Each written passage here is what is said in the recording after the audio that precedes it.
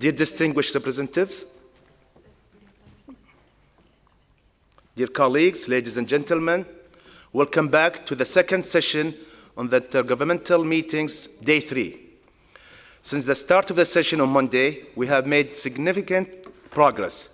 Thanks to your cooperation, your commitment to the spirit of compromise, your willingness to move towards a shared goal, I would like to thank you all for your cooperation.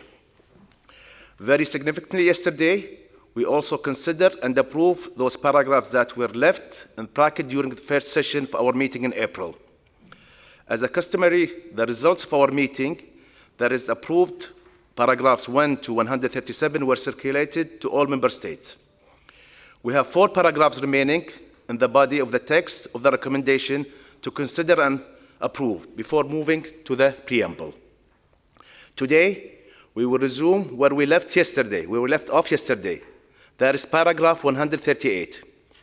Yesterday, as I had to end the meeting due to the termination of the interpretation, I promised the distinguished representative of Algeria that I would give him the floor as we open the discussion today.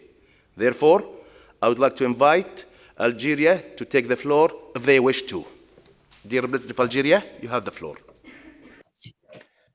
Thank you, Your Excellency. Good afternoon or good morning, wherever you are, to all.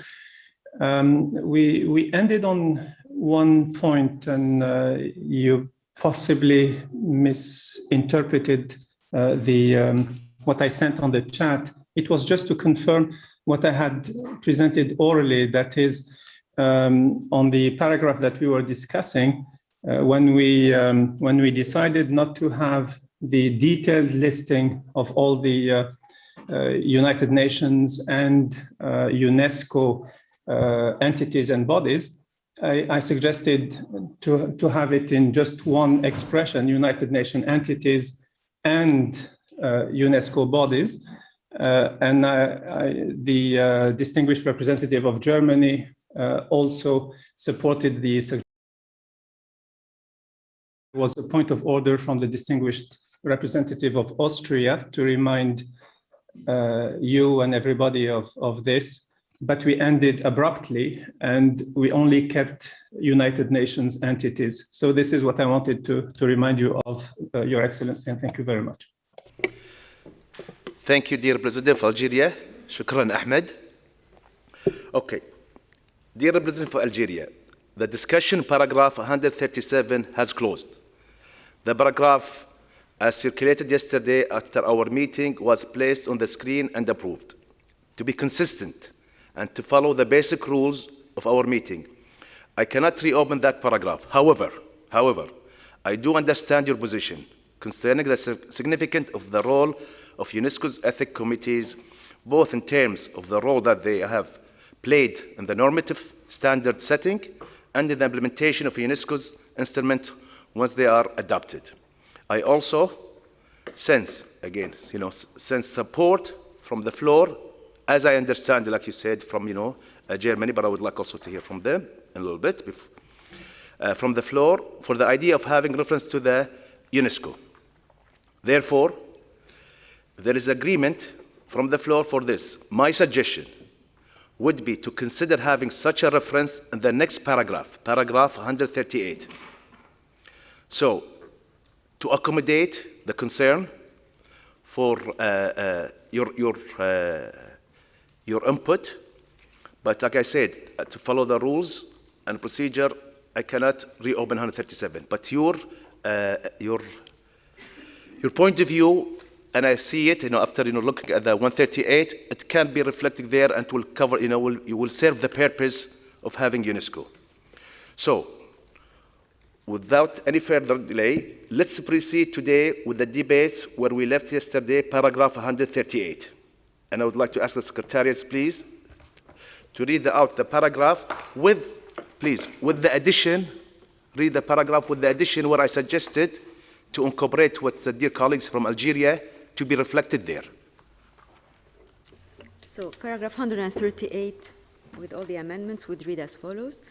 UNESCO, a Canada amendment will also work through UNESCO's bodies and in collaboration with other international and regional organizations, including but not limited to the African Union, the Pacific Alliance, the Association of African Universities, the Association of Southeast Asian Nations, the Caribbean Community, the Caribbean Telecommunications Union, the Caribbean Public Services Association, the Common Market for Eastern and Southern Africa, the Commonwealth of Independent States, the Community of Latin America and Caribbean States, the Council of Europe, the Economic Community of West African States, the Eurasian Economic Union, the European Union, the International Association of Universities, amended by Egypt, the League of Arab States, the Organization for Economic Cooperation and Development, the Organization for Security and Cooperation in Europe, the South Asian Association for Regional Cooperation,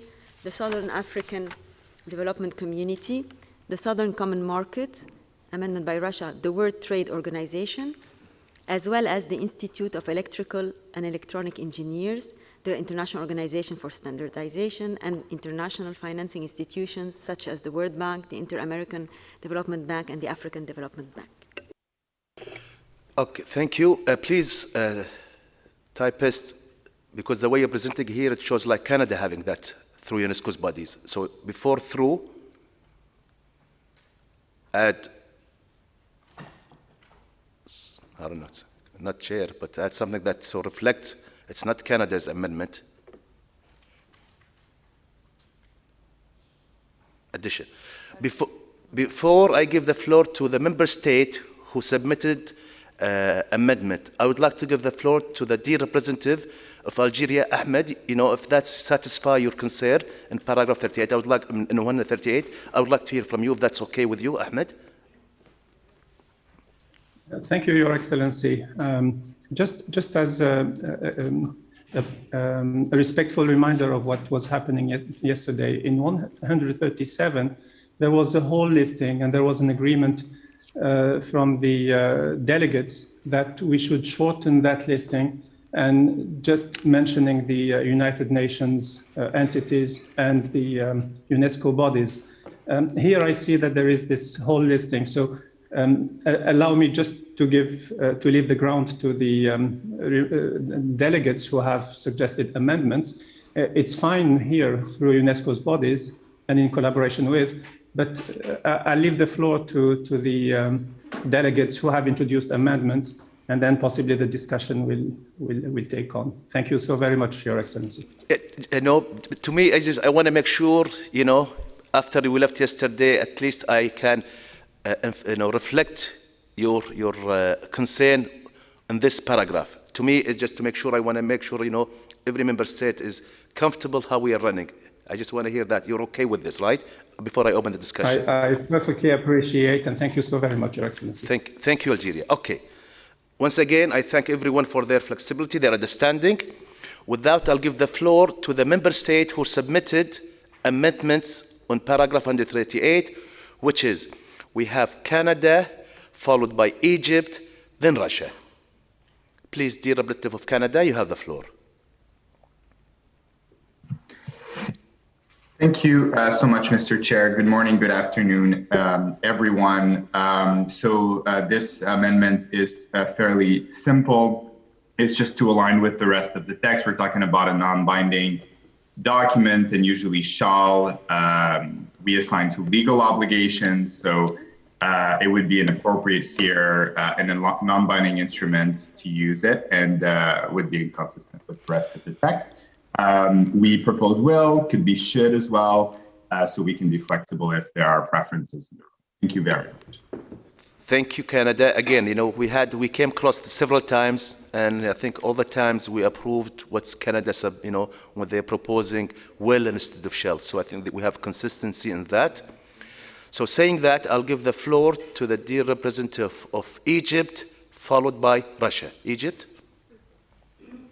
Thank you, Mr. Chair, and apologies, my video hasn't woken up yet, apparently. Good afternoon, good evening, good morning, everyone. It's just an addition of the League of Arab States to these different organizations, because the League of Arab States actually recently formed a working group on AI that that deals with common interests when it comes to AI between Arab states, including ethics. So we felt it was pertinent to put it in here. Thank you. Thank you, Sally. I'll give the floor to the dear representative of Russia.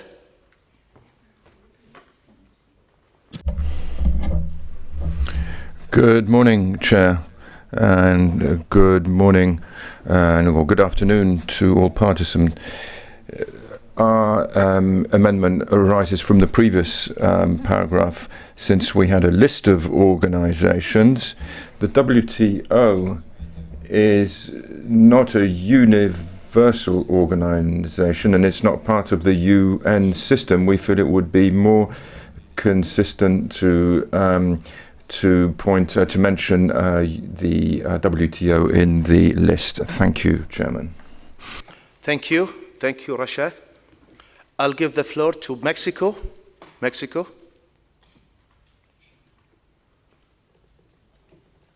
Gracias. Thank you very much, Mr. Chairperson. Good morning or good afternoon to everyone. Now, the proposal to add UNESCO's bodies at the beginning of the paragraph, I'm wondering whether that is sufficiently clear, or whether we should more explicitly mention IBC, COMEST, or in that case specify that we mean UNESCO's ethics bodies. So if you'd allow me, Mr. Chairperson, we would like to ask perhaps the Secretariat of UNESCO to assist us on whether this very general wording is sufficient, or whether we should say UNESCO's ethics bodies or mention them, IBC, COMEST, IGBC. We will look to the Secretariat, if you allow, Mr. Chairperson, to enlighten us here. Thank you. Thank you. Before I give the floor to the Secretariat, let me give the floor to Brazil. Let me hear the member state first.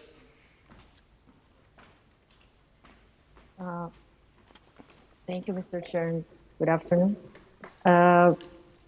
Yes, I would like just to say almost the same thing that was said by my previous colleague from Mexico, that UNESCO's body is a bit general. So I think it's important to mention the committees and commissions that are really dealing with this issue in UNESCO. I think the added value of including this here would actually to mention them. So yes, we would support including the IBC, the COMEST, and so on. Thank you. Thank you, Brazil. I'll give the floor to Iran, followed by Morocco.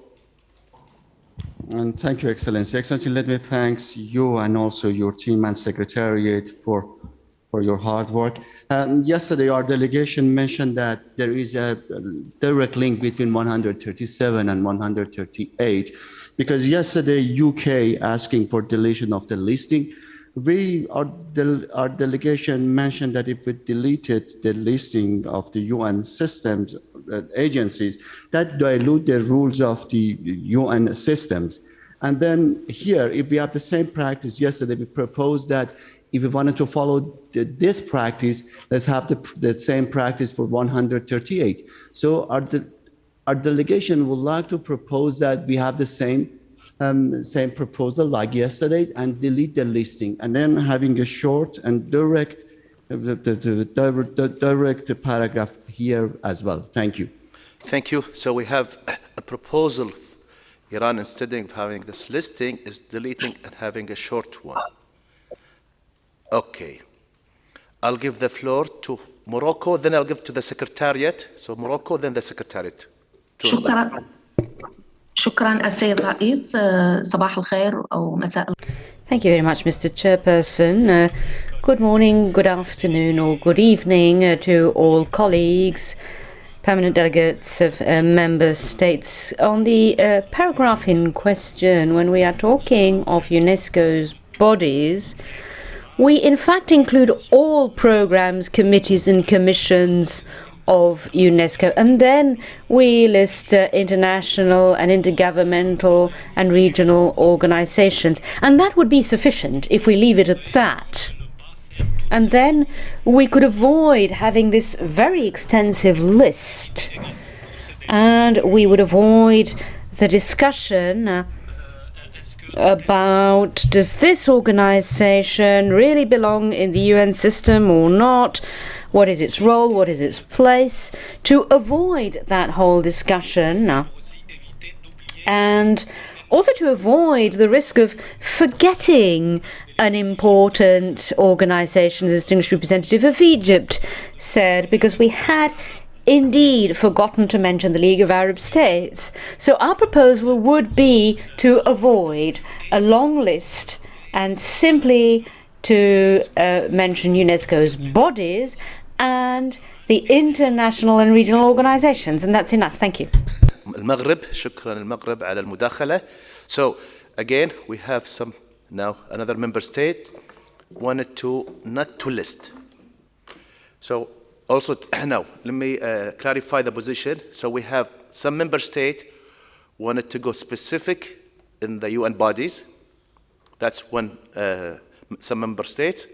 Other member states, they want to remove the list. This is the two positions. Before I take the floor, I'll give our ADG, Madame Ramos, to elaborate on the Mexican delegates. They have some. They want some clarification. Madame Ramos. Thank you very much, Mr. Chairman, and just to say that from the perspective of the Secretariat and from the perspective of the committees that serve you in advancing the recommendation, the clearer, the better. I feel that it would be important for COMEST and for IBC, who have been making a great service in terms of delivering the substantive and analytical work for the development of the cooperation, to be mentioned as the bodies that have been producing this outcome. So this is from our perspective. Of course, this is in the hands of members of how you want to translate it. I would say that if you want to include the committees, we would prefer to have them by names. If we include ethics bodies, we have an ethics officer. We have some internal auditing issues in terms of the work on the management of the House, so it will be confusing. And on the other hand, I would say that it's only fair for these bodies to be mentioned when you have many other institutions that have not contributed to the recommendation at all mentioned there. And of course, the expert bodies, but also the IGBC, who is your intergovernmental body that oversees the work of these two committees. So from our perspective, we believe that the clearer, the better. No confusion and clarity on what you expect from us. Thank you. So, okay, let me again recap before I give the floor to the member state. So option 1, we have what's on the screen. Option 2 is to have the same listing on the screen, but adding the UNESCO's committees, the bioethics, the listing that UNESCO. Option 3 is to remove the whole listing and just having the UNESCO's committees. So, and to be like same as 137, without listing any of them.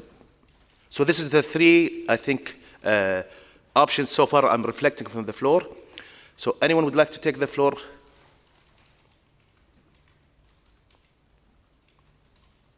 Okay, I'll give the France.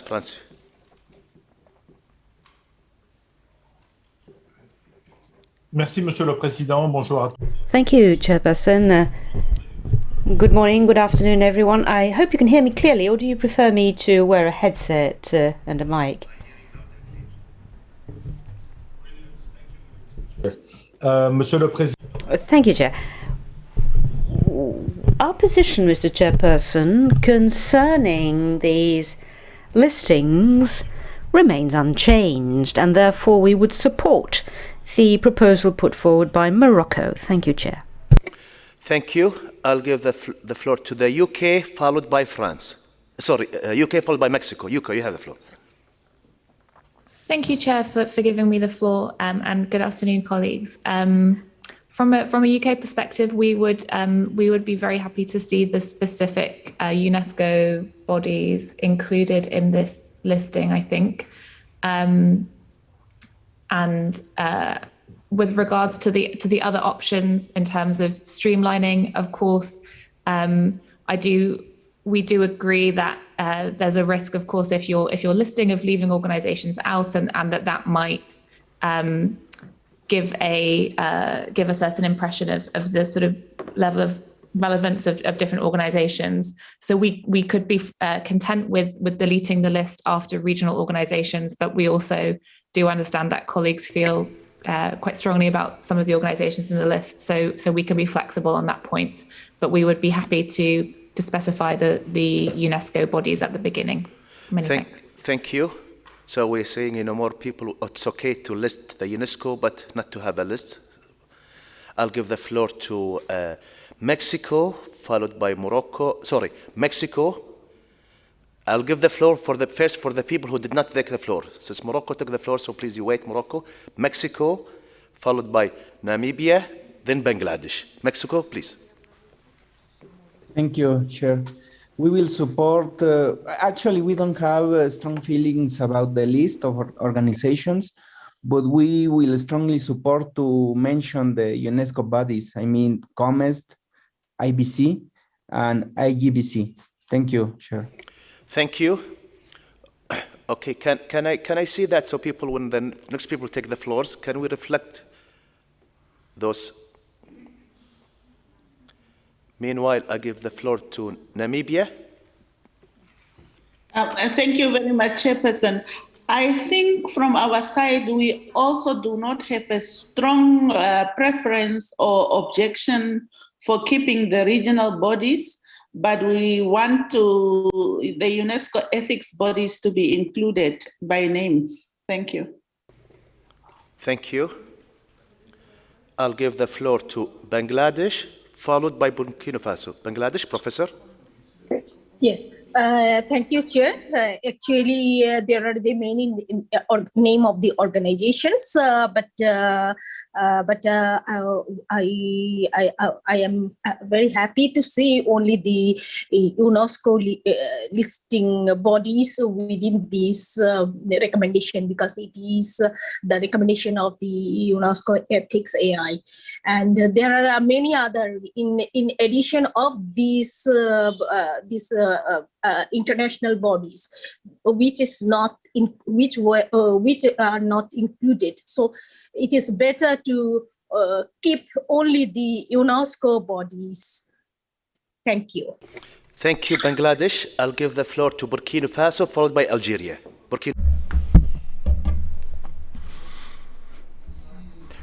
Thank you, Mr. Chairman. We are in favour of keeping the list of bodies. We feel it makes the text more incisive. But what I think we should do at UNESCO, we know the list of bodies, be they UN headquarter bodies or UNESCO regional bodies. So I think we could have that list in order not to forget anyone. And next time, well, then everything will be clear. If we want to have the full list, of course, the danger is that we forget somebody. But if UNESCO has its own list, then I think it's best to specify these bodies. And I think our committee could adopt this in order for this to be included in the wording. Thank you, Chairman. Thank you, Burkina Faso. I'll give the floor to Algeria, followed by Poland. Algeria. Thank you, Mr. Chairman. The worry that was expressed yesterday was that we might miss some bodies, international organizations, and so on that would be relevant. And we should bear in mind that we are setting recommendations, and possibly in a few months or in a year or so, there might be some new bodies which would not be enlisted here. So we are in favor of striking out the list. but keeping possibly the UNESCO bodies. And what we suggest would be something along these lines. UNESCO will also work through its bodies, including, but not limited to, because tomorrow there may be some new bodies that belong to, that work under UNESCO. So including, but not limited to, COMEST, IBC, IGBC, and in collaboration with other international and regional organizations, and then striking out that long list. Thank you, Your Excellency. Thank you. Thank you, Algeria. And I can agree with you, because sometimes we have a listing, and sometimes in a few months or year, a new organization, and they will be leading in this area. And not to have them, I think that's also a wise idea. So, Poland, you have the floor, then Morocco. Poland. Good morning, colleague. Good morning, Mr. Chair. I would like to underline one word. On our opinion, it's not proper in the first expression. It is used by Canadian colleagues, the word through. It is very complicated that UNESCO will also work through UNESCO other bodies. I think that rather idea is located that work with, or with collaboration also.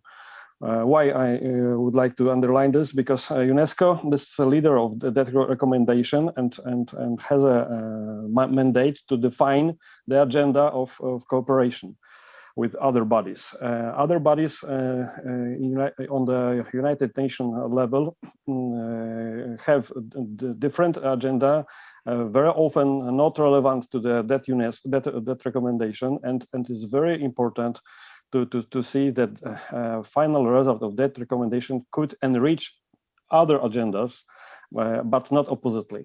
Thank you very much. Thank you, Poland. I'll give the floor to Morocco. Morocco.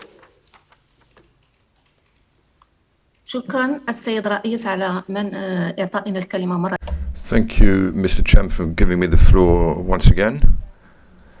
I would simply add the following in order to help us achieve consensus. There is a definition that was given by a major expert in jurisprudence who worked at the International Criminal Court, and this opinion, which was subsequently adopted by all international organizations and all the experts, this definition refers to international organizations, stating that they include all committees, regional bodies, which are very well defined, and I think that that it is not necessary to draw up this whole list. And even when we refer to UNESCO bodies, I don't think it's necessary to mention them, because even though we fully recognize their role, these bodies, if we cite them, we'd be making a distinction between those bodies and other UNESCO bodies. The international organizations or regional organizations which are mentioned here can also play a major role. And therefore, if we want to be clearer, then we should not quote all the UNESCO bodies. We should simply refer to UNESCO and its bodies without specifying the bodies. And after that, the international organizations. Including the UN bodies, sorry, the UNESCO's bodies, but not the listing of the outside UNESCO, St. Vincent and Grenadines, Finland, Uruguay, Netherlands, Germany. And now I'll give the floor to Canada. Canada, please, you have the floor. Thank you, Mr. Chair. So I just wanted to emphasize the point made in the chat box around streamlining the first sentence and first raised by France, that the sentence currently reads that UNESCO will work with UNESCO, which does not make a lot of sense. So we would suggest to say UNESCO will work, sorry, I'll go back to the actual France sentence, that UNESCO and its bodies, such as, will work with international regional organization, and we would support the current consensus on these 2 points around listing UNESCO bodies and removing the rest of the regional and international organizations. Thank you. Yeah, sorry. Oh, Thank you very much. Is it okay? Can you reflect, please make sure reflect what Canada says on the screen?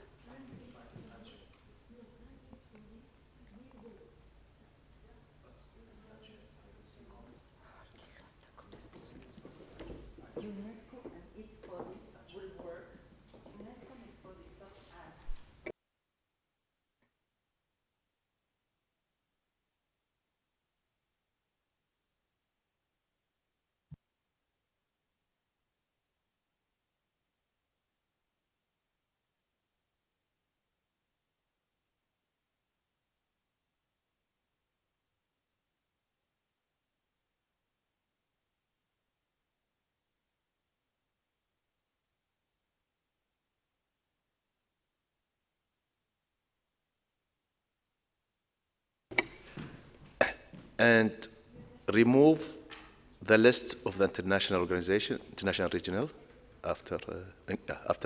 from including.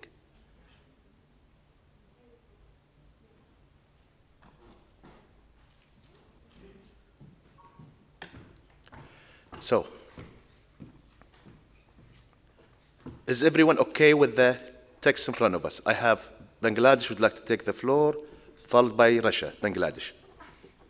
Yes, it is nice to look at the short para regarding the UNESCO cooperation with the national international bodies, striking all the names of all the other international bodies which are also all working in collaboration, working in the artificial intelligence areas. But there are the many private and the private organization within the list, international, private, and the government organization in the list. So my suggestion is if it is written, the international, private, and government bodies,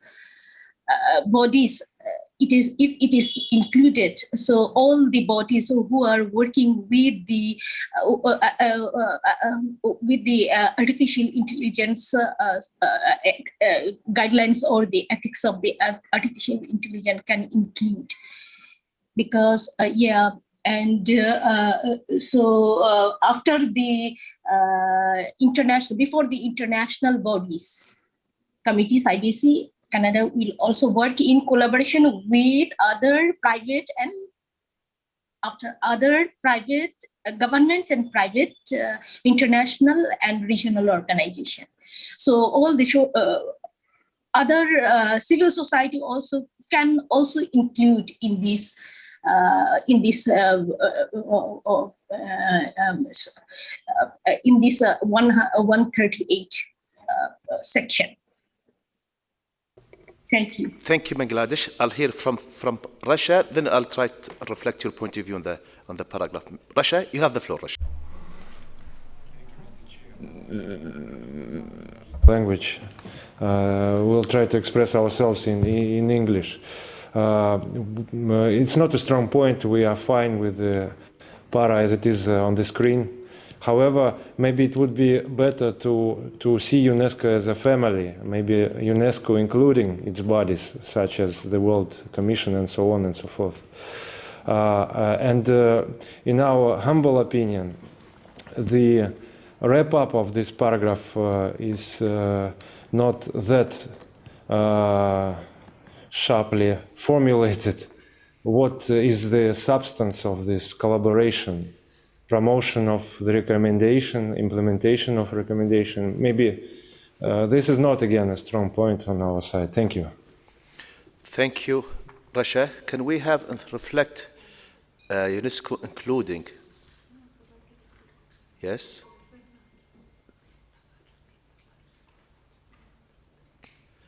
The other point is, and also, what's Bangladesh, I want to reflect what's Bangladesh saying. Bangladesh saying, you know, the list.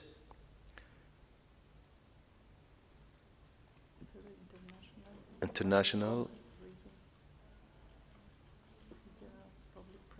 Yes, public, private. Yes, yes, we will reflect that.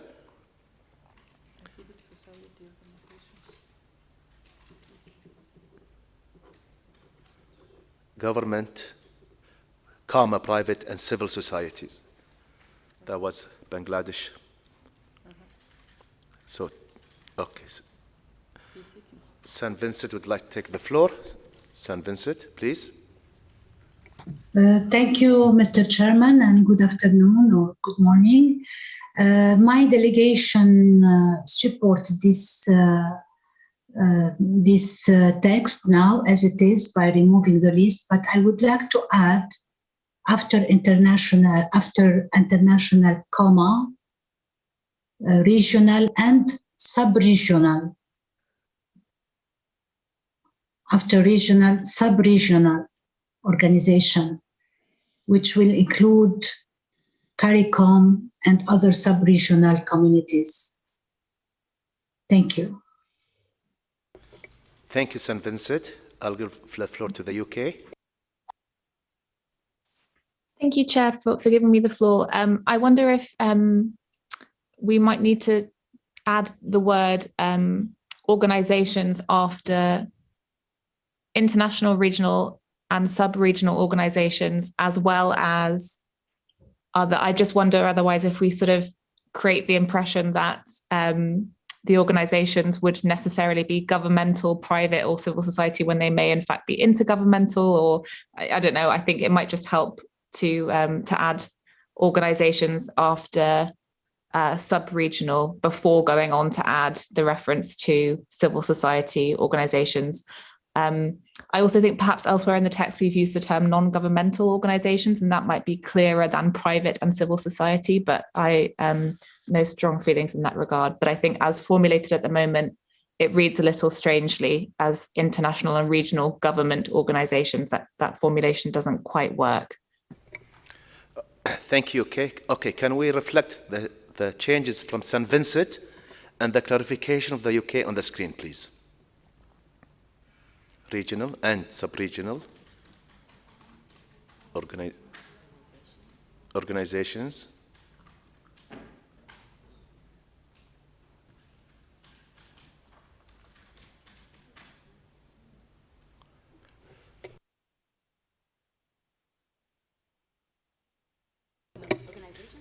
International, region, and sub-regional organizations. As well as, yes.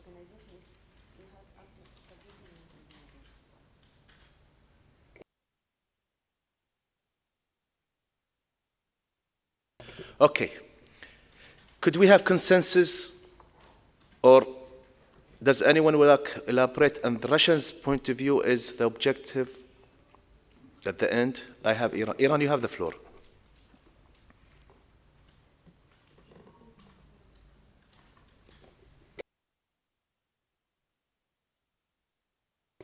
Iran, you have the floor.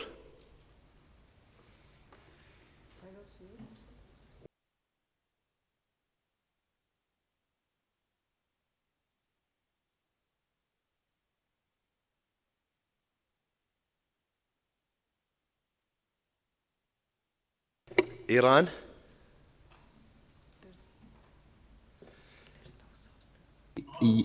Yes, Excellency. Excellency, we can go with several proposals in the text.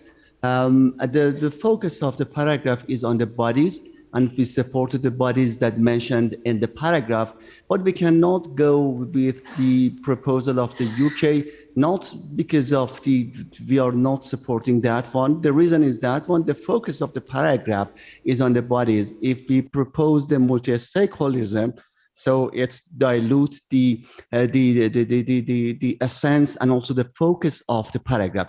The focus should be on the bodies, not on the multi-stakeholderism. In other words, so if you bring such a kind of new wording here, so it's a redundancy. And then so as well as we have it here in other part of the text, we would like to ask for deletion of that specific part. Thank you.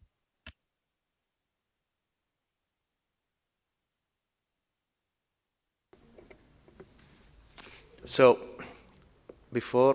so we have a suggestion from Iran to remove non-government.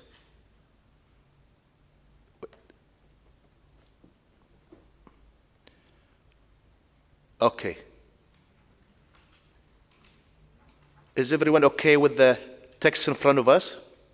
So, do we have consensus? Iran again? Iran? Then Russia. Thank you, Excellency. Thanks for the deleting parts of our suggestion. But we propose that private and civil society as well, because as I mentioned, these are not bodies. So it's a misleading their approach. And then for this reason, we propose that we deleted that specific language proposed our distinguished colleague from UK. Thank you. The rationale I'm going to follow, just to note, to be fair, are those the non-governmental, the private, and civil society included in the list below? If they are not there, I think it's we should not add them because they are not in the list. That's my point of view, I think. But again, this is for opening for discussion. I'll give the floor to Russia, followed by France, then Germany. Russia, you have the floor. Thank you, Mr. Chair. Actually, we are fine with the text on the screen. Just for the sake of clarification, when we are talking about governmental organizations, what do we exactly mean, since we understand that member states are already incorporated through the notion of UNESCO and actually the nature of this recommendation. Anyhow, if this is an element that would bring us to consensus, we are fine with that. Thank you. Okay, I have a suggestion. Could we strike from after sub-regional organization? After that, strike the list. And my rationale is that these are not reflected in the bottom. Again, I see maybe a lot of people don't like that. I'll keep the list. I'll give France, Germany. Please, France. Merci, Monsieur le Président. Nous étions proches de... Thank you, Mr. Chairman. We were close to consensus, and now I think we're moving away from consensus. If we could hear, but this is not a blocking point, the fact that we don't understand why we should be withdrawing civil society organizations and non-governmental organizations and private sector organizations, whilst we're all striving to recommend to UNESCO to broaden, especially in terms of its financing and cooperation programs, to broaden its number of partnerships with civil society to NGOs and private sector partnerships. So if we could go back to the screen, we'd like to reinstate NGOs, private sector and civil society organizations. We'd like to see all that reinstated. Thank you. France, I'll give the floor to Germany. Thank you, Mr. Chair. Germany supports the position just expressed by France. We will also strongly welcome and to maintain the reference to civil society organizations, because as we have seen in the list down here, we have important international civil society organizations, for example, IEEE, which are very important for the development of artificial intelligence globally. And we think that it's important that also we have that reference, because otherwise the text as it is on the screen right now, it could be interpreted as only referring to intergovernmental organizations, which is not the case. So we would like to have some wording here which makes a reference to civil society and the corporate sector. Thank you very much. Thank you. I'll give the floor to the UK for Algeria, then Bangladesh. Thank you, Chair, for giving me the floor. Just to echo comments made by earlier colleagues, that we do feel that the previous listing did contain organisations which could be classified as non-governmental or private or multi-stakeholder-led organisations. And so it is entirely consistent with seeking to capture the listing without actually talking about individual organisations, to include the terms non-governmental or private corporate sector organisations. So we would insist on seeing some version of that in the text, as we agree with what my German colleague just mentioned, that it might be read otherwise as only implying sort of multilateral intergovernmental bodies otherwise. And I would note that there had not been any request to delete the organisations that we're discussing when the listing was on the table. So I'm a little bit confused as to why we would therefore not be able to capture them in this sort of broader manner. Thank you. Thank you. Could we reflect that?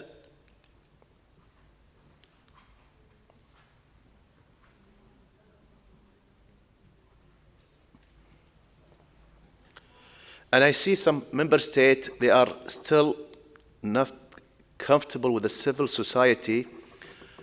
We have in the list, IEEE, for example, true, they are civil society. But, you know, if we can add and relevant civil society. So this is narrowed the civil society who are within area of AI, within that area. So, and relevant civil society.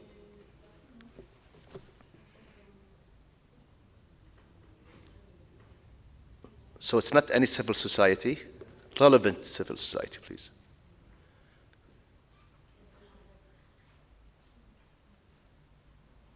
Okay, I'll continue the list. It was Algeria. Oh, wait, before I give Algeria, UK, you wanna, did I miss? Thank you, Chair. If I may just very quickly come back on that point, we would really not like to see the addition of the word relevant specifically only in front of non-governmental and civil society organisations. If it's in there at all, it should apply to the whole list, because not every international or regional organisation will be relevant either, and we would be uncomfortable with sort of seeking to already sort of dismiss or in some way restrict the relevance of non-governmental organisations in this way. And I just to stress as well, I think we would probably see non-governmental as more accurate in some way here than civil society. I'm not sure civil society is perhaps a sort of narrower category, but happy with them both together, but we wouldn't want to lose non-governmental, I think. Okay. Thank you. Okay, can we have relevant non-governmental and strike non-governmental and private and strike civil society?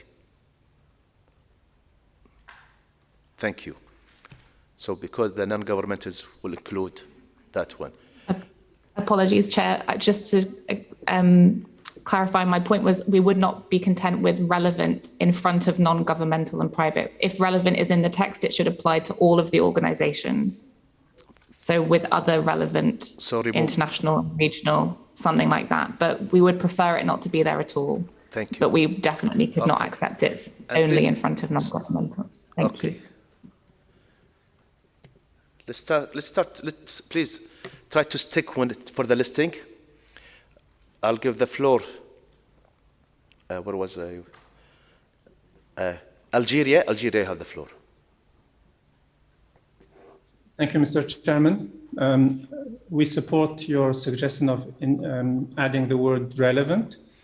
It's more specific. And we agree with the distinguished representative, the delegate of UK, that relevant should apply to international, regional, sub-regional, and so on. So we see the word relevant before international with other relevant international, regional, and sub-regional organizations. We would have been happy with your suggestion of civil society, but we're ready to go for the consensus if non-governmental is accepted. That's fine. Thank you. Thank you. Okay, with that, can we, so we can move forward. Does anyone has a major objection with the text in front of you before I continue the list?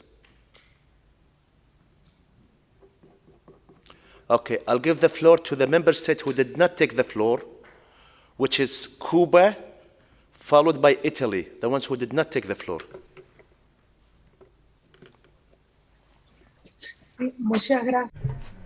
Thank you very much, Mr. Chairperson.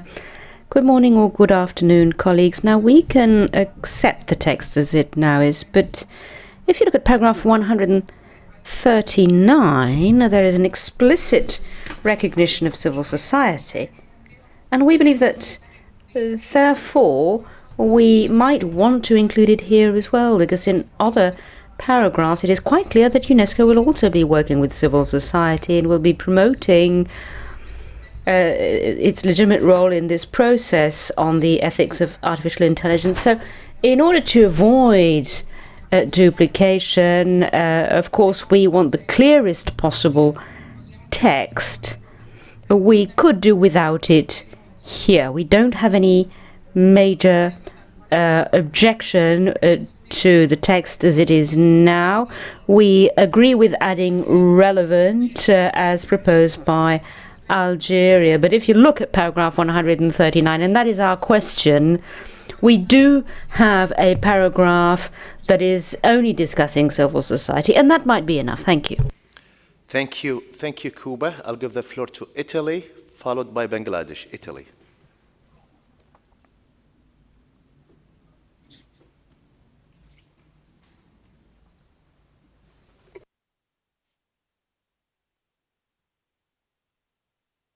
Italy, you have the floor.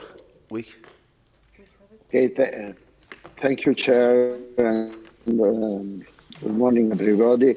I think that text now on the screen is a good solution.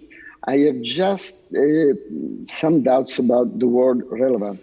I can understand the reason of introducing this word, but in some cases, the relevant, what is relevant in a case, maybe is not relevant in another case, in another situation. So it's a matter of discussion. The responsibility of having a relevant counterpart is on the UNESCO and the UNESCO bodies to select relevant international and global organizations in order to have the best result. So if possible, I express my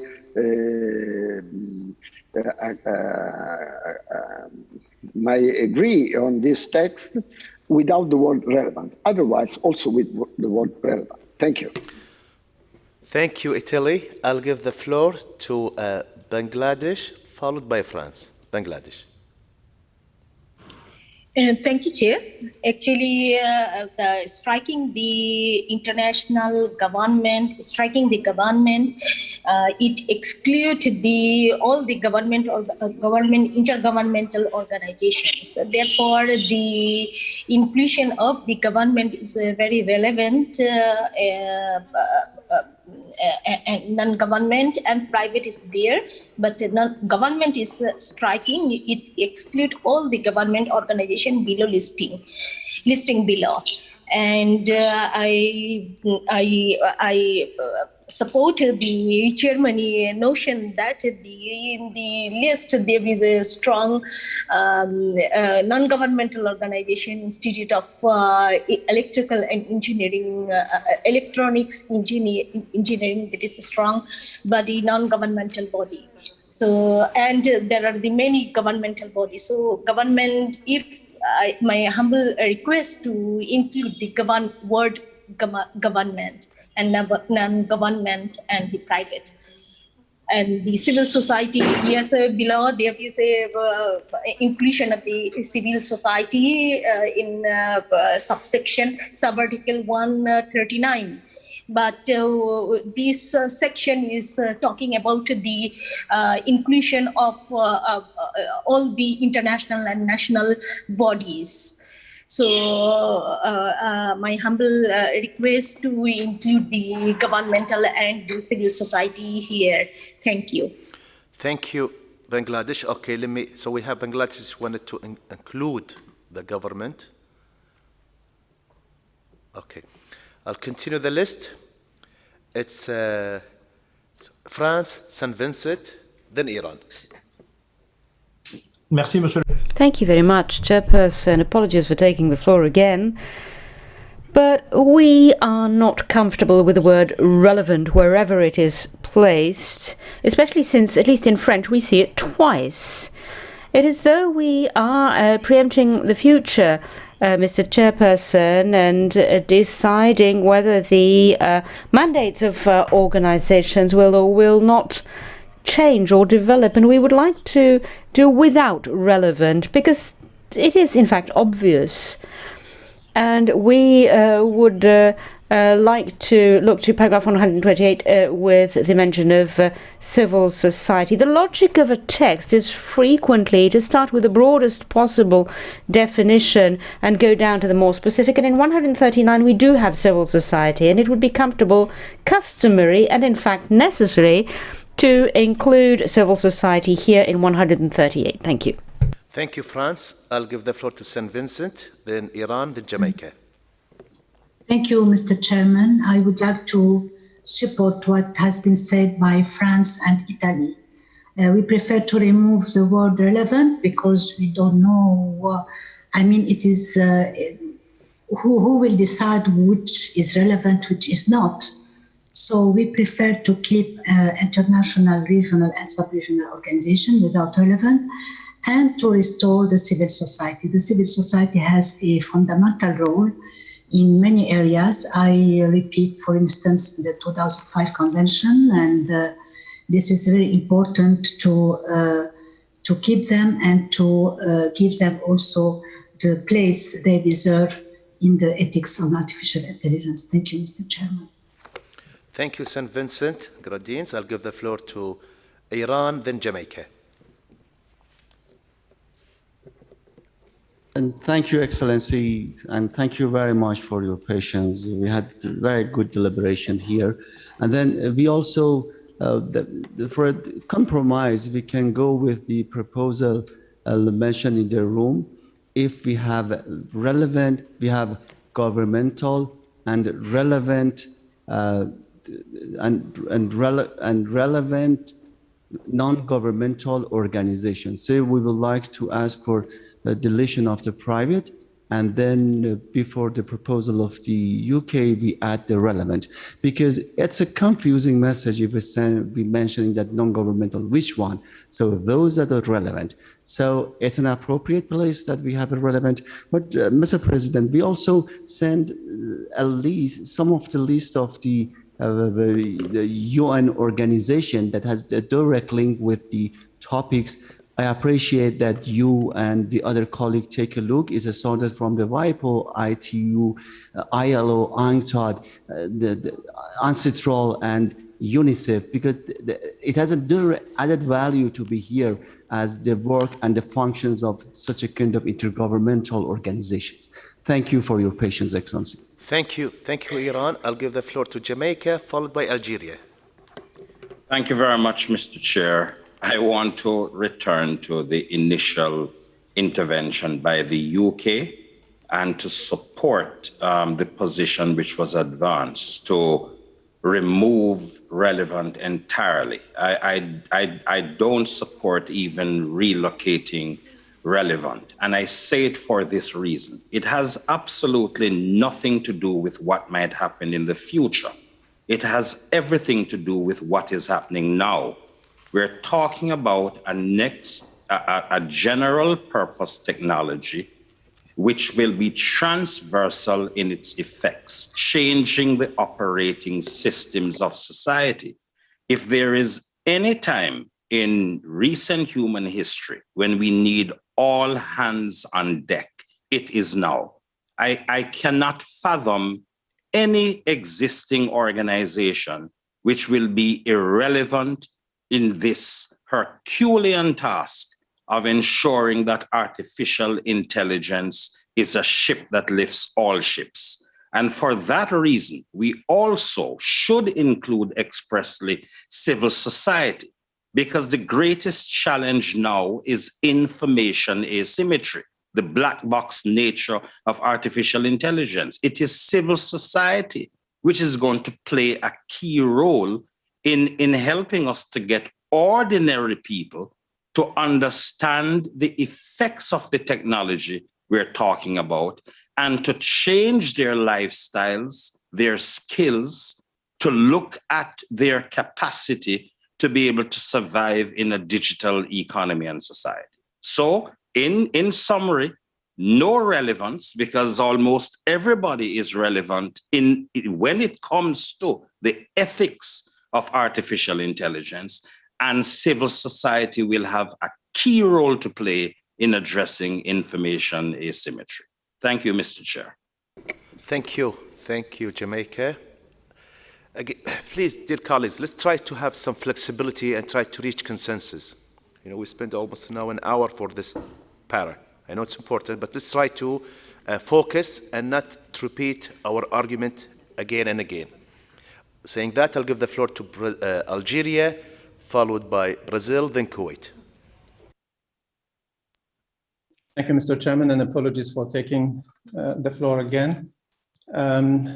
I would say that any term that is used in any document of this kind is interpreted at the time whenever comes the time to apply it. So relevant may have a meaning today, and it will have another meaning tomorrow, depending on the developments, scientific be they or otherwise. So I do not see anything wrong with using the word relevant, because it will be interpreted by those who are entitled to interpreting texts, that is, people who are expert in interpretation, understanding of law, international agreements, and so on. But for the sake of consensus and unity, we are willing to accept the deletion of relevant if that is the general consensus. Thank you, Mr. Chairman. Thank you so much, Algeria, and thank you for your flexibility. Please be precise. Brazil, then Kuwait. Please, Brazil. Thank you, Chair. I don't want to take so much of your time here, of our time here. And we are also very flexible. I don't have very hard feelings regarding the word relevant, because I understood both arguments. I understand that what is relevant today may not be relevant later on, or the opposite. But at the same time, I also think, like Algeria just said, that we can, this interpretation of what is relevant is going also to advance. So I don't see any danger in keeping it. But I was just wondering if maybe that may be a solution. I don't know if all the countries would accept that. If we make the text a little bit more concise, and we say with other international, regional, and sub-regional governmental and non-governmental organizations. I was just proposing this because I was thinking that maybe private sector, civil society, all of this would be included in non-governmental. So I don't know if that would cover the concerns of other countries, but in any case, Brazil is flexible and we accept the consensus. Thank you. Thank you. So, okay, I'll give the floor to Kuwait. Yeah, thank you, President, for giving the floor. Actually, since relevant is removed, then we approved and Kuwait agree on the text as on the screen now. Thank you. Thank you. Can I have that reflected? What's that? Brazil says non-governmental organization. That's it. To make it. Okay. Can we have consensus on this? So we can forward. Again, I thank everyone for their flexibilities and for your valuable time. For paragraph 138, we have consensus, approved. Paragraph 139, Yes. Can we have 139 on the screen? Even though there will be no, there is no amendment in paragraph 139, but we will read it so everyone has in the 6 languages. Secretariat, please. 139 reads as follows. Even though within UNESCO the mandate to promote and protect falls within the authority of governments and intergovernmental bodies, civil society will be an important actor to advocate for the public sector's interests, and therefore UNESCO needs to ensure and promote its legitimacy. So like I said, paragraph 139 has no amendment. So you see the text in front of you. It's a reflection from, after the intercession and consultation. Paragraph 139, approved. Paragraph final provisions, paragraph 140, also 140 has no amendment, but we will read it so the Secretariat, so everyone can have it in the 6 languages. Secretariat, please. Paragraph 140, this recommendation needs to be understood as a whole, and the foundational values and principles are to be understood as complementary and interrelated. Like I said, we did not receive any amendment. Paragraph 140, as you see on the screen, reflection after the intercession and consultation. We have consensus, paragraph 140, approved. Our last paragraph is paragraph 141. We have several amendments. Secretary, could you please read it? So we have it in the 6 languages. Then I'll give the floor to the member state who would like to revoke their amendments. No, I'm just kidding. Who would like to explain their amendments? Secretariat.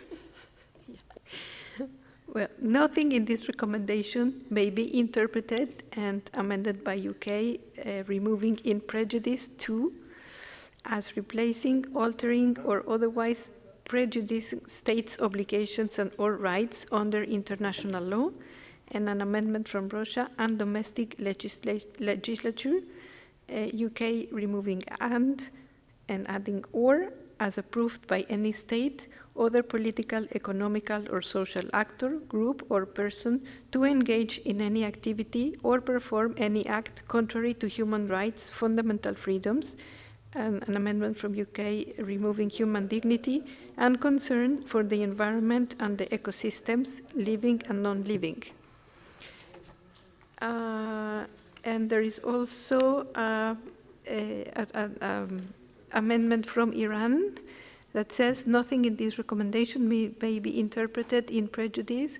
The Charter of the United Nations and international law, and as approved, an approval of any state, other political or economical or social actor, group, or person to engage in any activity or perform any act contrary to human rights, fundamental freedoms, human dignity, and another amendment of Iran, national sovereignty, national laws and regulations, public security, social health, social values, and ethical and legal frameworks of societies concerned for the environmental and ecosystems, living and non-living. Thank you. Okay. I think with those amendments regarding international law and domestic legislation, I think we have a great text, but I'll give the floor to Russia while I'm looking for it. So meanwhile, also we had discussion, elected discussion in the Charter of the United Nations. Also we had discussion on the national sovereignty. But I'll give the floor to the member state to elaborate on their point of view on those amendments. So I'll give the floor first to UK, Russia, then Iran. UK, Thank you, Chair, for giving me the floor. To make things a little bit easier, we are very happy to withdraw the amendment on human dignity. So feel free to remove that from the screen. With regards to our edit in the first section, we felt that we just wanted to be absolutely clear of what we mean by in prejudice to, so to be a little bit clearer that it does not replace, alter, or otherwise prejudice. So we felt that this was strengthening the text here and providing some clarification.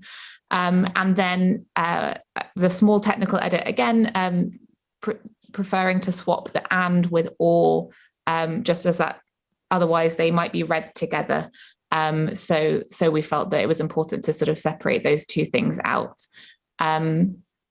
Is it helpful if I already comment on other delegations' proposals here? Yes, that would be great. Okay. So with regards to Russia's proposal, I think we would have difficulty with including that here, noting the discussions we've had multiple times over the last few weeks, that of course it is clear that we don't need to stress that national legislation should be respected, that the sphere of what UNESCO should be doing is looking at the international framework. So we wouldn't be comfortable with that reference here. I don't believe we would be content with the reference to the Charter of the United Nations. I'm not sure that that's come through anywhere else in the text, and that would be quite inconsistent. And similarly, the references to national sovereignty laws, etc. We don't really feel that this is the right place to refer to this. It's the focus really here is on ensuring that any action does not contravene international law. So we don't really feel that this is a helpful addition. I'll leave it there. Thank you very much. Thank you, UK. I'll give the floor to the dear representative of Russia. Russia, you have the floor. Thank you very much, Mr. Chairman. And the colleagues, I will speak Russian as this is a formal discussion. In our case, the logic of having this additional clarification is necessary because the discussion,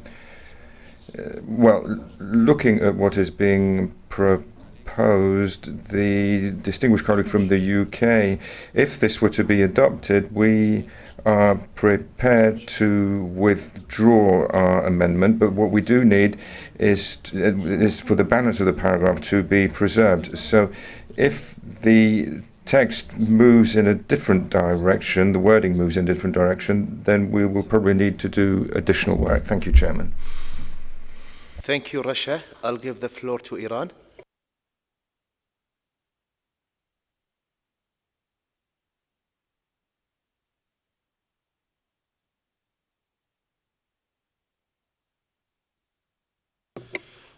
Iran.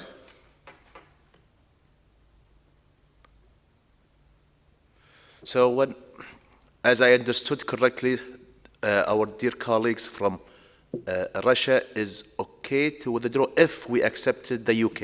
I just want to make sure that's his reflection. I might lost his point of view from the translation. So before I give the floor to Iran, so Russia, it's okay if we accepted the UK, it's okay with Russia not to have their amendment. Okay, I see from the chat, yes. Thank you. I need to improve my Russian language. So Iran, please, Iran. And thank you, Mr. Chairman. Mr. Chairman, this is the last paragraph. And then the last paragraph should be inclusive and comprehensive. The way that it drafted, we believe that it's not inclusive. And then it should be inclusive. It should be take into account the concerns of all countries. So the way that we drafted, so we proposed to tweak, and then that exactly in line with the enriching the paragraph in a way that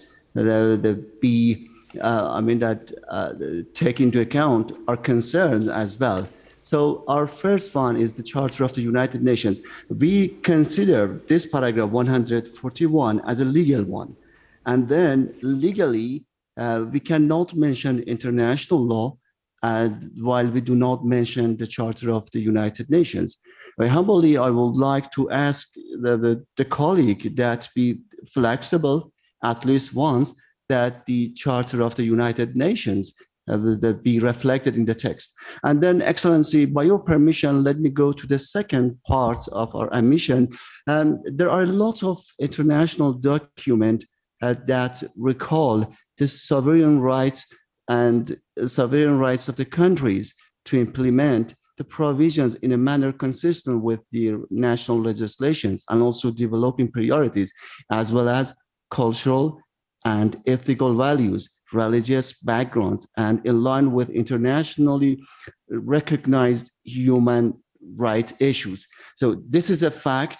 And then there are a list of internationally agreed documents. And then for this reason here, we mentioned some of our concern because ethics has enough document at international level. So it should be important at national level as well.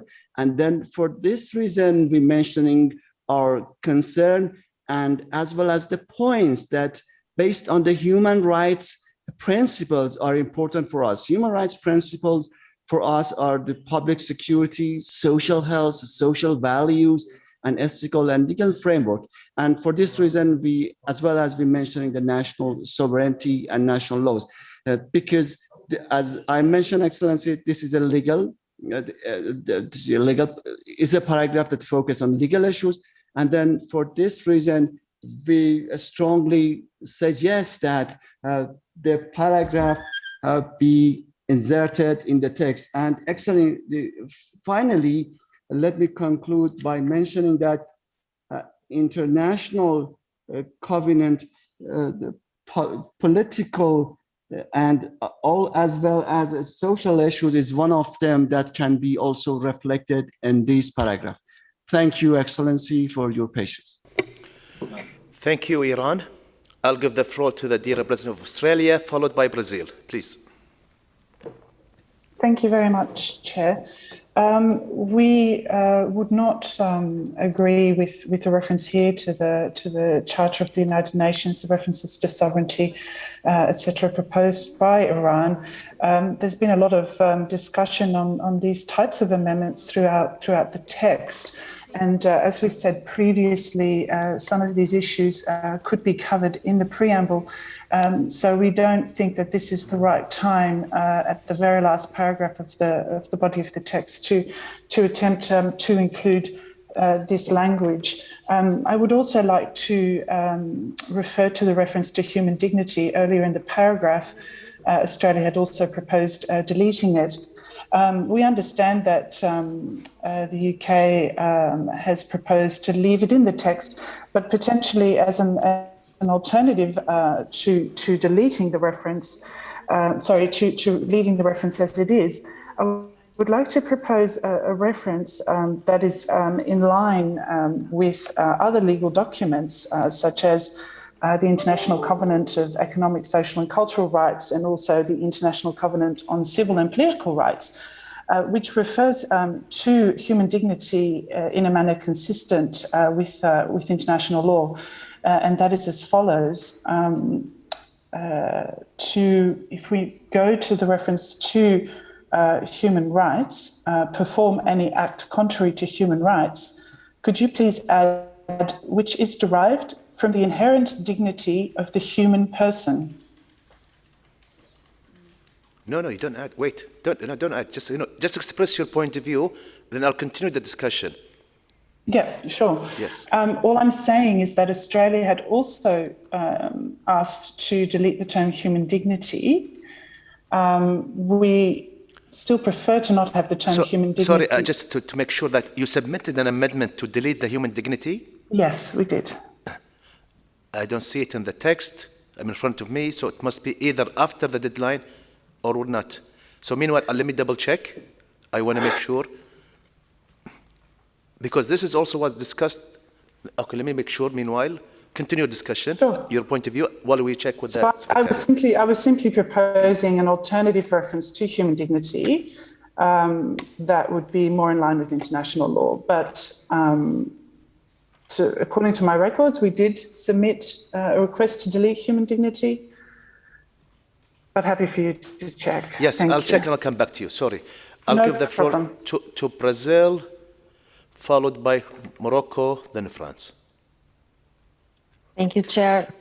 If I well understood, Russia decided to withdraw their amendment if we keep the first amendment of the UK, right? Correct. Well, Brazil agrees with this. I think actually the formulation proposed by the UK improves the text. But regarding the proposal made by Iran, we would not be able to accept it because yes, we do agree with what was said by Australia. We think that this language is not really adequate for this paragraph here, and I think we can discuss this on the preamble.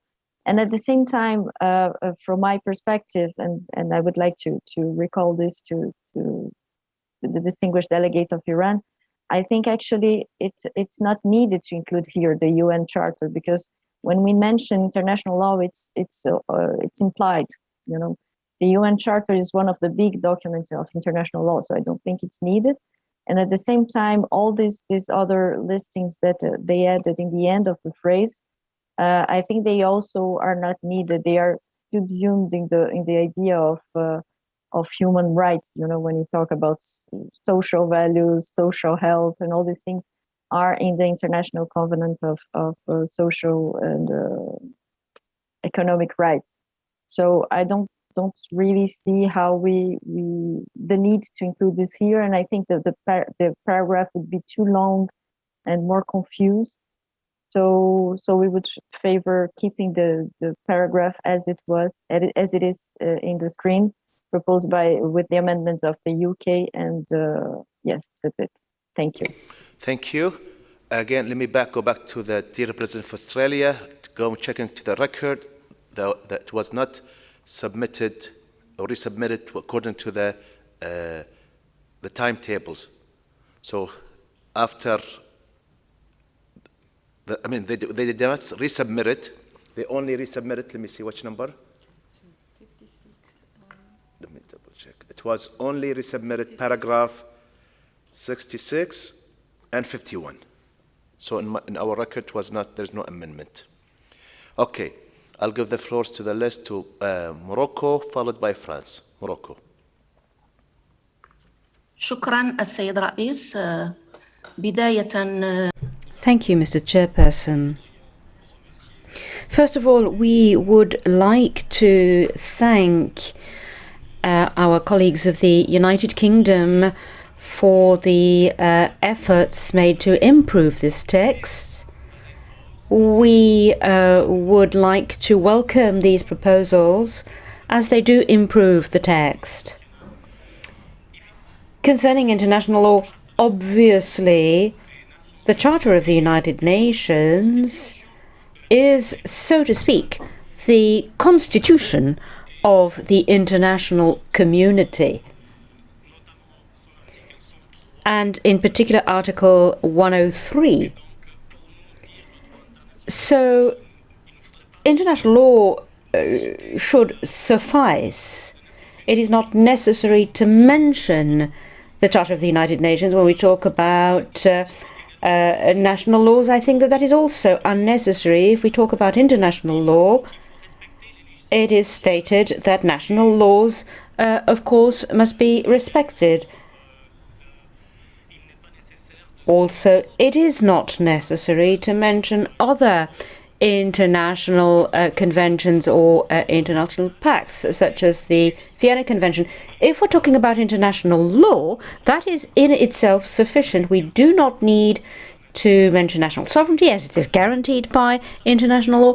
And I think that all of these issues are, in fact, in the preamble. When we talk about human dignity, that is guaranteed by all international instruments that deal with protecting human rights. So again, it is not necessary to mention it, but it is something that we could keep. Thank you. Thank you, Morocco.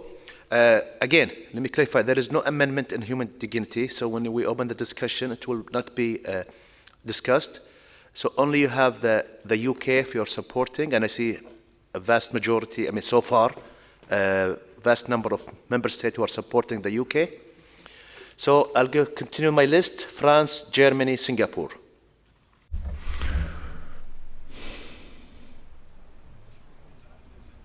Merci, Monsieur le Président. Thank you, Chairman.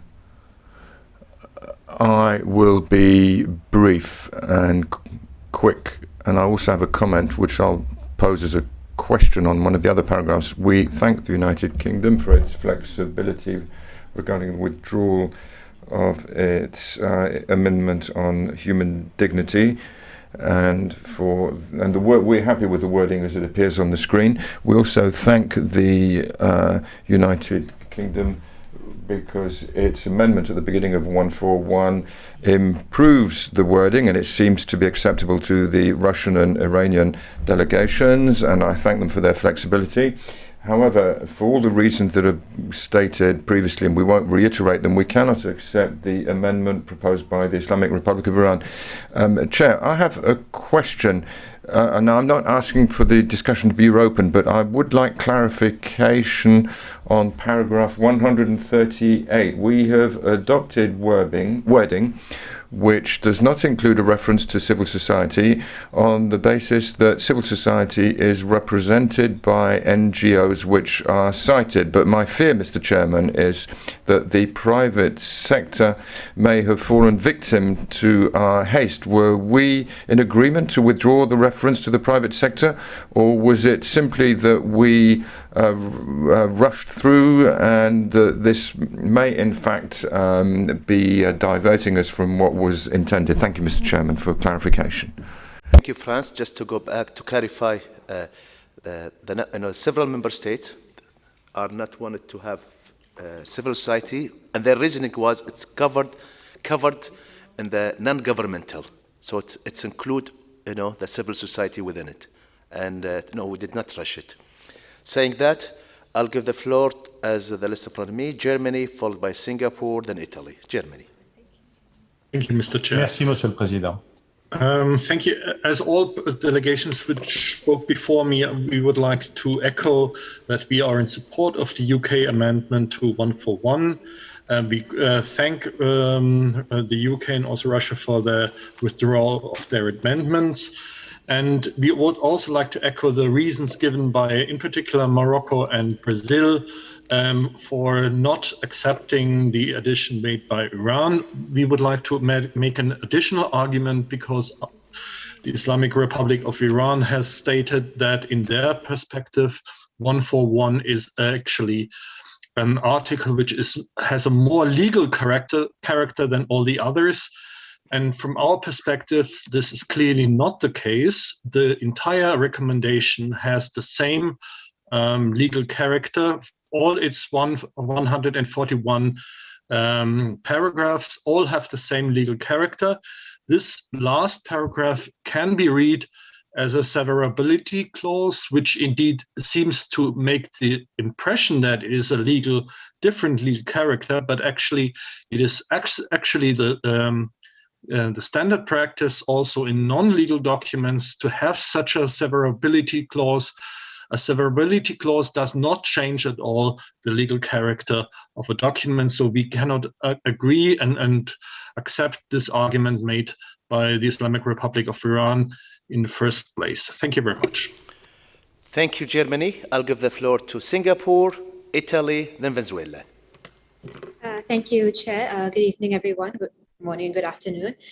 Singapore strongly supports the UK amendment. We actually think it's a great clarification, and we think it would address the concerns of all the member states that have proposed amendments today. Thank you.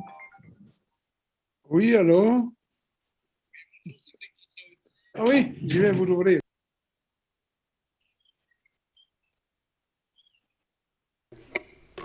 Father, good afternoon.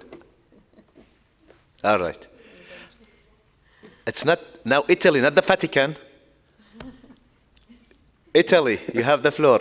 I can't hear you. Yes. Yeah. Thank you, Chair. Thank you, Chair. Italy supports the UK amendment, and we cannot accept the Iranian amendment. And we have to recall that this is a recommendation. It is not a mandatory instrument, and so the respect of national sovereignty and so on is part of the nature of this tool. It is a recommendation, and it is not binding. About the proposal of inserting the Charter of the United Nations before international law, I have no strong feelings. If they want, and if the room accepts it, I have nothing against. Thank you. Thank you. Okay, so I also would like to reflect what's in the chat, supporting the UK, only the UK, Lithuania, Andorra, Austria, and Finland, also Egypt, Tunisia, Brazil,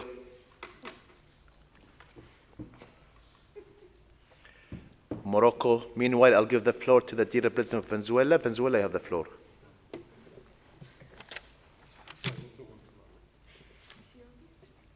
Maria, you have the floor. Thank you. Muchas gracias, señor presidente. Thank you very much, Chair. Very briefly, we wish to thank the UK for its proposal. We can go along with this. However, we feel that it would be appropriate to accept the amendment of Iran. The United Nations Charter is part of international law. We feel that all member states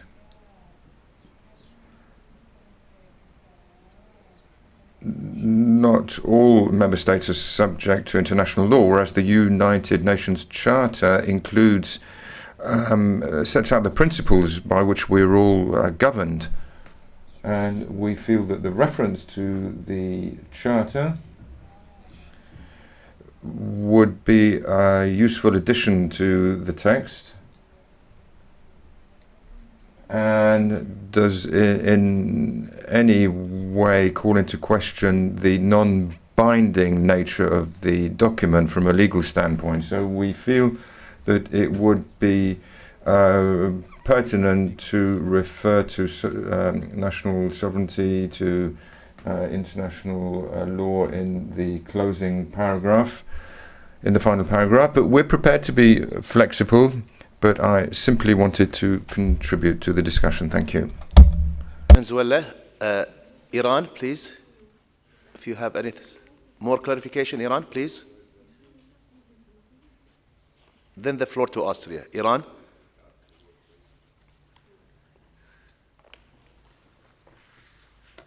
And Excellency, thank you very much. And thanks our government from Venezuela and Morocco, and then some others. Excellency, just I wanted to brief the colleagues. Allow me to pose this question. This question is very important for us because we are equally negotiated, and then we need a text that feel that that's belong to us.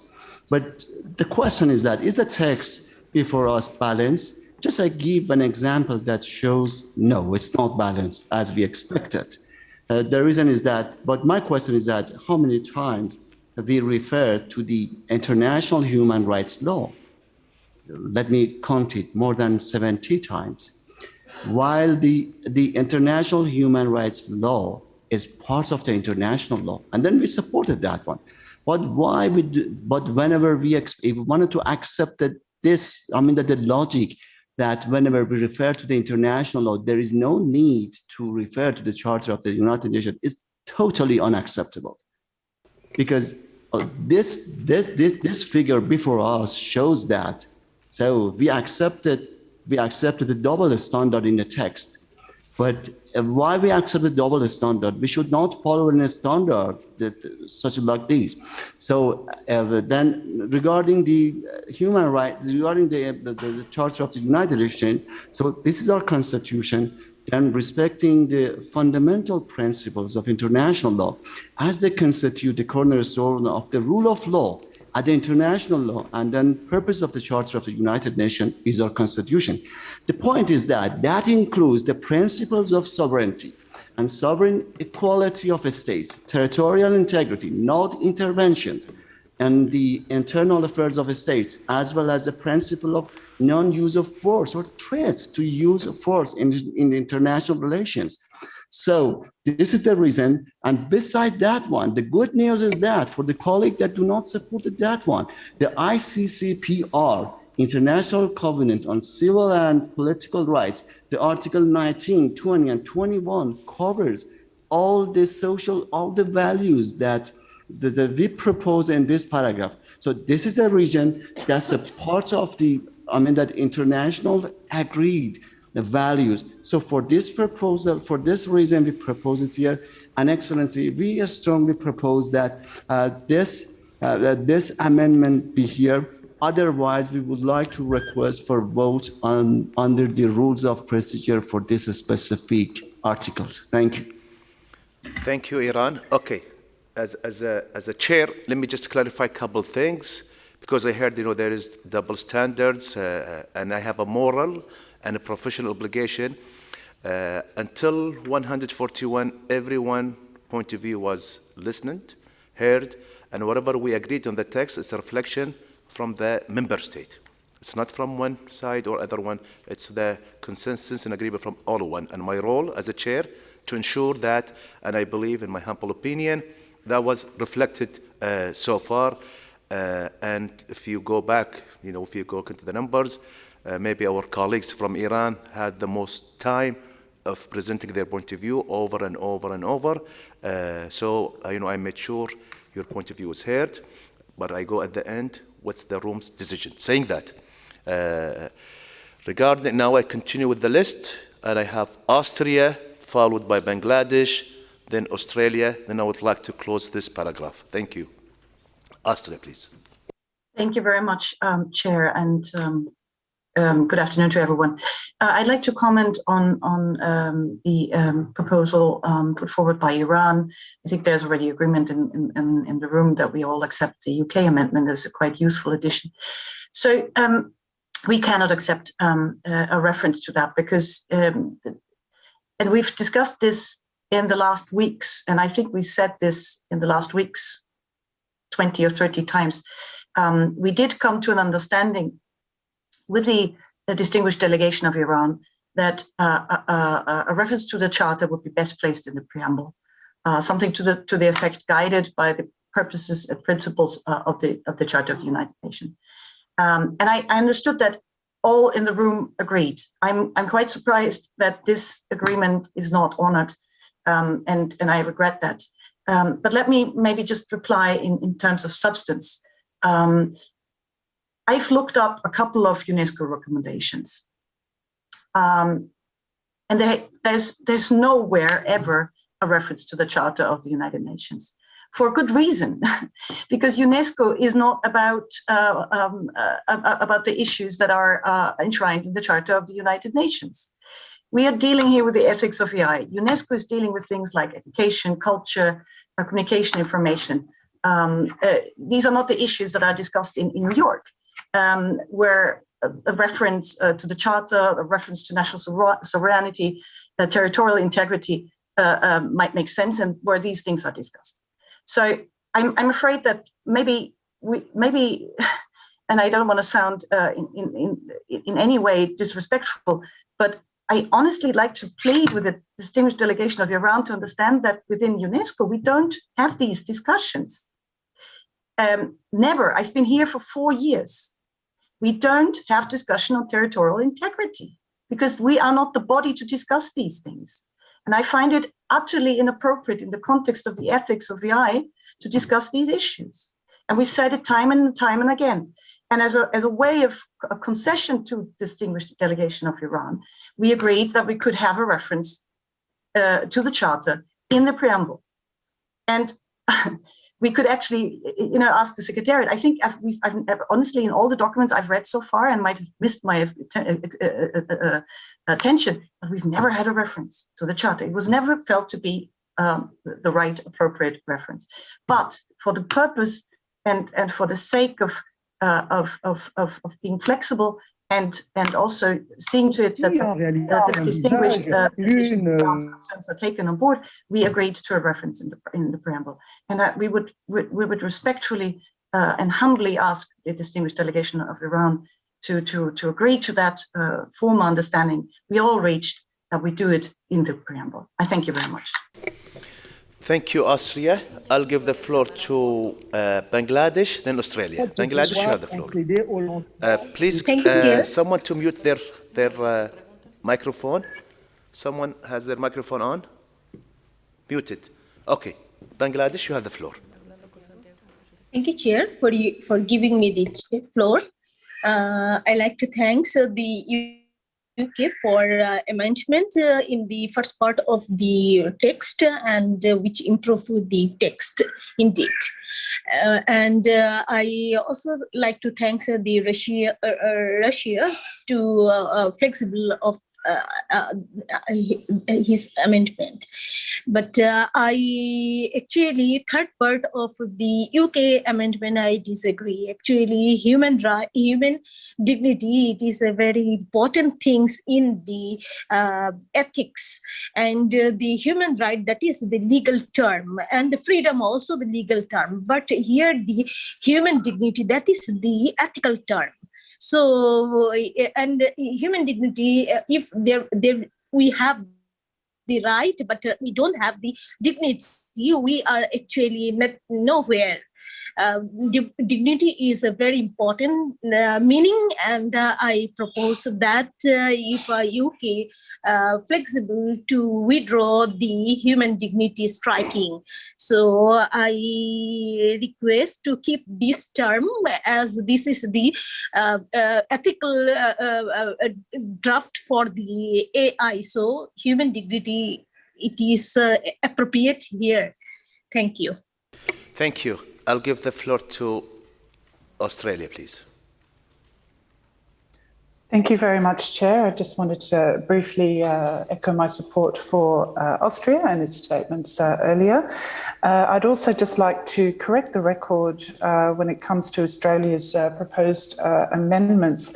And just wanted to note that we proposed amendments on the 29th of April that included paragraph 141, and that we subsequently submitted additional amendments on the 21st of May that related to OP26, OP51 and OP66.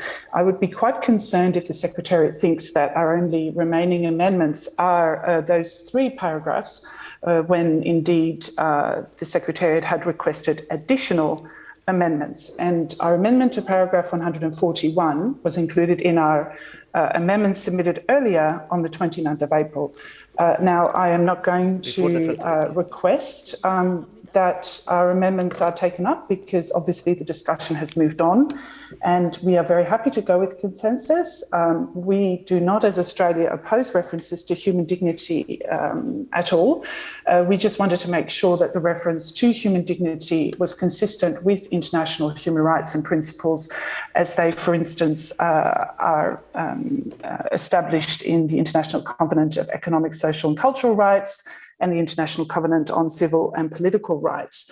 But as the discussion has moved on, and as there's clearly consensus now for the text as it stands and has been proposed by the UK, we're happy to go along with it. I would just like to seek confirmation from the Secretariat that all our proposed amendments, including those submitted on the 29th of April, have been received, and that we will be able to draw on those amendments put forward in paragraphs that will be discussed later today and later this week. Thank you. Thank you, Australia. Again, let me clarify what happened, so you'll be aware. And I mentioned that at the beginning of the session last time, in the session on consultation. I mentioned it also in my document that was circulated to all member states. We had amendment, like you said, in April submitted. Then we sent back a text with some of the amendments that's removed according to the criteria that we agreed upon. That was in 17 May circulated. Then with the same letter, with the same corresponding, I asked any member state if they believe they have amendments that's been removed, they are insisting to having them, I will be glad to have them and they will be incorporated. And this is what's done for all member states. So after the first circulation, 17th of May, Australia did not resubmit it. So this is what's, so anything was submitted until May 28, the text was circulated May 28, will be discussed. I hope that will clarify. Okay. And one more to clarify, because the intervention of Iran, he was saying, Morocco was supporting the addition, I see in the chat saying Morocco, no. Morocco, they are not supporting of the addition of Iran. Before I continue, Iran requested two things. They want to vote, and they want to ask the legal expert or the legal advisor. So I have the legal. Can we get the legal advisor, please? He's connected. So he's connected. So Iran, please, can you have a specific questions or concern regarding the legal? And we have Santiago with us. Yes, Excellency. Wait, Excellency, could you hold, please? Let me have the legal expert on with us. Is he on? Yeah, he was connected. I just want to make sure, Santiago, you're on. If you please.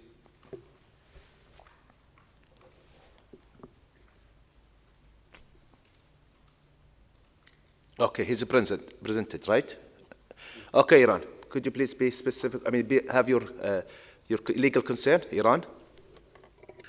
Yes, Excellency. Thank you, Excellency, for taking into account the request. The point is that the Austrian colleague mentioned something that it seems to me that mislead the process. We are not talking about the details.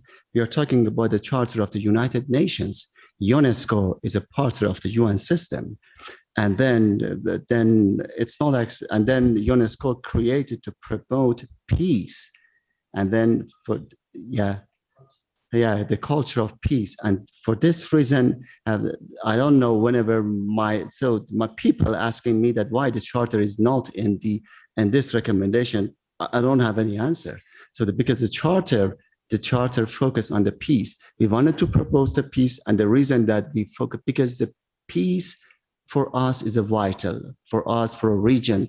And then that exactly in line with the establishment of the United Nations. And for this reason, we fully believe that it's a direct link. So the question that I have it here, and then is that we have a double standard in the text. In one hand, we have the international human rights law that we supported, but we have at the same time international. Dear Representative of Iran, please, yes, to respect the time, you said you have a legal question. That's what I brought, the legal. And again, let me correct your information. We have the UN Charter in the text. We do, in a place where it's strong in the value and principle, and it was submitted by Iran, and it was approved. So just to make sure, you have a clear, and we don't mislead everyone. No, we had in paragraph 9 at the values and principle, where I believe it's a very strong section, and it was submitted by Iran, and after lengthy discussion, we approved it.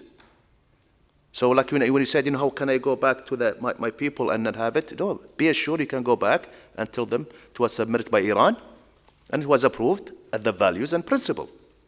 Saying that, so because I need to move forward, is there a legal question you have to the legal advisor before I let him go? Yes, Excellency. What's the legal question, please? A legal question is that one. So whenever we have the Charter of the United Nations, and then we need to have the international law together, because there are many legal issues that's reflected in the Charter of the United Nations. And then for this reason, we strongly believe that the principle, the legal principle that reflected in the Charter should be reflected here, because that's part of the international law. That's my question through you to the distinguished officer of the legal. Thank you, Excellency. Okay, thank you. So your question is, whenever we have international law, should be accompanied with UN Charter. So that's the question to our legal advisor, please. No, Excellency. If you allow me, I clarify that one. Go ahead, please. We believe part of the international law is reflected in the Charter of the United Nations. So, and then we have to have a comprehensive approach. Whenever we bring the international law, part of the international law is reflected in the Charter of the United Nations. And then for this reason, we believe that these two should come together. And then this is my legal issues that to the distinguished legal officers. And then we wanted to clarify that one, that whenever we have the international law, we need to bring the Charter of the United Nations as well, because the Charter of the United Nations, there are a lot of principles, legal principles reflected in the Charter. And then I wanted to this question be clarified to the other colleagues, because both complete each other.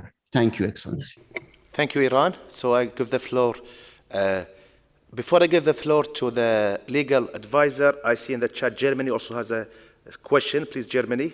So would the legal advisor answer both of them? Please, Germany. Thank you, Mr. Chair, and good afternoon, colleagues. It's a pleasure returning to this, as I see, a very lively debate. Germany would also like to ask a question to the legal advisor, and that is a quite simple one. Am I correct in assuming that the Charter of the United Nations and the concept of national sovereignty are all covered by the term international law? Because this is that in the sense that one is an instrument of international law and part of international law, and national sovereignty being a concept of international law and as such also part of national law. Thank you. Thank you, Germany.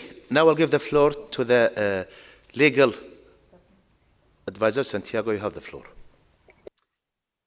Mr. Chair, good afternoon. I hope you're listening to me, and it's a pleasure to see you chairing this meeting, and also a pleasure to answer the questions that have been asked. Mr. Chair, I believe that actually the two questions coincide at the end of the day, and in that regard, I would say the following. The Charter of the United Nations is a treaty. The Charter of the United Nations is a specific treaty that has created the organization of the United Nations, but it is ultimately a treaty and therefore a source of international law. Therefore, when one talks about international law, this undoubtedly includes the Charter of the United Nations. I should also point out that the Charter of the United Nations is specifically mentioned in Article 1 of the Constitution of UNESCO, and I would say that it goes without saying, or at least it goes as said in Article 1 of the Constitution of UNESCO, that all activities that are performed in the framework of UNESCO are in conformity with the Charter of the United Nations. Mr. Chair, I hope this answers the questions, but I remain available to answer any further legal questions that may arise. Thank you very much. Thank you so much. Thank you. Okay. Before I give the floor, Iran, are you okay with? Again, let's not go and debate. Was the answer, the clarification from the legal are okay with you? Thank you, Excellency. But I have a question. I try to send it through the charge, but thank you for the floor. But my question is that, does the international law as well as cover the human rights as well? If it is so, why we repeated it almost more than 70 times in the text? So accordingly, if it is so, we should just refer to the human international law. If it is so, we support the proposal mentioned by the distinguished legal officer, so we can have just legal international law instead of mentioning a lot of redundancy. So, and then for this reason, we believe that international human rights law is a part of the international law. Sorry, dear representative of Iran, please, I don't want to go to argument on the last 140 paragraphs. I'm here, again, I want to be focused. I'm discussing paragraph 141. In paragraph 141, Iran, dear President of Iran, has an amendment saying the Charter of the United Nations and international law. So your question was, you should have the charter because it should come with international law. We asked the legal advisor. He said that the UN Charter is an instrument, so whenever you have international, it's embedded. So let's be focused. I don't want to go back to the human rights, because those topics was already closed. So I think the answer was clear. That's why, you know, you accepted and you want to reflect on the same argument in the other instrument, but that's a different story. Talking about here. My next point is, Iran, you asked for a vote in 141 to keep your amendment or not. So my my other question, you still want the vote? And Excellency, thanks very much for your patience. And then no withdrawal from our proposal. And then, but we would like to, in line with the proposal of the legal officers, we would like to propose the Charter of the International Law, including the Charter of the United Nations. If it is so, we would like to withdraw our proposal for going to vote. Thank you, Excellency. Again, you know, my reflection to the room is not to include the UN Charter. So the screen I'm going to show now is what I'm reflecting in the room, is to have only the screen the UK amendment. Can we have that on the screen? Okay. Before I approve this, Iran, do you still want to go for a vote? No, Excellency. No, we withdraw our proposal to going to vote. Thank you for flexibility and understanding, and I thank everyone for their patience. So with this paragraph, we have consensus paragraph 141, paragraph 1 approved. Thank you. Before I continue, because we finished the 141 paragraph, let me mention one thing. We also received some requests from Russia. They have some concern in several paragraphs. It will be received and it will be reflected to as requested by Russia. It will be reflected according to their request. So just want to make sure that, you know, they get this message. So can we have just again round of thankful applause for everyone? We finished 141 paragraph. Really. I really thank, you know, the flexibility, the patience, you know, from everyone. It's a really lengthy process. 141 wasn't easy. We've done it to almost, you know, 2 months. I see some people, I see them more than I see anyone, you know, more than I see my family. But that's the beauty of it. My apologies, you know, France, they had their hands up at that time, but, you know, I had to take a decision on the paragraph. Now I can give you the floor, France. France, you have the floor. Non, merci, Monsieur le. Thank you, Chair. We had requested the floor as part of the discussion on the paragraph 141. But what is displayed on the screen and has been approved thanks to the wisdom of your chairmanship and the room, we can approve it. So congratulations to all of you for your collaboration and your flexibility, and to you, Chair, for leading this debate. Thank you so much, France. Okay. So with that, I think now we need to go to the preamble, which is, I hope it will be lighter. We finished the main meal. We need to go to the dessert now. Okay. Preamble, para 1. The General Conference of the United Nations Educational, Scientific and Cultural Organization, UNESCO, meeting in Paris from X to X at its next session.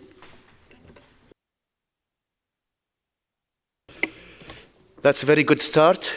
We don't have any amendment in preamble number 1, so we can approve it as shown on the screen. Approved. Next, please. Sorry, paragraph 2, there is an amendment recognizing the profound and dynamic positive and negative impacts of artificial intelligence on societies, environment, ecosystems. There is an amendment by Iran to add peace, security, and stability, and human lives, including the human mind, in part because of the new ways in which it influences human thinking, interaction, and decision-making, and affects education, human, social, and natural sciences, culture, and communication and information. Okay, my dear representative of Iran, if you would like to elaborate on the amendment regarding peace, security, and stability.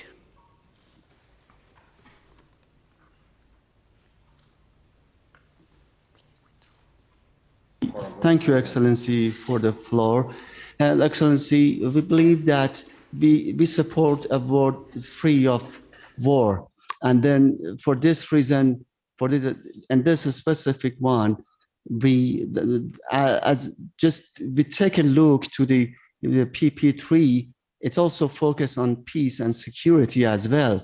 And then we fully believe that peace, security, and stability supports human lives.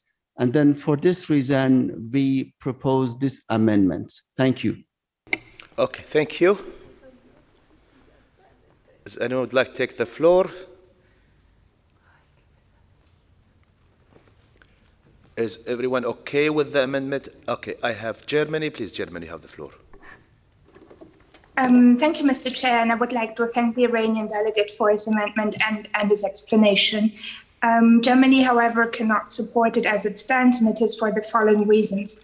First, this is very much connected to a debate we had in I believe, Article 5, when it comes to the responsibility and the mandate of UNESCO. Insofar as I think the reference to peace, insofar we are perfectly aligned with the perspective of Iran, the reference to peace is important, and in the sense as it is covered, it is important within the mandate of UNESCO. In this way, it is entirely covered in paragraph 3. As what goes beyond of the mandate of UNESCO, this is where we risk to weaken the recommendation, because we put into question that there are other places who are in fact responsible of this part of the international debate, who should lead this discussion and not us. That is the one point. We mentioned peace, and it is important to mention it, but it is mentioned sufficiently in paragraph 3. And the other point is the following. When it comes to peace, it is not AI putting peace into question. AI might be an instrument member states use in the context of the questions of war and peace. But these questions, notably, do not fall in the remit of UNESCO. The same applies for security, and the same applies for stability in the sense, which is why we are very reticent, or let's say quite clearly opposed to including peace in paragraph 2, when it is indeed useful and well covered in paragraph 3. So I would kindly request for the amendment to be withdrawn. Thank you very much, Mr. Chair. Thank you, Germany. I'll give the floor to France, followed by the UK. France, you have the floor. Merci, Monsieur le Président. Thank you, Chair. We are convinced that when we finish discussions on paragraph 2, we will be able to move forward much more smoothly. We cannot accept the inclusion of what has been mentioned in a much clearer way, and as has been referred to by the legal advisor, in reference to the Constitution of UNESCO. It's not necessary, and it makes the text over cumbersome. Thank you, Chair. Thank you, France. I'll give the floor to the UK, followed by Morocco. Thank you, Chair, for giving me the floor. I just want to give my full support to the interventions of my colleagues from Germany and France. Just now, we fully agree that PP3 fully covers the issue of peace and security in the manner that is appropriate for UNESCO, for a UNESCO recommendation to do, and we could not support the addition in PP2. Thank you very much. Thank you, UK. I'll give the floor to Morocco, followed by Venezuela.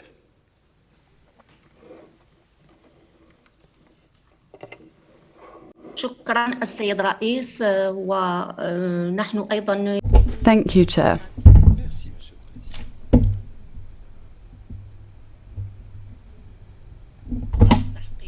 الأمن والسلم الدوليين، لكن أيضا بما أن هذه مشروع هذا التوصية. Although we always support peace and stability worldwide, given that this text is being discussed within the remit of UNESCO and its mandate, we should keep to the constitution of the organization and the field of the mandate of UNESCO. And peace and security are not part of its mandate, and that's why we are attached to the initial text. Venezuela, followed by Algeria. Venezuela.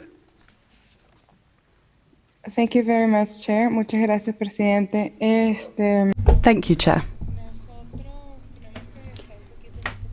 We disagree. We understand the observations made by Germany and Morocco and France. However, in paragraph 3, it's addressed in a different way. We believe that it's important to keep peace in the second paragraph because it's part of UNESCO's main mandate.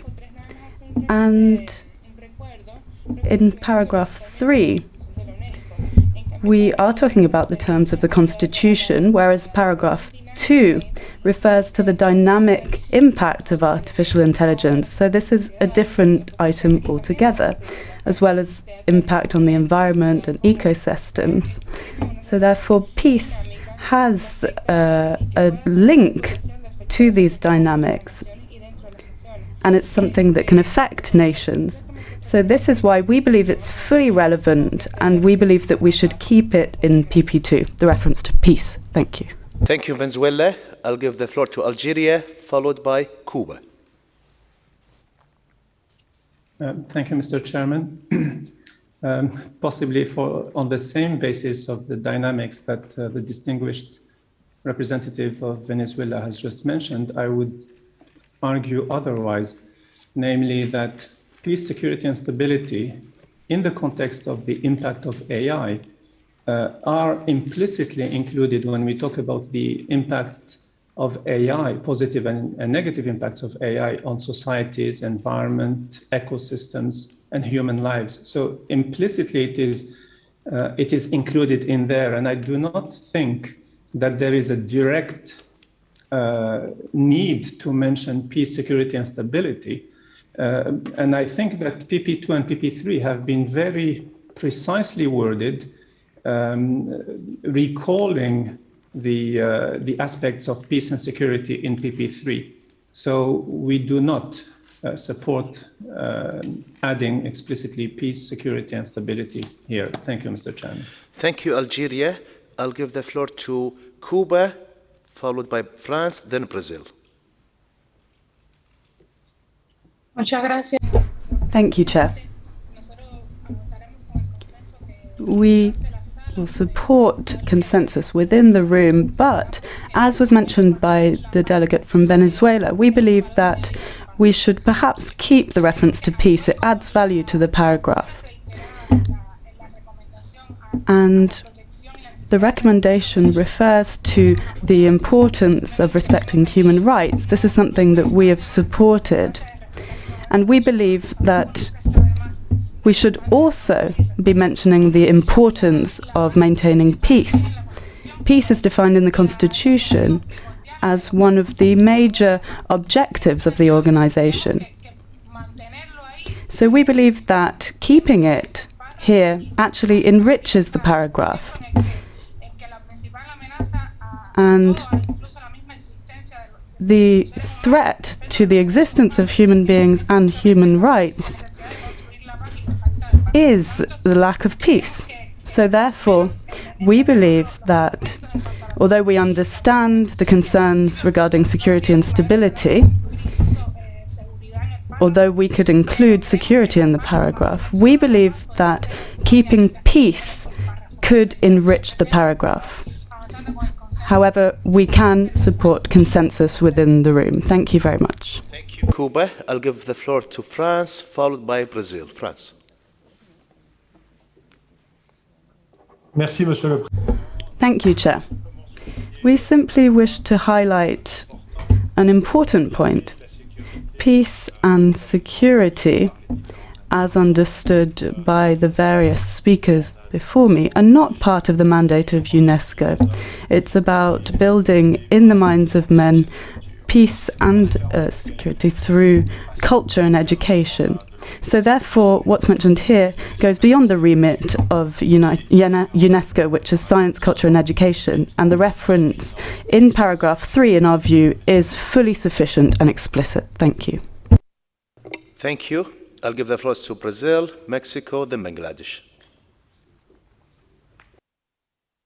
Thank you, Chair. Just very briefly, we also prefer the original version of this paragraph. And we also believe that actually paragraph 3 already covers the issue of peace and security in a way that is more consistent with UNESCO's mandate.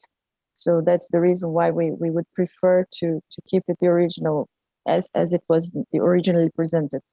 And also taking into account the arguments that were presented by our colleague from Algeria. We understand that this paragraph 2 is actually more talking general terms of the impact of AI technologies and in broader terms to societies and human lives. And I think in this sense, it's already including the concerns that were raised by Iran.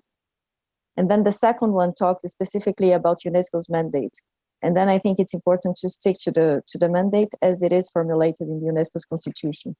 So in our opinion, there is no need to include it here. And we are saying that as one of the delegations that actually supported the inclusion of a reference to peace in this recommendation. As you may remember, in the first meeting, we have included it in, I don't remember exactly which paragraph it was, but I mean, Brazil absolutely supports the reference to peace. But I really don't see, in this case, I don't think it's needed. And actually, if we include as it is now, like peace, security, and stability, we are actually mixing like terminology that is used in the UN, which is not the place here in UNESCO, in our opinion. So from our perspective, it would be better to keep the original version of it. And I think this, combined with paragraph 3, already covers the concerns raised by Iran. Thank you. Thank you. Before I give the floor to the next speakers, couple speakers, I see in the chat, Namibia, Finland, Costa Rica, Singapore, Dominican Republic are supporting the original text, Belgium, Austria, Congo.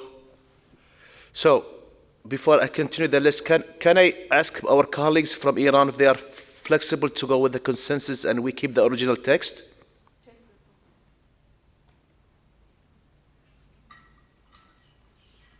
Excellency, yes, but before that, let me say some words. Just why we are concerned about the stability, because the AI, if the colleague goes and read the report of the ILO, so they can. Sorry, dear colleagues, yeah. Otherwise, if you're not okay, I'll continue the list. Otherwise, that's the only reason. No, we are flexible, Excellency, but just let me finish, Excellency. Yes, we are flexible with your proposal, but unemployment. So the AI brings unemployment for many developing countries. So that unemployment for developing countries means stability, and then for this reason we proposed stability. Yeah, and then economic stability, that's linked with that one. And for this reason, we bring it. Thank you. Thank you, Iran, and thank you, flexibilities. So we can go back to the original text. Is the two speakers are okay with it, or they want to have intervention? I think they are still want to have intervention. Okay, I'll continue the list. Mexico, followed by Bangladesh. Mexico, please. Gracias, señor. Thank you, Chair. Of course, we could support consensus. And if Iran has already withdrawn this proposal, we could support the text as it stands.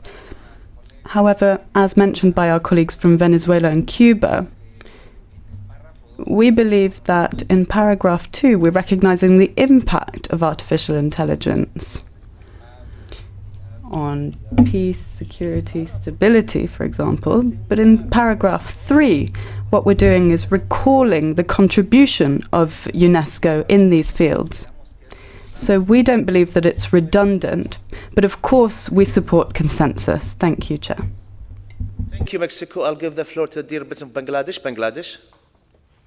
Yes, thank you, Chair, for giving me the floor.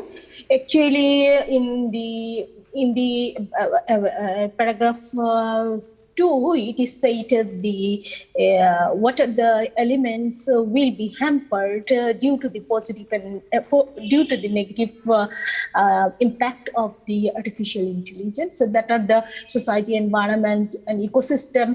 Of course, the peace, security, and the human lives, human minds also will be hampered by this negative impact of the AI. But so I support the Iranian amendment. I support it, and in the paragraph 3, the peace security, it is explaining that how the peace security will be maintained by the collaboration. This is actually if Iranian amendment that improve the actually text, and it is the continuation of this paragraph 3.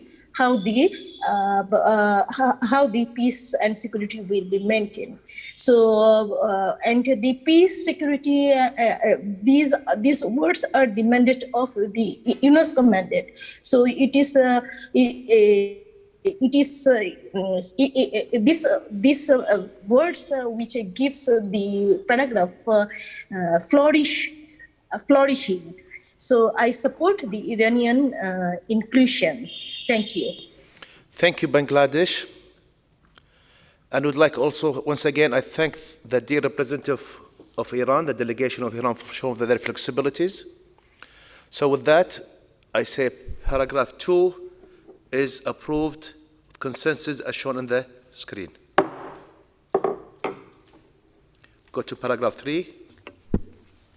PP3 as amended, recalling that by the terms of its constitution, UNESCO seeks to contribute to peace and security by promoting collaboration among nations through education, the sciences, culture, and communication and information in order to further universal respect for justice, for the rule of law, and for the human rights, Iran Amendment, including right to development, and fundamental freedoms, Amendment, equality and non-discrimination, and cultural diversity, which are affirmed for the peoples of the world. Thank you. My dear representative of Iran, if you'd like to elaborate on the addition of including right to development and the other part. Dear representative of Iran. Excellency, the paragraph focuses on development. And then for times and times, we mentioned that the right of the development, then it's a right. And then the document should recognize that the right to development is an inalienable human right, by virtue of which every human person and all peoples are entitled to participate, contribute, and enjoy economic, social, cultural, and political development. And that all human rights and fundamental freedoms can be fully realized through application of the right to development with full enjoyment of the AI technologies for all. But in the previous paragraph, we bring it, but a colleague that the Russian colleague correctly mentioning the unilateral mode, asking for deletion of that one. And then they promise that some of our proposal be reflected here. And then the issues that are here, I mean that the right to development, equality and non-discrimination and cultural diversity are some of the elements that some of the colleagues asking for deletion and promise to be reflected in the preamble. So we hope that the colleague that the promise supported here our proposal. Thank you. Thank you. Thank you, dear representative of Iran. Okay. With that clarification, I have the list. I'll give the floor to Belgium. Belgium. Thank you, Mr. Chair, and I thank the distinguished delegate of Iran for his proposal. and of course, we all support development. However, when we read this paragraph, it says explicitly at the beginning, by the terms of its constitution. So it's a reference to the constitutional mandate of UNESCO. And the constitution indeed says that we work on universal respect for justice, for the rule of law, and for human rights and fundamental freedoms. But including this language here would suggest that we alter the constitutional mandate of UNESCO. We would literally change the language of the constitution. So that is something that we could not accept. At the same time, the other editions as well do not belong to the language in the constitution. So we don't believe it has a place here. We do believe it's important to have sufficient attention for development, but this seems neither the place nor the right phrasing for it. Thank you. Thank you, Belgium. I'll give the floor to Austria. Austria, you have the floor. Yes, thank you very much. Just adding on to what my distinguished colleague from Belgium said, it would cut out the language. I really think that it's not the appropriate place here, just also in terms of linguistics, apart from the legal issue that has been just raised.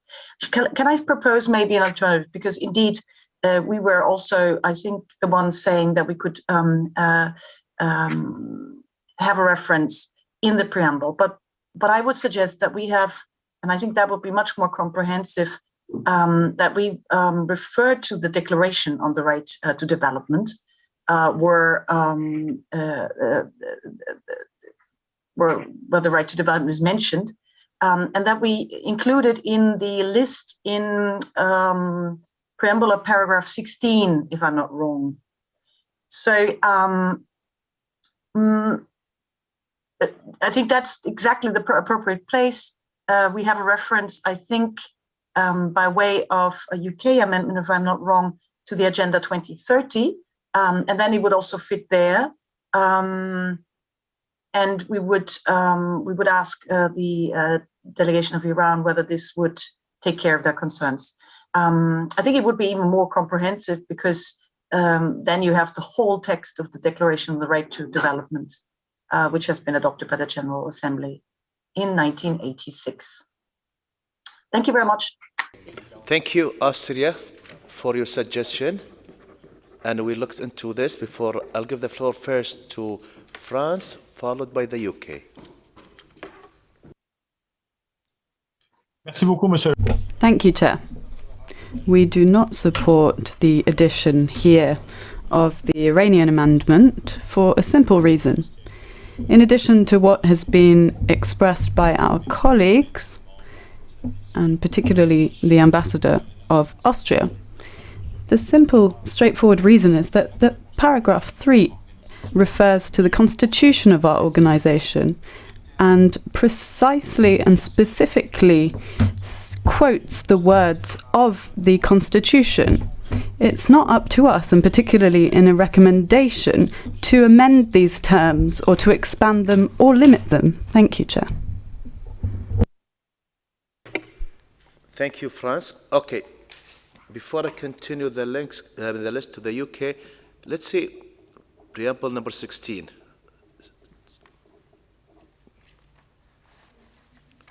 Preamble number 16, please.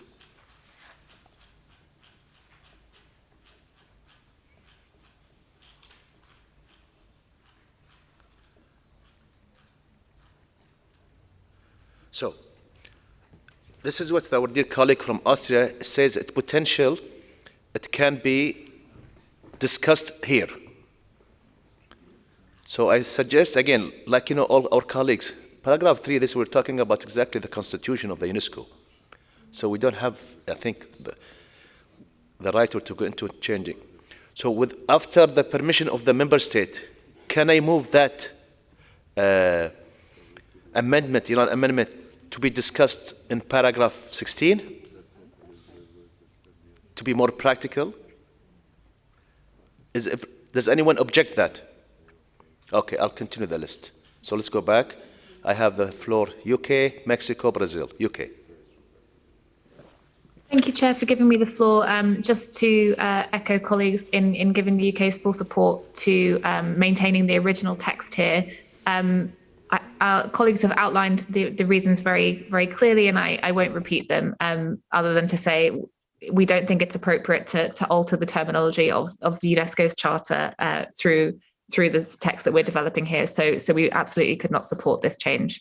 But I'd take the proposal to consider a reference in some form elsewhere in the text. Thank you. Thank you, UK. I'll give the floor to Mexico, followed by Brazil. Thank you very much, Chairman. Firstly, I'm not absolutely certain that with this paragraph and this reference, we are in any way changing UNESCO's constitution. It seems to me extremely relevant to what has been said by the delegate of Iran. Development, equity, non-discrimination, etc. These are all very important concepts. But also, I'm thinking of what's been said, namely that we could look at it elsewhere. But before we delete it from here, we have to be perfectly clear where it's going to be fitted in later on or elsewhere. Thank you. Thank you. Like I said, no one ignored the right of development. I think that's the concept is Iran bringing. It's I think it has a valid point of view. It just was from the technicality is what paragraph 3 is the copy paste of the UNESCO Constitution. I show in paragraph 16 on the screen that's the potential place. But that was my suggestion according to the Austria's suggestion. Saying that, I'll continue the list where I have Brazil, followed by Cuba, then Venezuela. Brazil. Thank you, Mr. Chair. We fully support the idea of including the right to development, like our previous colleagues just said from Mexico, but nevertheless, referring to what was said by France, it is true that this paragraph here, it repeats exactly the same text of Article 1 of the Constitution of UNESCO. So in my opinion, we should really not change it because this is the Constitution of UNESCO. We are not allowed to change the wording here. So I thank the delegation of Austria for proposing another place for including this idea too, because we think it's important to make reference to the right to development, but we just think it's not the right place here. Nevertheless, I think the paragraph 16 actually is referring to declarations from UNESCO. So I think maybe the right place later on we can discuss, but I would say that maybe it's better to include it in paragraph 15, but we can discuss it later. In any case, just to say that Brazil fully supports the idea of including right to development, a reference to that, but we believe that is not the place here because as we said, this is the text of the Constitution, actually. Thank you. Thank you. Again, let's have on the screen paragraph 15. I want to make sure, once we close it from here, there is a specific place. Can we go paragraph yes, 15, please. Let's have it on the screen. And let the member state take a look at it. So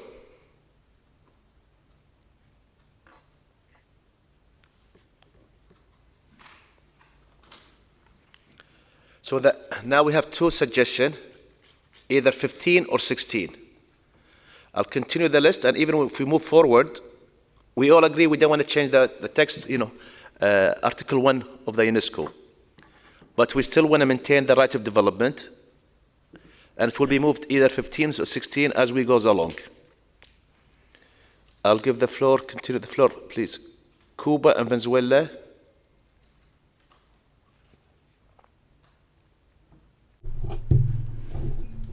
Thank you very much, Chairman. I'd just like to say I support Iran's proposal. We understand the argument put forward. 3 refers to the Constitution, it's true. So if we're doing that, we should reproduce Article 1 per se. But it's probably better to avoid any confusion about that, and we would accept the idea suggested by the Austrian ambassador. Could go into 16 or into 15, as Brazil has suggested. But we very much are in favor of having a reference somewhere in one of the paragraphs to this right to development. It could be, as Austria suggested, or anywhere else, but we think there should be a reference. Thank you. Thank you. Venezuela, please. Followed by Germany. Thank you very much, Chair. It's true that we can understand these arguments. Obviously, we don't want to change the text of the Constitution, and we could go along with proposals by other delegations. It's very important to have a reference to the right to development and preamble, and we just need to look around and see which would be the most appropriate place. But it is very important for us that that reference appear. Thank you. Thank you, Venezuela. I'll give the floor to Germany, followed by Austria. Germany. Thank you, Mr. Chair, and I'm very happy to hear how we indeed are still, after weeks of intense negotiations, aware that we do indeed share the same objective. We are perfectly ready to affirm and to include a reference to the right to development. We believe it is an important addition to this document. But indeed, with regard, just as a means of structure and of the function of this paragraph 3, Paragraph 3 sets the frame and spells out what the frame of our work in UNESCO is, which is why we should keep the language of the Constitution as it is. As for the inclusion of the right to development, we should indeed not try to lead debates that are better led in Geneva, but rather make a reference to a document that is indeed agreed, as suggested. And in making a reference to this declaration, we should use the right paragraph for a declaration. We don't have very strong feelings. However, looking at paragraphs 15 and 16, 15, as suggested by our Brazilian colleagues, enumerates conventions. And what we are making a reference to, what we could be making a reference to is, however, not a convention, it is a declaration of UNGA. And in that sense, paragraph 16 would seem a lot better, specifically since it does not only include UNESCO declarations or UNESCO instruments, but also, for example, the UN Declaration on Rights of Indigenous People, the UN General Assembly resolution on the review of the World Summit on the Information Society. And if we put this in a prominent spot, this is probably the better place to put a declaration of UNGA as it was adopted. It seems more in the same scheme of instruments that are quoted or are cited, or referenced rather. I'm sorry. So a preference for 16 and full commitment to having a reference. Thank you. Thank you, Germany. I'll give the floor to Austria. Austria. Thank you very much, Chair. I just wanted to quickly comment on the question of, because I feel there's we're moving towards a consensus solution that could mean that we have a reference to the declaration in either paragraph 16 or 15. Just echoing what my colleague from Germany said, we would also rather feel 16 is the appropriate place. And I just mentioned that there is also an amendment to the Agenda 2030. And that's exactly the kind of place I think where it should be. And that's in paragraph 16. Because it's sort of like, if you like, the more updated political framework for the right to development. With no strong feelings, but maybe in order to move on with your permission, of course, under your control, may I suggest that we just go to paragraph 16, have a look how this could look like, and then we could just move on with, and then go back to paragraph 3, because I think sometimes seeing is believing it, and when the room sees it, maybe we can settle paragraph 3, preamble of paragraph 3 quite quickly. But I'm in your hands and under your control. How you want to proceed? Thank you, Claudia. Again, along my thoughts, better to have them there. Can we remove that there and discuss paragraph 16 and approve it in 3 minutes? Then we go back to paragraph 3. Take it to paragraph 16.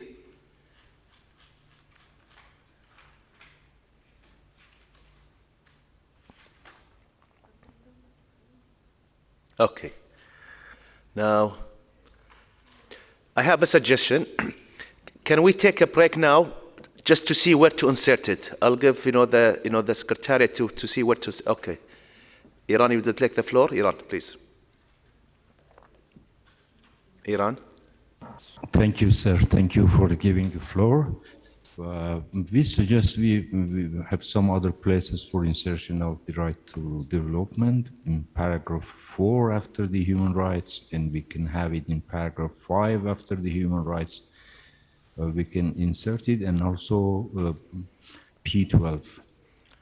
So you don't think places. 16 is not the proper place, you think? No, sir. Okay. 4, 5, and 12. Sorry, before the break I took the floor. Thank you so much, Chairman. Thank you. So declaration. I'll give the floor to Germany. Germany, before I take the break. Thank you. And again, sorry for pushing the break further. Just to react immediately to the proposal of the distinguished colleague from Iran, I'm afraid that these possibilities would not work for us, because in this type of wording that we're working on, we do not want to repeat discussions that we have in Geneva, and we do not want to debate whether one human right is more important than the others. This is not something that will work for us. It is something that we've seen during the debates of the last few weeks, and we should really, let's say, given the spirit of this room and the debates we have already seen, having a realistic approach to where our landing spot might be, we should have a reference to a concrete instrument in para 15 or 16, and there was overwhelming support for this, probably against the background of the intensity of debates we've had on this type of issues, and in the spirit of finding compromise. Thank you. Thank you. Okay, before I leave the break, when we come back, I'm gonna have a specific question. Are we gonna have it in 4 or 5 or 16? So please, each member state, be ready to look at paragraph 4 or 5 or 16 and to see where it's suitable. And I plead to everyone to be flexible, to be understanding. And again, we want the substance, and let's not lose our momentum.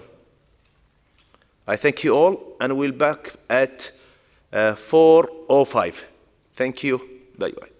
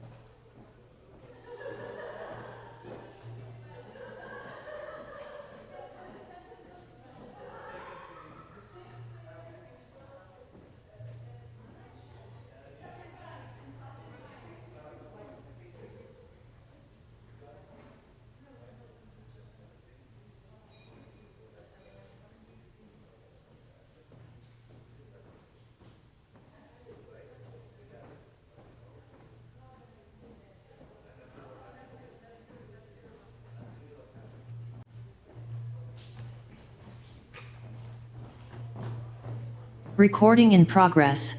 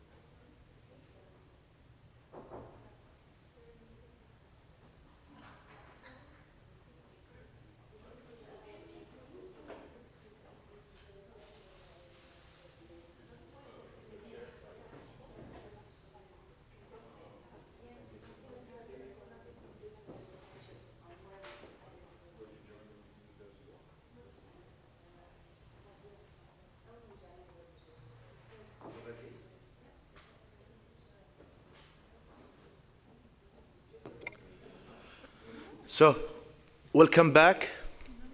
I hope you had a nice break. We will continue in paragraph 3, where we left. So I'll leave now the decision to the dear representative of Iran.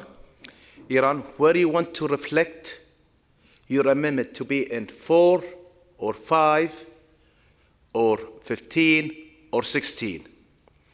And the reason is that once it's opened and closed, I will not reopen it in other paragraphs. So you have to choose in one paragraph that you think is suitable, and we'll take it there and we'll open discussion once we reach it. So Iran. And then, Excellency, thank you very much, Excellency. Our delegation mentioned 3 different paragraphs, then each are equal for us. That's paragraph 4, 5, and 12. So, and then, Excellency, I have another proposal. We proposed also a new paragraph regarding the right to development. So that's a single paragraph because right to development is essential for developing countries, and also it was supported by many countries, Brazil, Cuba, Venezuela, and some others. So we can bring that specific paragraph that we proposed. So that's one proposal. So we have a single paragraph. The other proposal is that, so that can be a new paragraph. And then if not, paragraph 4, 5, and 12. Thank you, Excellency, for the floor. Thank you, but you have to choose, please, between one of those 3. I cannot open it every time, 3 times. I have, only in one, I will be open it only in one time.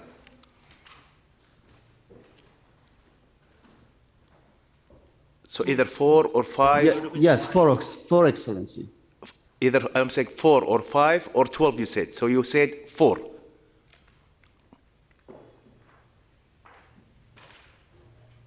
And just to be, I'm very clear, once we open it in 4, and regarding of the outcome, I will not re-bring it again. Is that clear with everyone? And especially Iran? And Excellency, yes, for us, no difference, but it can be reflected in 4, but we prefer the 3 one.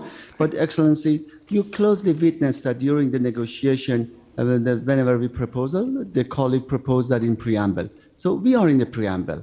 We have to be honest. We have to trust each other. Otherwise, we disappointed from the process. Thank you. Thank you. Okay. So paragraph 3, can I see it without any changes before I open the floor for discussion? Is approved as shown on the screen. Paragraph 3, approved. Now I'll give the floor to Austria, Mexico, Australia. Austria. Thank you very much. Thank you very much. I take it that we now comment on the proposal by the distinguished delegation of Iran to put in a reference to the right to development in a preamble of paragraph 4. Is that correct? Absolutely, Chair? absolutely. Yes, Claudia, go ahead. Okay. Well, we have proposed a reference to the Declaration on the Right to Development as adopted by the General Assembly in preambular paragraph 16, and specifically in the context of an amendment which we also support, an amendment that would mention the Agenda 2030. And the reason we have proposed it there is, and I said this on previous occasions, we are a strong supporter of the Agenda 2030, which is the internationally agreed blueprint for sustainable development as sort of in the totality of quality of life in a very holistic and comprehensive way. And in our view, it operationalizes the right to development. So it makes totally sense to put it in that context of sustainable development, because the declaration was adopted in '86. That was not yet the time when sustainable development was sort of the catchword of the political in international relations, but it would make absolutely right there. Why are we opposed to putting it in preamble of paragraph 4? Not because we don't support the right to development, but we don't think it makes it's helpful to single out one right. We feel it's better, in particular in the beginning, in particular in the context of preamble of paragraph 4, not to single out one, but to have a generic reference to human rights as such. It would, in our view, read awkward to put out one and not mention others, as we don't want to, get into the race of then listing everything. We would really plead with generic references and not change the text. And this has been very much the methodology we agreed. We don't want to touch the text unless there is an added value. We feel there is an added value in referencing the declaration, which would make much more sense than just the right to development. The declaration is exactly the framework in which the right to development has been established, has been also detailed, has been given its meaning. So it makes much more sense than just to pick out for the sake of picking out the right to development. So I thank you very much. That's what I wanted to say. Thank you, Austria. I'll give the floor to Australia, followed by Mexico.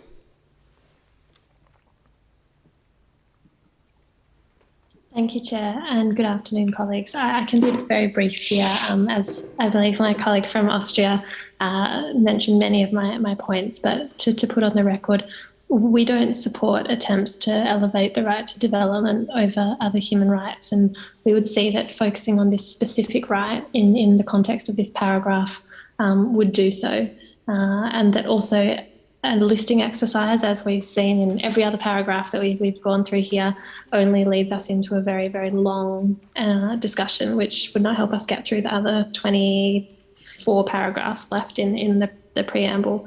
And also per the comments from my colleague from Austria, we are very willing to support references to the UNGA Declaration on the Right of Development in PP16, as we think this is the appropriate placement in the document. Thank you, Chair. Thank you, Australia. I'll give the floor for the dear distinguished representative of Mexico. Muchas gracias. Thank you, Chair. What I'd like to suggest is that regardless of the outcome of the discussions on this paragraph 4, perhaps we could consider including the Declaration on the Right to Development in paragraph 16, PP16, regardless of the outcome of paragraph 4 discussions. Thank you. Thank you. Your point of view is taking. Mexico, I'll give the floor to the UK. Thank you, Chair, for giving me the floor. I just wanted to agree with my colleagues from Austria and from Australia that we don't believe that this paragraph is the appropriate place to refer to a right to development in that kind of context. We do absolutely support the idea of referencing the declaration itself within that broader context in paragraph in PP16, but within the context of this paragraph, and particularly in how it's drafted in the text at the moment, it's integrated into a lot of other elements within the amendment that we also could not support. So I also just want to make that clear that are we discussing the amendment overall or specifically the issue of the right to development here? Because I mean, I can say already that we would not be able to support this sort of broader edit in any case, but also would have difficulty with the reference to right to development here, as colleagues have outlined. So just to be clear, the UK could not support here, but could support an addition in PP16. Many thanks. Thank you, UK. I'll give the floor to Brazil, followed by Finland. Thank you, Chair. First of all, I'd like to echo what my colleague from Mexico said. We think we could advance also including in paragraph 16 the reference to the Declaration on the Right to Development. Regarding the proposal of Iran to include the right to development here, maybe we could actually refer to what is already in the text, and then I don't think it would be complicated for other delegations to accept it, because it's written here, social and economic justice. If we include something like social and economic justice and development, I think that would be, maybe that's my proposal, maybe it would be acceptable for all, and we are not just singling out one right, but we are making reference to the development anyway, and at the same time including this in paragraph 16. So that would be my proposal. I don't know if it would be acceptable for all. Okay. Thank you. Thank you. So we have a proposal where it says social and economic justice and development. So, saying that, then we also go back in paragraph 16 to emphasize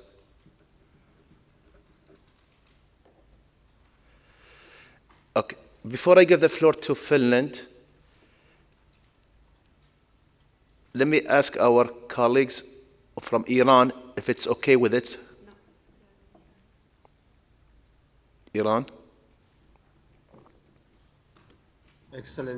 Excellency, as this is issues that it's concerns of many other countries, I would like to wait and listen to others' colleagues. Okay. So, but my question was, it's okay to have it in development here and 16, but you want to listen to the floor more? Okay, that's fine. I'll give the floor to Finland, Germany, Belgium. Finland, you have the floor. Thank you, Mr. Chair. Just very, very quickly saying that indeed we firmly support and we have heard the distinguished delegate of Iran during the discussions, and we are of the mind that absolutely the document that they are mentioning, right to development, should be included in this document. That's something that we can.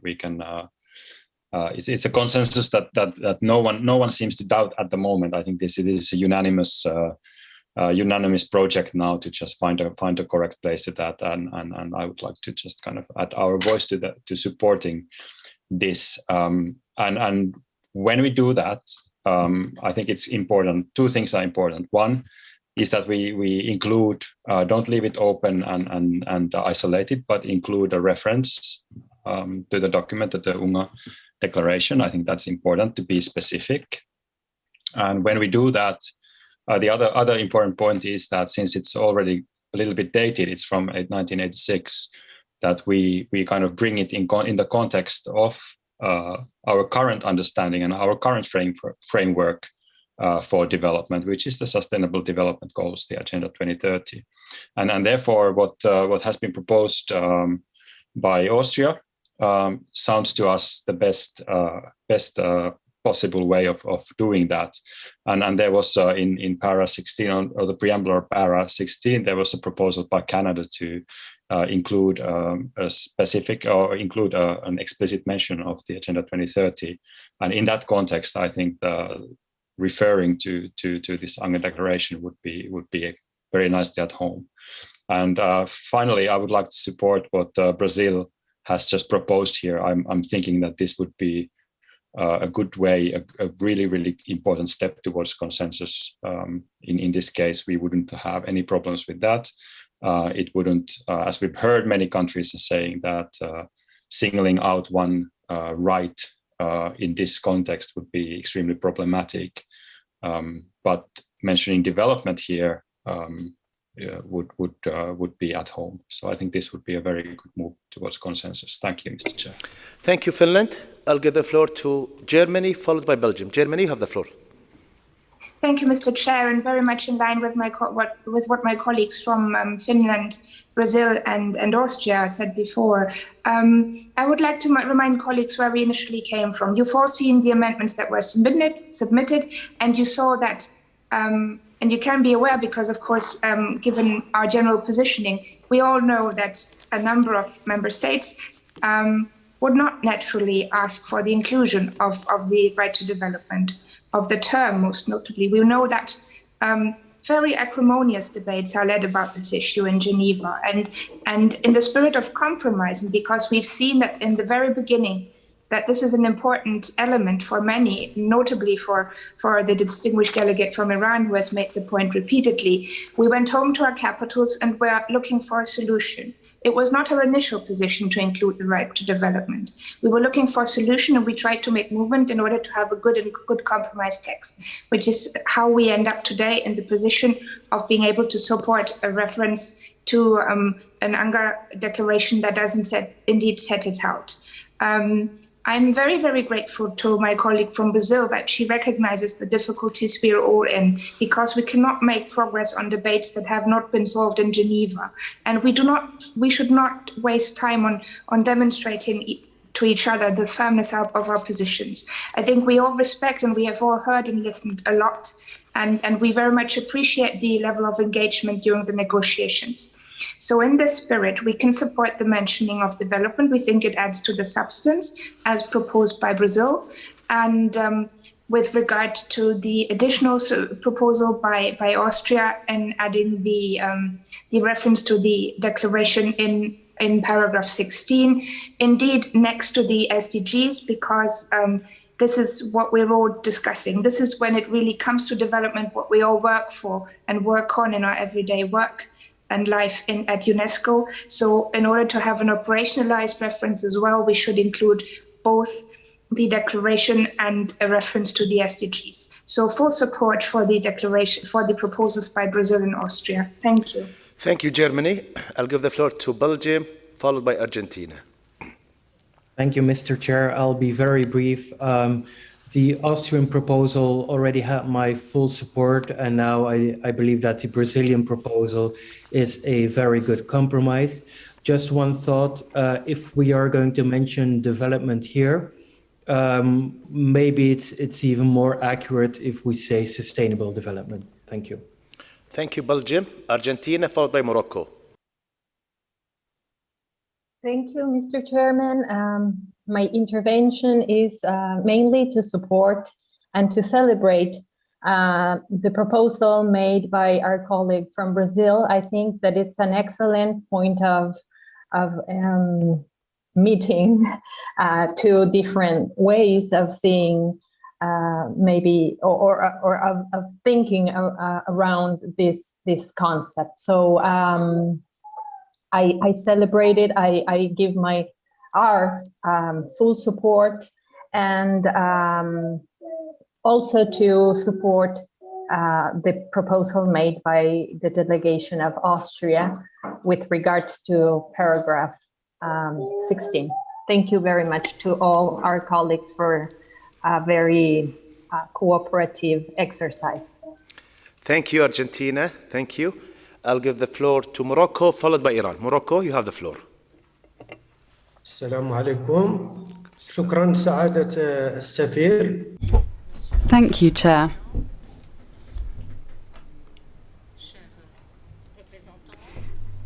Dear representatives of member states, distinguished diplomats and academics, we would like to thank you for mentioning development, which is very important for all of our countries. A country with no development is a country lacking in a great number of ways, in which artificial intelligence cannot evolve. A country that could go backwards rather than forwards. So mentioning development here is desirable in our view, and we would like to thank you for this proposal. And for the spirit of consensus around the addition of the term development. It's rare that we all agree on a term, and we have done that today. Thank you.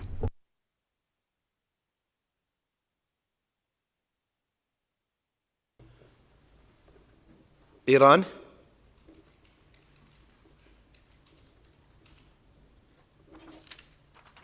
While we get Iran, I see support for the Brazil beside the colleagues who took the floor, I see Costa Rica, Jamaica, also Belgium took the floor.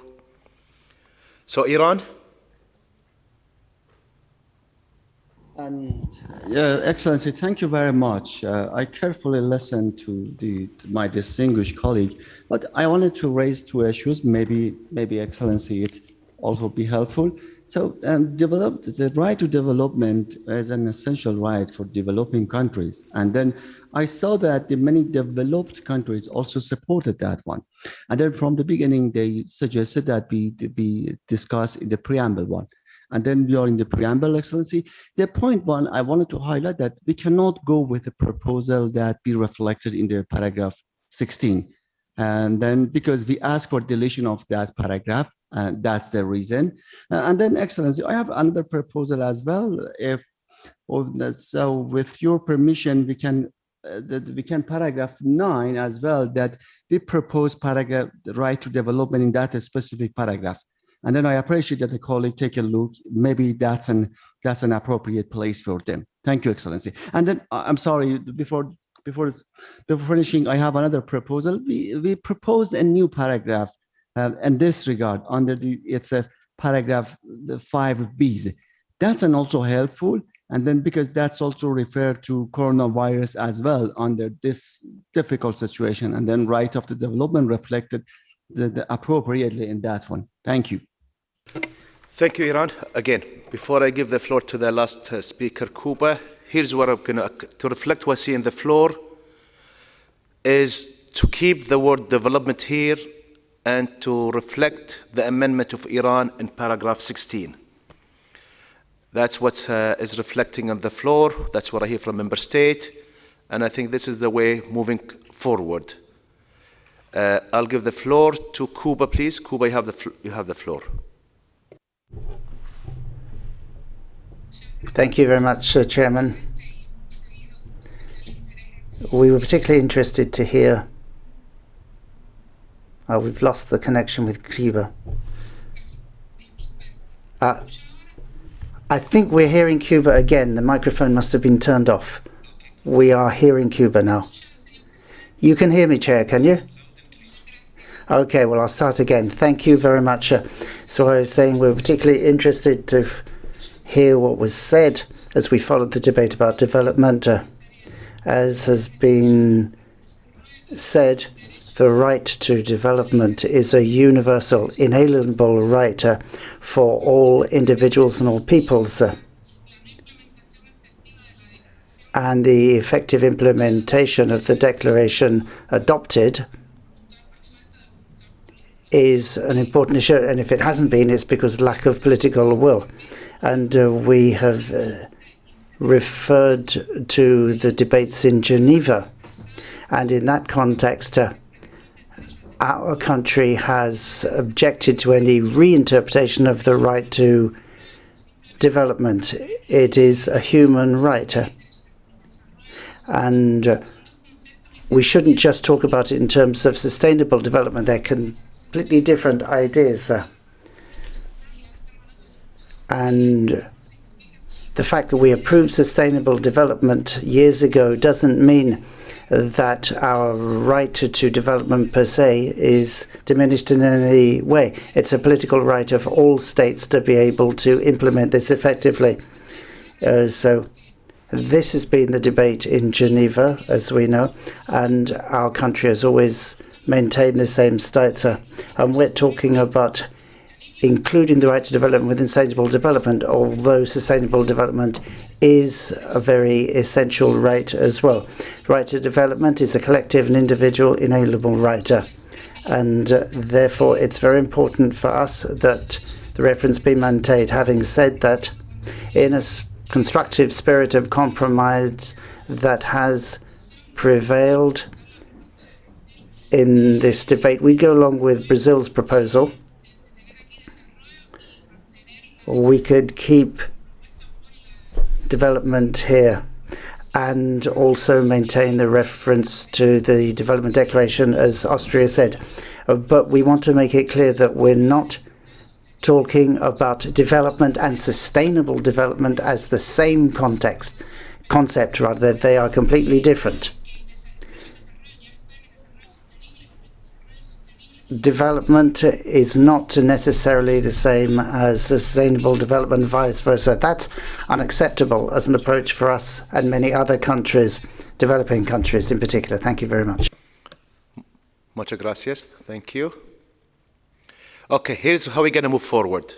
Now I'm going to open the debate on paragraph 4 as whole with all amendment. Then the amendment of Iran was in preamble paragraph 3 will be discussed in paragraph 16. So with that, I'll give the floor to the member state who submitted amendment in preamble paragraph 4, which is the UK and Russia, and already Brazil, we heard them, so I'll give the floor to UK, followed by Russia. UK. Thank you, Chair, for giving me the floor, and apologies for this slightly technical edit that we are presenting here. The concern that we had was that this is a non-binding document, and typically, at least from an English language perspective, the use of the term instrument typically implies a binding instrument, a binding item of some nature. So that was the sort of intent behind it, that we just wanted to clarify that. We feel that the use of the word recommendation is just a factual description, and it doesn't really take away from the paragraph as a whole. So hope that colleagues may be flexible in that regard.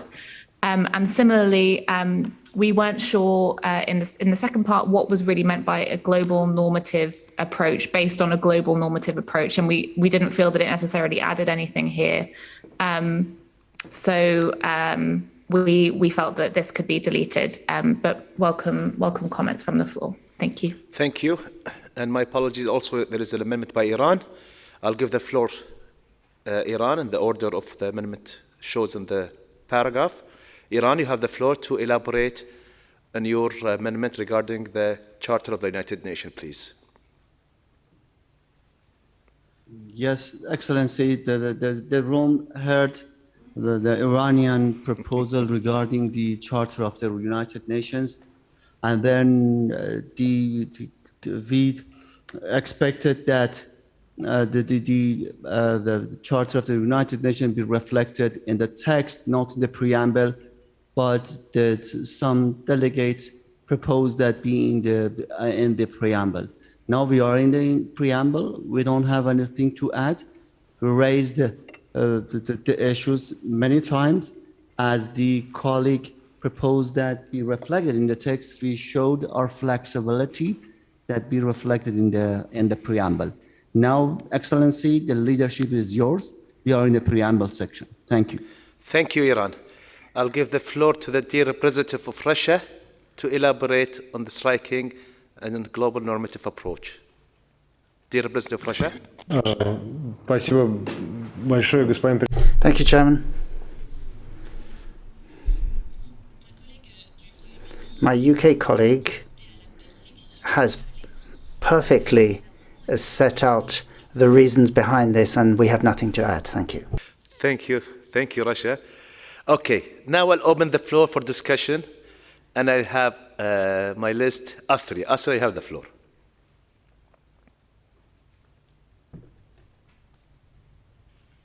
I can't hear you. You are not muted, but for some reason, no, you are muted now. Yes. Now I think it should work. All right. Thank you very much, Chair, for giving me the floor. I'd like to just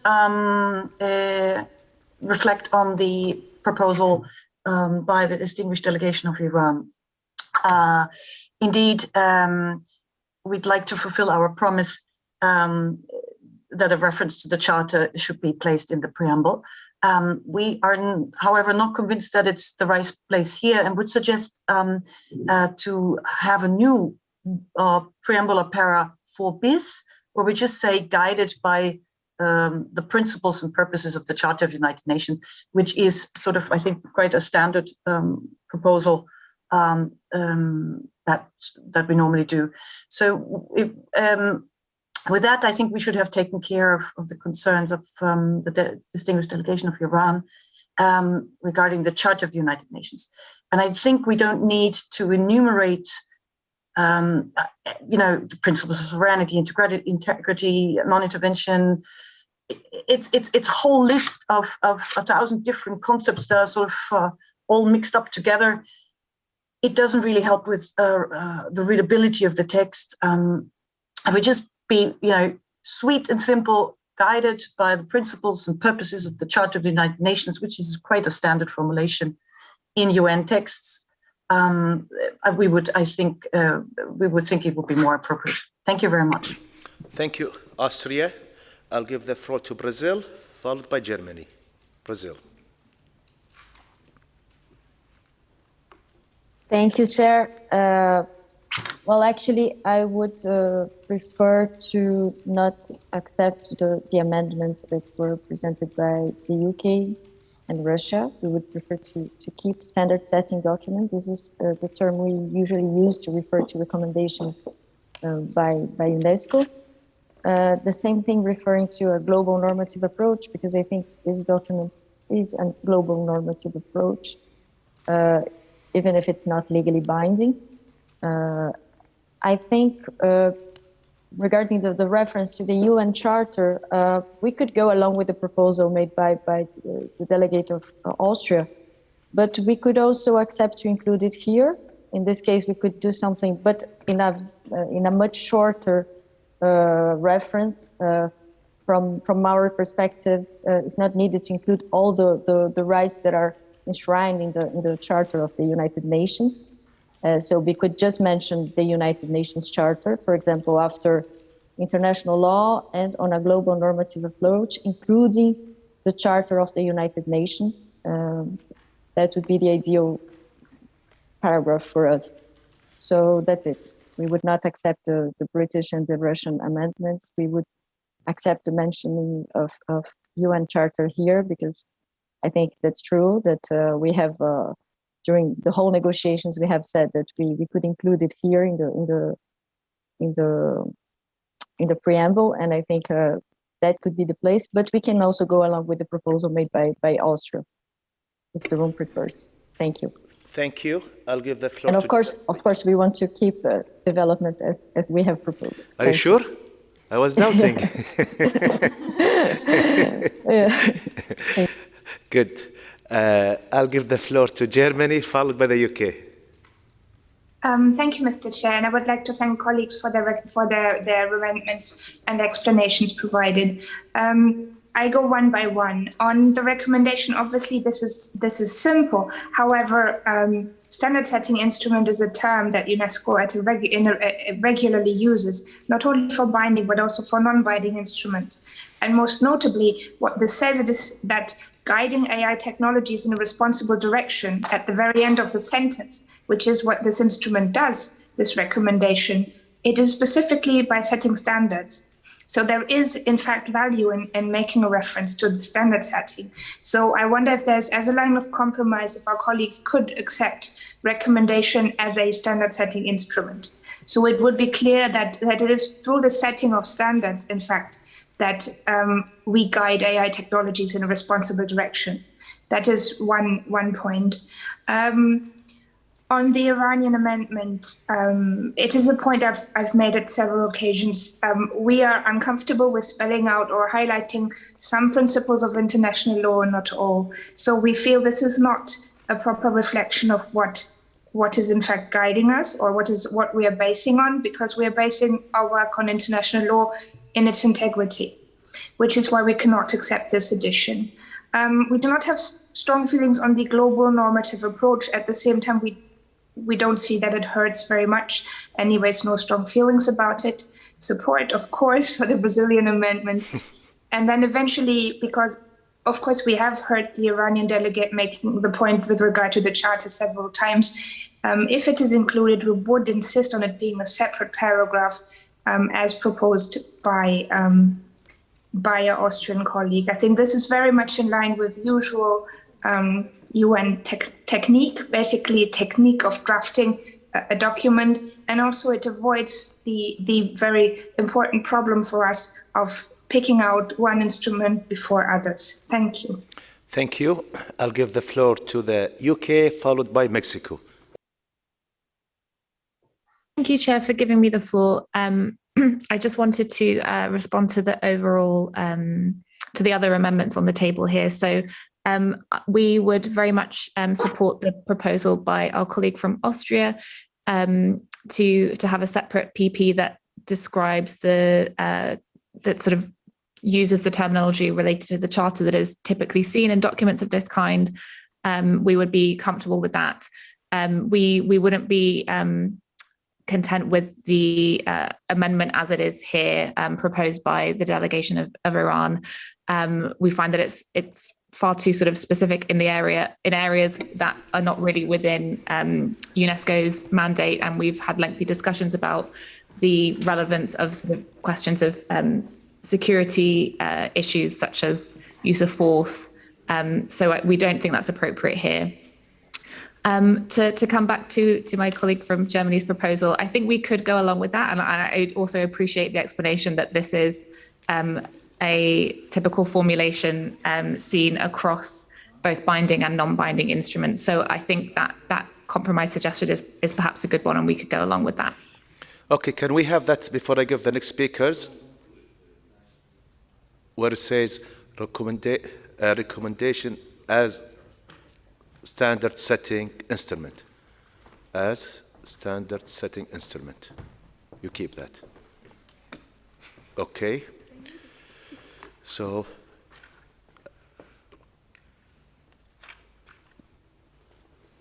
I'll give the floor to the Javier.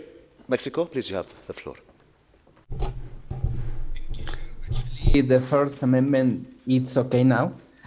And regarding, and also we prefer to keep on a global normative approach, the second UK amendment, and on a global normative approach, because in fact we need I think that to foster artificial intelligence, we need a global approach.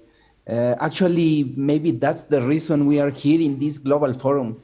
So we will support original text in that amendment. And about the Iranian amendment, we can go along with the consensus. And of course, we support Brazilian amendment. Thank you, Chair. Thank you. I'll give the floor to France, followed by Morocco. France, you have the floor.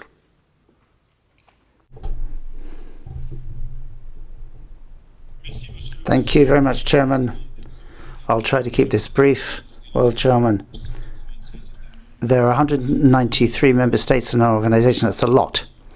And it's perhaps not necessary to point out that as 193 member states, all of us together are involved in a global normative approach. It's not a question of principle, but it's about consistency and being logical. So, Chairman, we don't want to keep it, but I see it's changed now on the screen. So we don't want the UK amendment. We thank them for their amendment. We are working on a normative instrument. It's indeed a recommendation, but it is a normative instrument, and you should call it by its name. Even if, of course, we know that this is a non-binding recommendation, but it is a normative instrument for those countries that take it up. And of course, Chair, we support the proposal by the Austrian ambassador, and we would like to see that on the screen, if possible, in order to reach the consensus we all want. Thank you. I'll give the floor to the final speaker, Morocco, Maghreb. تفضلي. تفضل. مغرب. تفضل. شكرا السيد رئيس. بالنسبة للمقترح الذي تقدمت به المملكة. Thank you very much, Chairman. As for the proposal that's been put forward by the UK and was commented on by other members, we don't think it's really necessary to have that addition. We can just say that it is a normative or a standard setting instrument, but elsewhere referring to Iran's proposal, we don't think it's necessary to include it here. There's no doubt. Everyone knows what is in the UN Charter. We all know that here. So, Chairman, if we're going to go into every detail at every time, I don't think we will ever get to the end of this discussion. I repeat, we all know what's in the Charter of the United Nations, what its purposes and principles are. Everything is very clear in that respect. So I think it is superfluous here to mention it explicitly. It's not necessary to drill down in specifics of each international organization. And we can go along with the Austrian proposal. Thank you very much. Member States, can we please reflect Austria's on the proposal as a preamble P4 bis?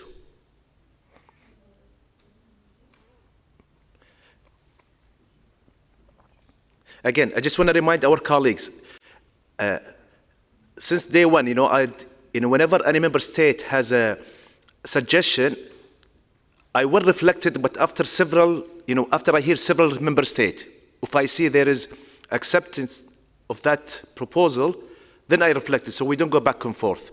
That's why the reason I waited for a little bit, just to hear the floor. They are okay with this?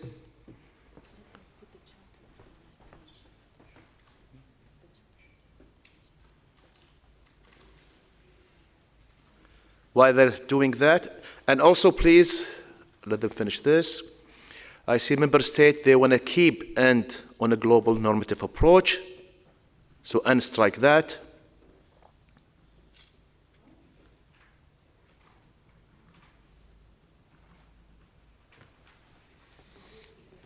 Okay, now I'll continue the list. I'll give the floor to Netherlands, followed by Namibia. Netherlands. Thank you, Chair. Two things very briefly. Firstly, regarding the distinguished delegate from Iran who wished to include a reference to the UN Charter, we can go along with the proposal made by Austria. We hope this can be reflected quickly so as to go forward as quickly as possible, because we have many amendments to go through. And then secondly, with regard to the global normative approach, we are completely in agreement with what Mexico said. We think that we are here exactly to do that, to have this global normative approach. So we would strongly plead in favor of keeping this in the original text. Thank you. Thank you. I'll give the floor to Namibia, followed by Russia. Please, Greece, could you mute your mic, Greece? Thank you. Namibia, sorry, then followed by Russia, Namibia.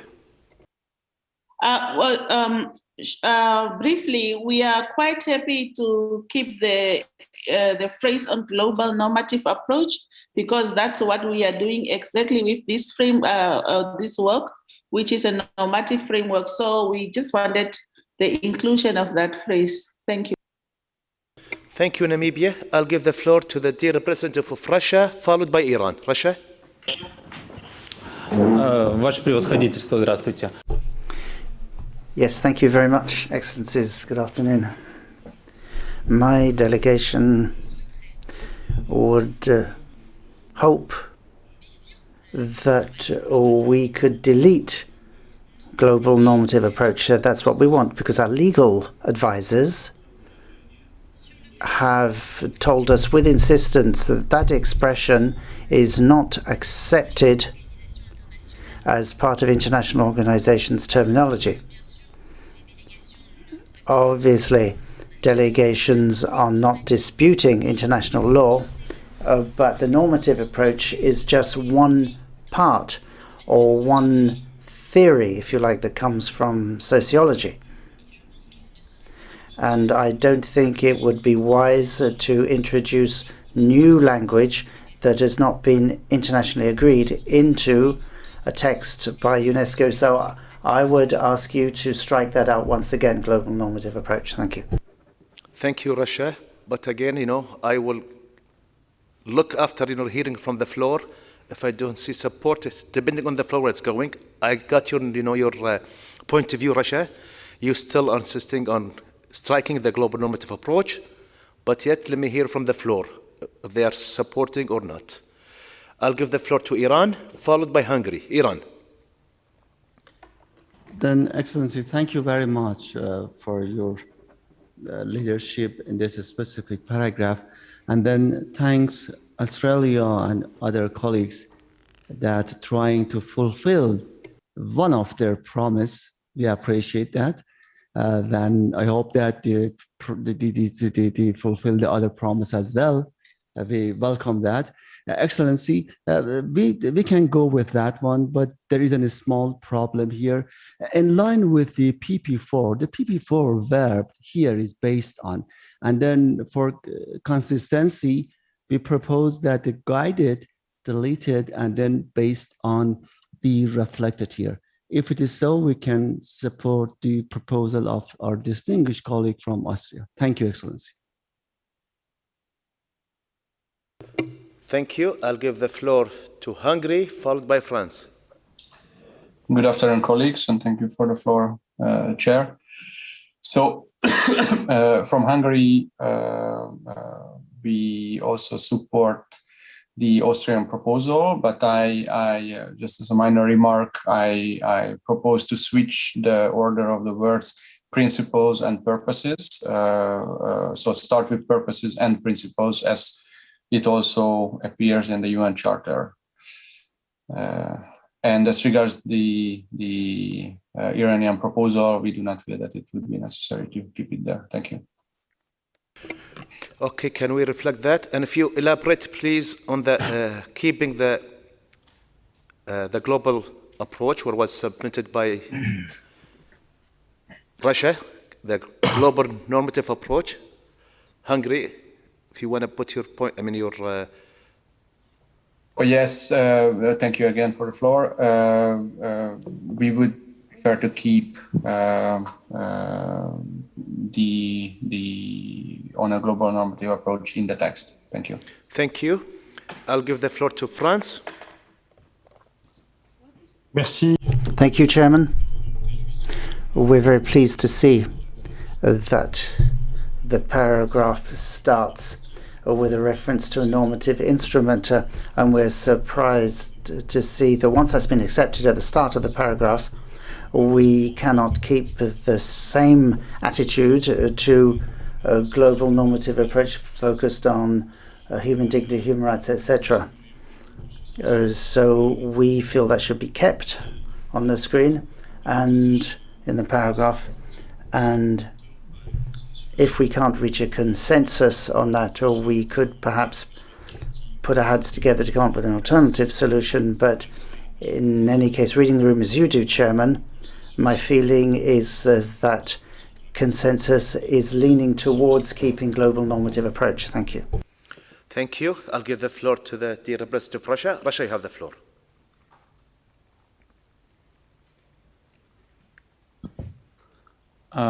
Уважаемый господин председатель. Well, Chairman, what we would like to do is ask you to turn to the UNESCO legal department or one of its legal advisors and ask for his or her insight into where this concept, a global normative approach, comes from. Unfortunately, in other documents, in other organizations, we've never come across this language. And it seems to us that we are entering dangerous terrain here by introducing new language that is not used in other international institutions. Also, I would like to suggest that all delegates use their mobile phones and Google global normative approach, and I think they will see that even Google cannot suggest any definitions for that. I think we're trying to be over creative. I think we should revert to the universally accepted wording. Thank you. Thank you, Rasha. I'll give anyone. Okay. So let me reflect what Iran wanted in there instead of guided. It was, based on the purpose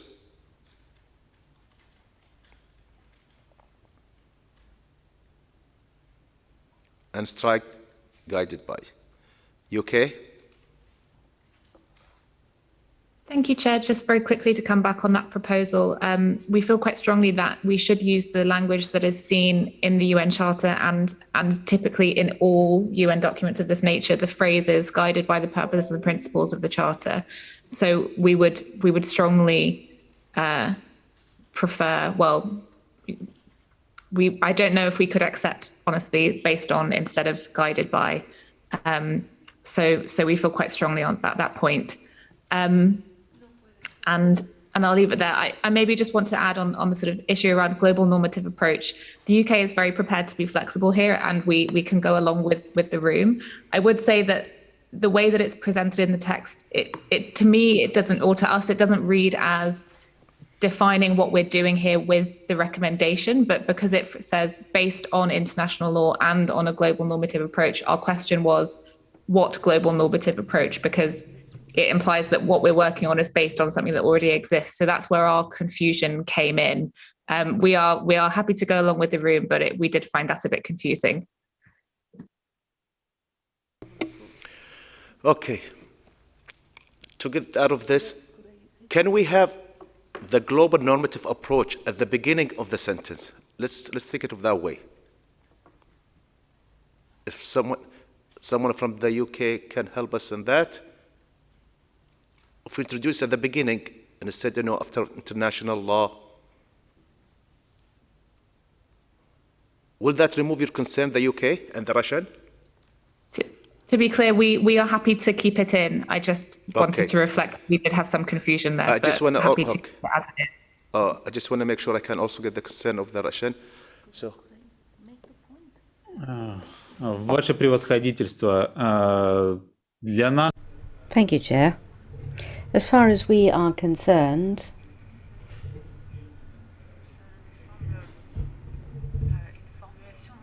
we believe that this is a wording that is somewhat strange, and we would like once again to ask the delegations whether it is absolutely necessary to have in this text this terminology that is not agreed terminology.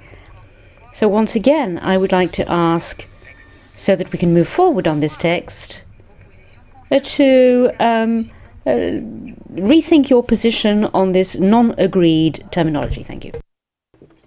Okay. So I'll give the floor to Austria. Thank you very much. Quick reaction to the Iranian suggestion regarding replacing guided with based. We would echo what others have said, that it would alter the meaning, and we would strongly suggest that we go back to the standard text that we use in UN instruments, that we say guided by the purposes and principles of the Charter of the United Nations. Secondly, maybe, I'm not sure if I'm helping, but I'll say it anyway. We have no problem keeping global normative approach, but maybe would it be a way out if we said convinced that the recommendation as a global standard setting instrument, would that be for colleagues in the room as an alternative or a compromise that could reconcile, the need for many delegations who said they wanted to keep the global normative approach, and we understand why they want to keep it, but then also helping out the colleagues from Russia. Thank you. Okay, let me start with the easy one, then I'll go to the hard one. Reflecting from what I see from the chat, they want to keep the guided, which is the standard language. So let's reflect that.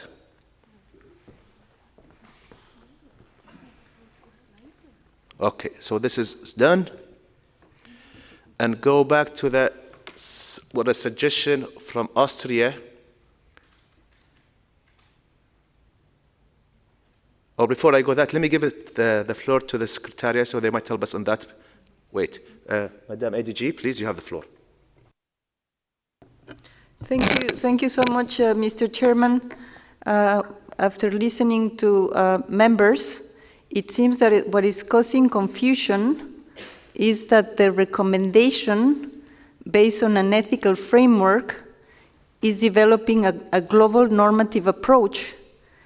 So putting it after international law might be creating this confusion, because what you are doing with this recommendation that you have just approved 144 paragraphs is developing a global normative approach based on the ethical framework that did not exist before, and as some of the members have mentioned, with 193 countries is global, is normative, and it's an approach.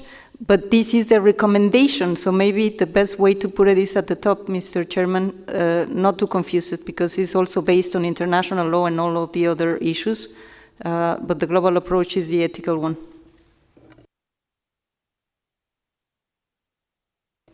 Can we see that reflected up?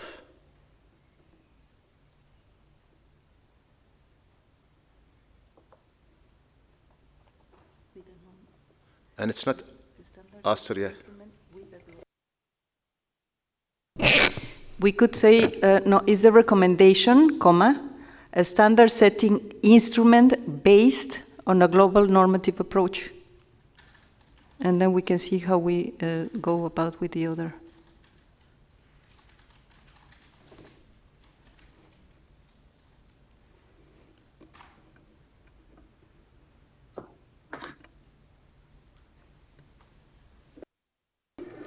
Okay. I'll give the floor to Poland. Sorry, Poland. No, I'll go with the order I have it here. Sorry. I have Canada, Morocco, then Poland. Canada, you have the floor.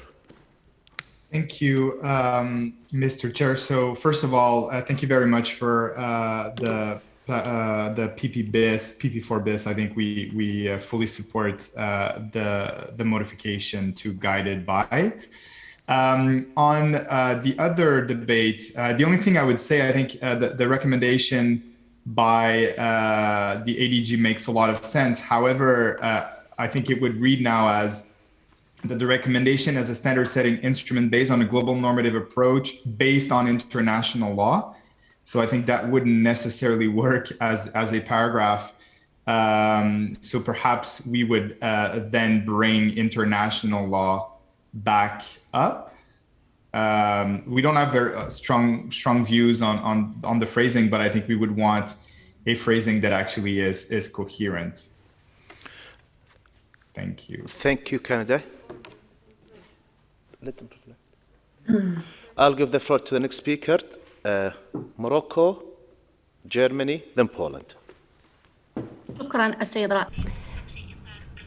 Thank you, Chairperson. I would like to give my opinion and interact with the other colleagues here in the room, so I would like to say the following.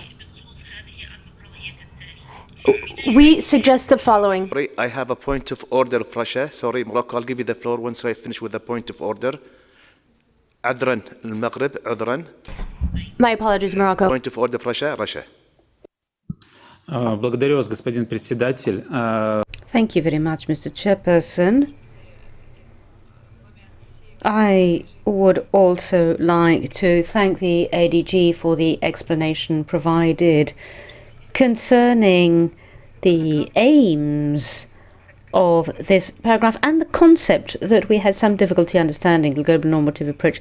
Nevertheless, we'd like to attract attention of our colleagues to the fact that we are here at an intergovernmental meeting as member states working on a document, and as a member state, the Russian Federation would like to highlight that the Secretariat and the representatives of the Secretariat cannot modify a text. It is not up to the Secretariat to do that. And therefore, I'd like to request that the beginning of the paragraphs as tabled by the ADG be removed. To remove based on a global normative approach. This is an intergovernmental meeting. Thank you. Thank you, Rasha. I'll continue by giving the floor to, Morocco. المغرب, تفضلي. You have the floor, Morocco. Thank you, Chairperson. So, in order to give my opinion and interact with the other colleagues in the room, concerning the beginning of this paragraph that starts with that the recommendation, I would like here to remind everyone that there are clear sources of international law. Our goal here is not to concentrate only on the best possible drafting. It has to be extremely understood because that will lead to excellent implementation of the recommendation. The title of this text is Recommendation. As I said at the beginning, the International Court of Justice and the statutes of that court in Article 38 mentions the sources of international law, and there is no reference to a recommendation in that text because a recommendation is non-binding. If standard setting instrument refers to all sorts of documents and doesn't mean that the recommendation is binding, then that's okay. Concerning global normative approach, I think that this term will introduce confusion. In all of the studies which have been carried out by experts in international law and in law in general, normative approach is used. We can't say global normative approach because there is no agreement as to a global normative approach. The term that is generally used is normative approach. We could use it, we could also not use that term. If the room insists, or if a consensus is reached, then that's fine, but we suggest to use only normative approach and drop global. Thank you. Thank you, Morocco. Okay, just I hope with this clarification I can help my colleagues from Canada. If we can have the sentence read like that, that's the recommendation as a standard setting instrument develops a global. So strike it instead of based on.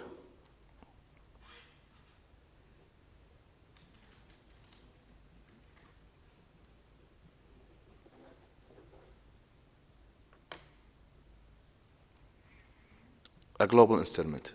Okay. A global normative. Okay. I'll continue the list. I thought Poland or Germany first? Germany, followed by Poland. Thank you, Mr. Chair. I'm afraid I will not be making your life easier.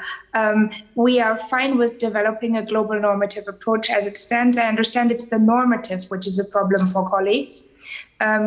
We are ourselves quite attached to the term global because what is the big difference between the instrument we're working on here and all the other instruments, because as we know, numerous organizations, regional and different ones are working on AI at this moment.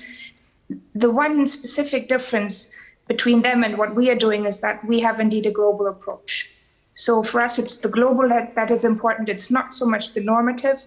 Maybe this could help our Russian colleagues in accepting the language, because from a legal perspective, I felt I understood that it's the normative that's causing problems in this regard. But indeed, looking for a concrete proposal or a concrete solution, I think this goes into a good direction. Great, thank you. Please make my life easier. Poland. Maybe it will be me. Thank you very much, Mr. Chair. Very shortly, discuss is very long. We, as a Poland, support the global normative approach, but understanding the voices coming from the room, we would like to thank Mr. Gabriel Ramos for suggestion. Before taking the floor, I would like to propose this like was proposed, and thank you for your actual proposition. And only to explain, of course, we work on global way now, and we work for something very original, very first document as a ethical approach to artificial intelligence. Ethical approach what will be finally some normative ethical framework, and maybe it is some mistake. And of course, if we can keep the normative, that will be our way. If someone would like to convert the normative for global approach, for ethical approach, that will be our short proposition. Thank you very much. Thank you.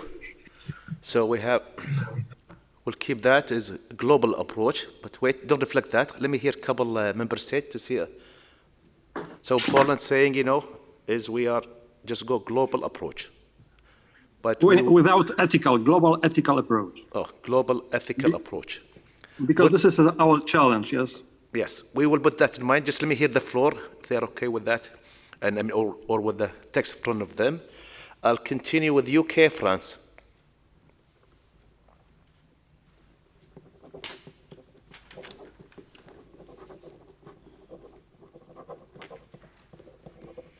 UK, followed by the France.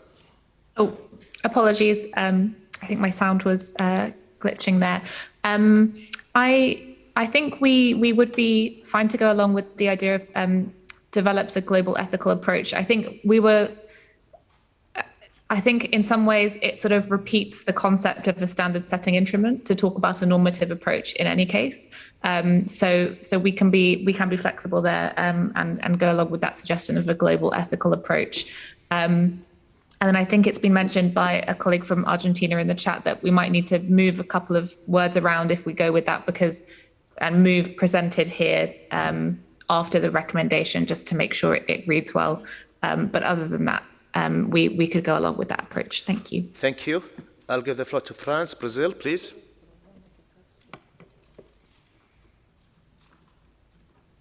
Thank you very much, Mr. Chairperson. Now, we're taking the floor to support the proposal tabled by Germany. The recent proposal by Poland is in fact too recent for us to have had time to think about it, but we would be favourable to both. That is to say, recommendation as a standard setting instrument develops a global normative and ethical approach, etc. Thank you. Thank you, France. I'll give the floor to Brazil, followed by Mexico. Thank you, Chair. I think we are getting close to a consensus. Brazil can accept the proposal presented by Germany and then after complemented by Poland. That means we can accept develops a global ethical approach. We would also like to repeat what was said by the UK that regarding the and written in the chat by Argentina, that we would need to move presented here to just after a recommendation. Otherwise, the phrase is a bit difficult to understand. That's all. Thank you. Okay, before I continue, let me have that on the... Could you please reflect that? After recommendation, let's have it.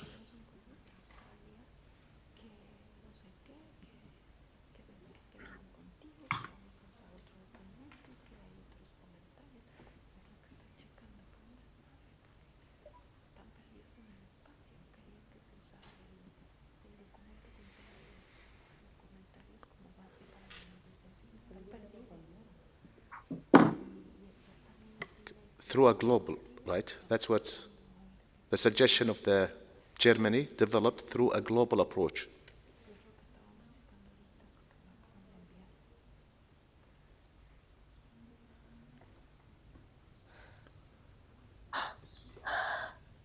Okay.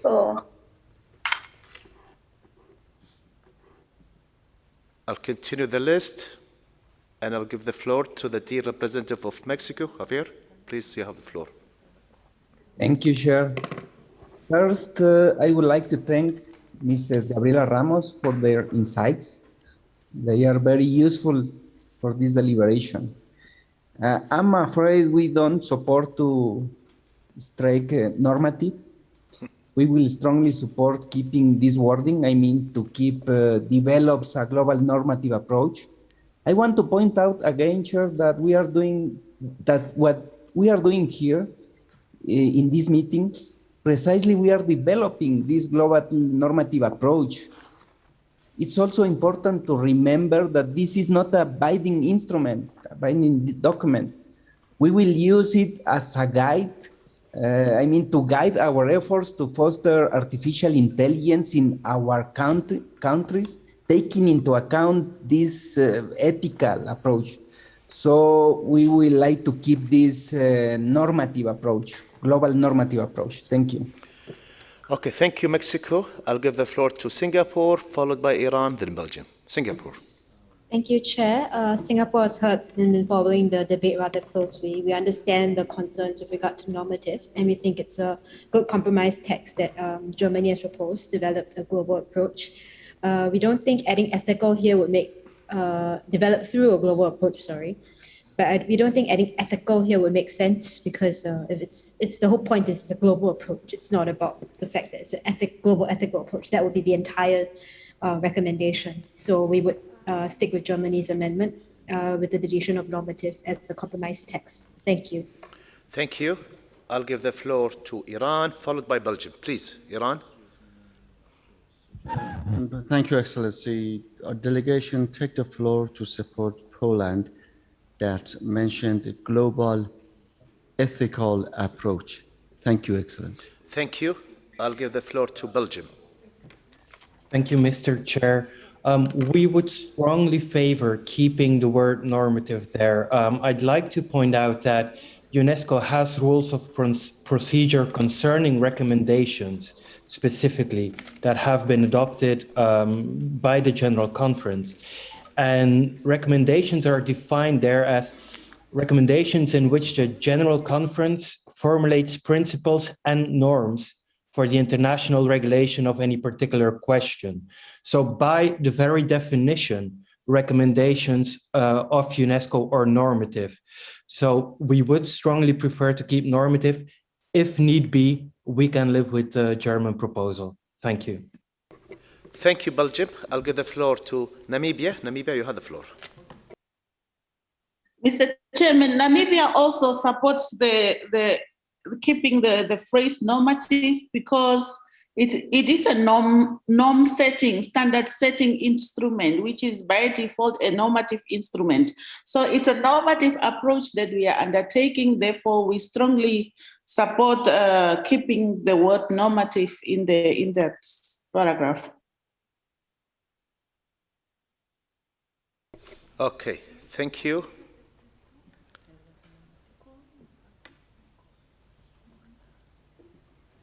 So I have Hungary. Hungary, have the floor. Okay, thank you, Mr. Chair. Hungary, we would also prefer to keep the term normative in the sentence, and perhaps as a way out, let me introduce my compromise proposal.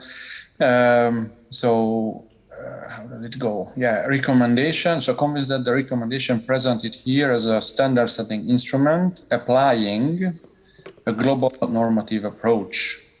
And then the rest of the paragraph can continue. But applying something that should be already developed. Here we are talking about develops. So this is my worry. If we put applying, that means you already have something to be developed. Here we are talking developing. So to me, the term approach means that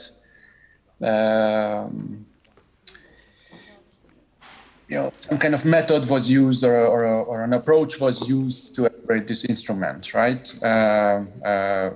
And of course, the global aspect is very important, and also the normative aspect is very important and linked to the standard setting nature of this instrument. So that's why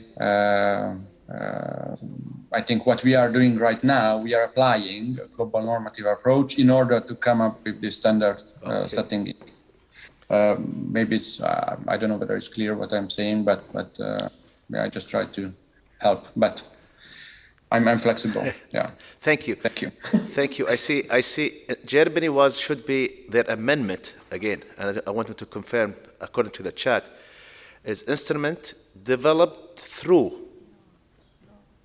That's what's right, Germany, and I see in the chat Germany says indeed, developed through a global approach. And before I give Venezuela, I'll make sure Germany where. Is that correct, Germany?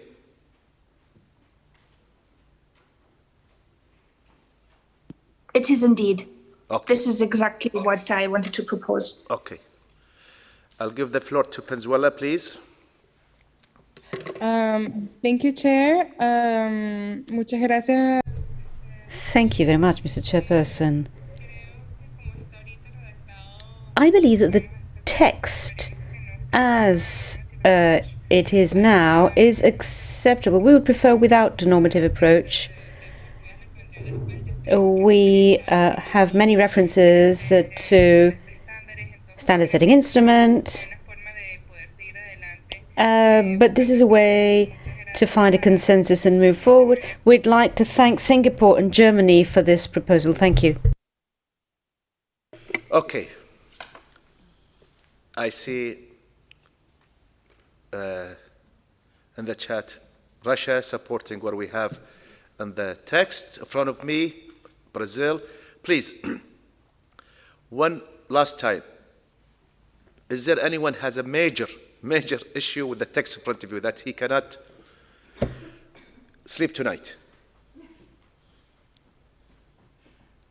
I think we reach a good, middle ground. So would you give me the honor to approve this text? I thank you all. I'm glad we have consensus. So, preamble paragraph 4, approved, as shown on the screen. Thank you. Let's go to preamble paragraph 5. And any member state would like to withdraw their amendment, I'll be more than happy. Okay.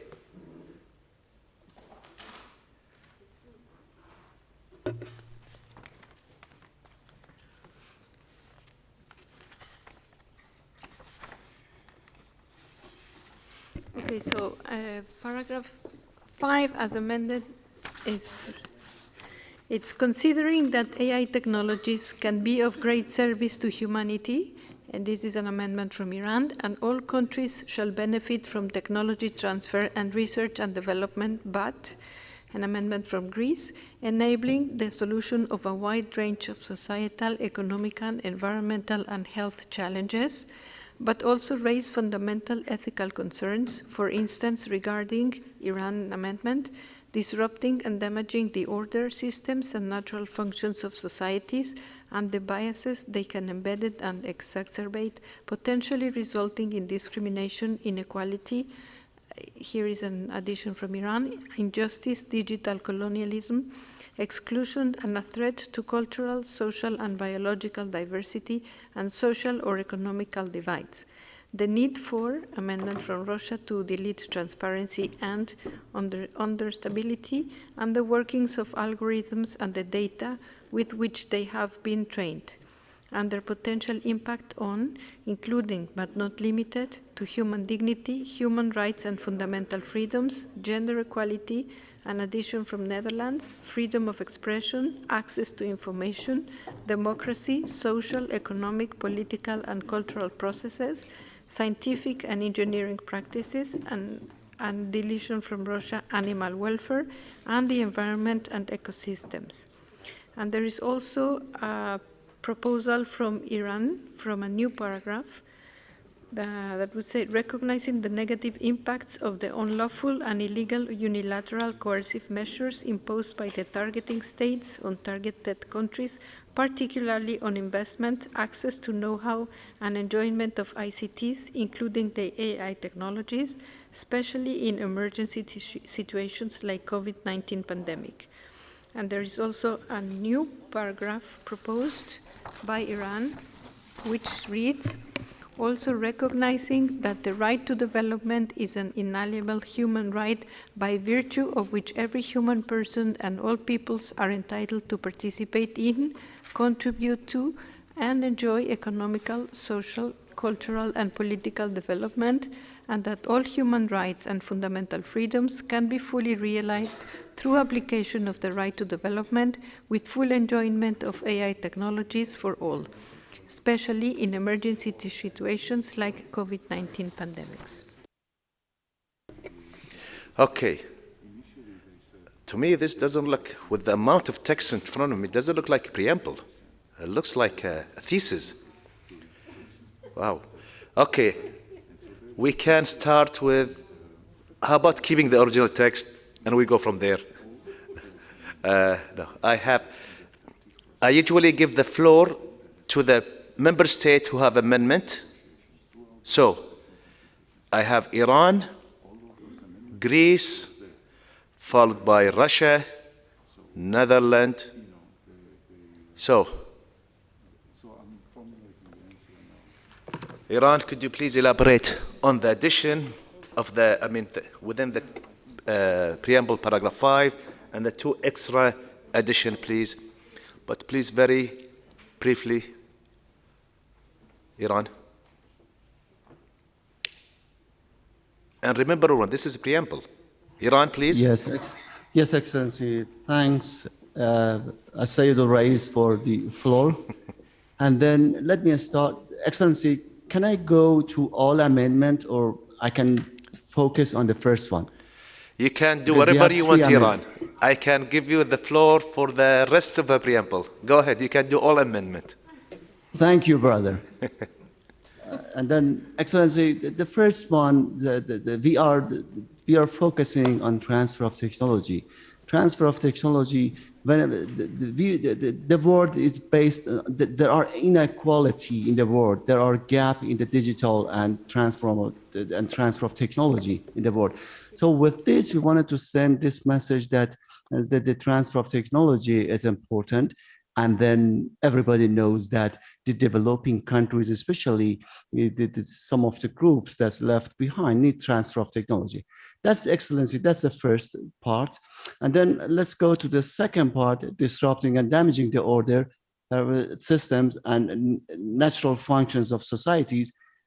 These are some of the principles that enrich the paragraph in a way that in helping to stop or to guide or to stop these societies going to some of the crises and some of the instabilities like the unemployment.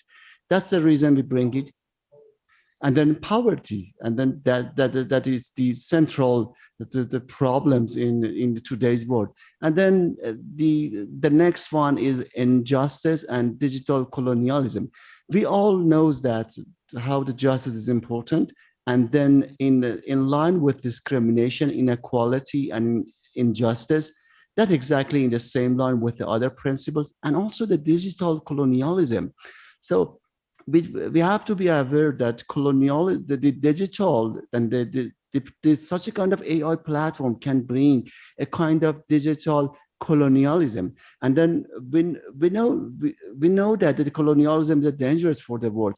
And then with bringing such a kind of tweak, we wanted to send such a kind of word that digital colonialism is dangerous, and it's line with the then because they try to cap the data for itself, and then that's dangerous for all of the world. And Excellency, I can stop here, and okay, let me go to the next one. That's the yet that's exactly focusing on coercive measures. So we repeatedly mentioning that how coercive measures is dangerous for today's world. And then that's a discrimination. And then there are many countries that's suffering from UCM in today's world.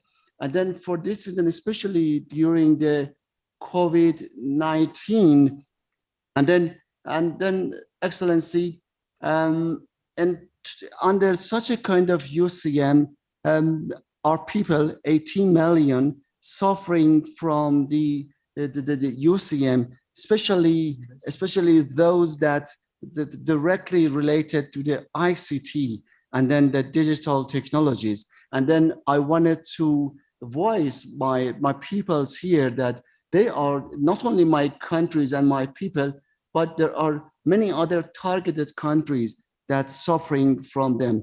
That's also deprived the Iranian nation to achieve to the digital resources. And then that's also applied to our researchers, to our scientists, and then to our students. And then they are suffering from that one, Excellency. And then that's exactly in today's world, for example, IPC domains name, and DNS unfortunately was stopped, and then it can't, it's seized and cannot follow its job as a new platform. And then, Excellency, we can go to the last one. The last one is also focuses on the right to development that we speak about them. And that's a proposal. And then such a kind of right, specifically, it's important under the COVID-19. And then many countries, we know that suffering from the lack of vaccination, lack of capabilities, and then they cannot develop because they deprive from such a kind of right. And then by your permission, I would like to stop here and then follow the discussion in the room. Thank you, Excellency. Thank you so much, dear President of Iran. We'll go to the next member state, which is Greece. Let's go back on the screen so we see their amendment. Go up on the screen. Great. So, Greece, you have the floor.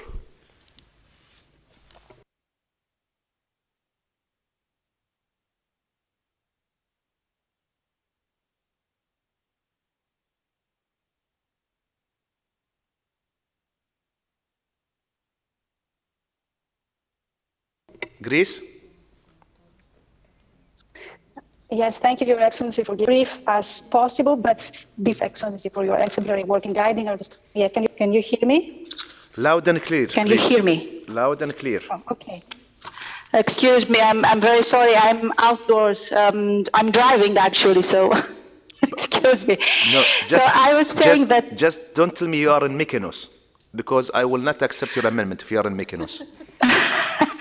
Unfortunately not. I'm coming. I'm going back to the office after another meeting, so it's not fun here. So I was saying that I'd like to thank you, Your Excellency, and also the ad hoc expert group who did such a good work in drafting a very good recommendation to begin with. For us, it would have been a perfect text to adopt as it was in the beginning. So, but anyway, let me go back to our proposal for this paragraph.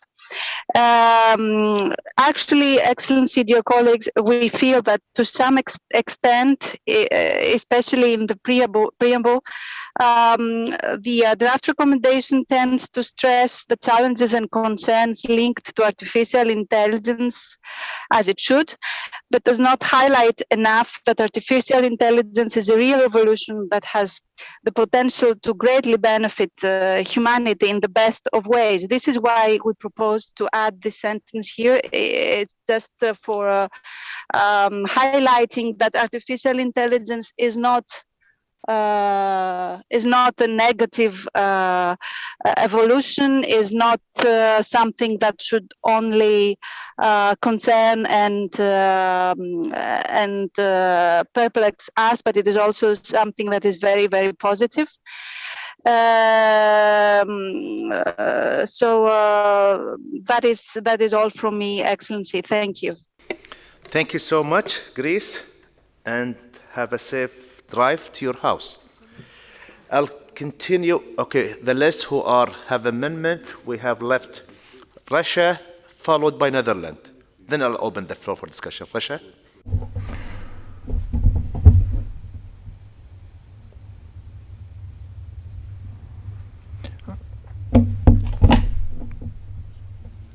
Our proposal to remove the word transparency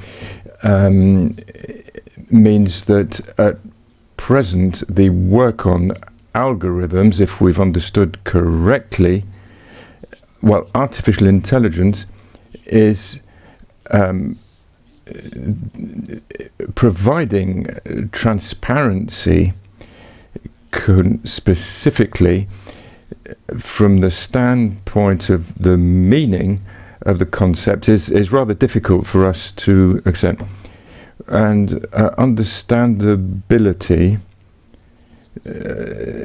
involves the understanding of the principles of algorithms. Now, regarding our proposals to remove the reference to animal welfare, our position is that the concepts of environment and ecosystems include plants, animals,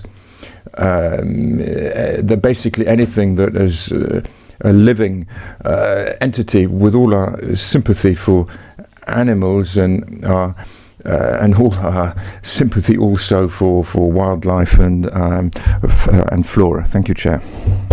Thank you so much, Russia. I'll give the floor to the last speaker who had an amendment, which is Netherlands.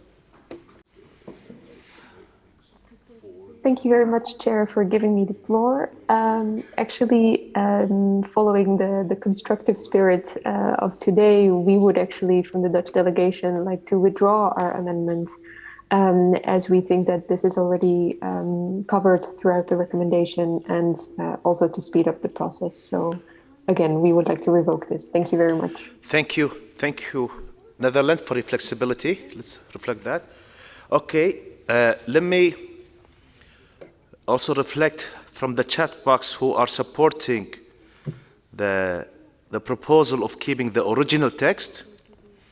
I see Egypt, Argentina, Germany, Morocco, Sweden, Canada, UK, Namibia, Lithuania, Estonia, Morocco, Malaysia, Philippines, Tunis, Iceland, Switzerland, Hungary, Czech Republic, and I believe Poland,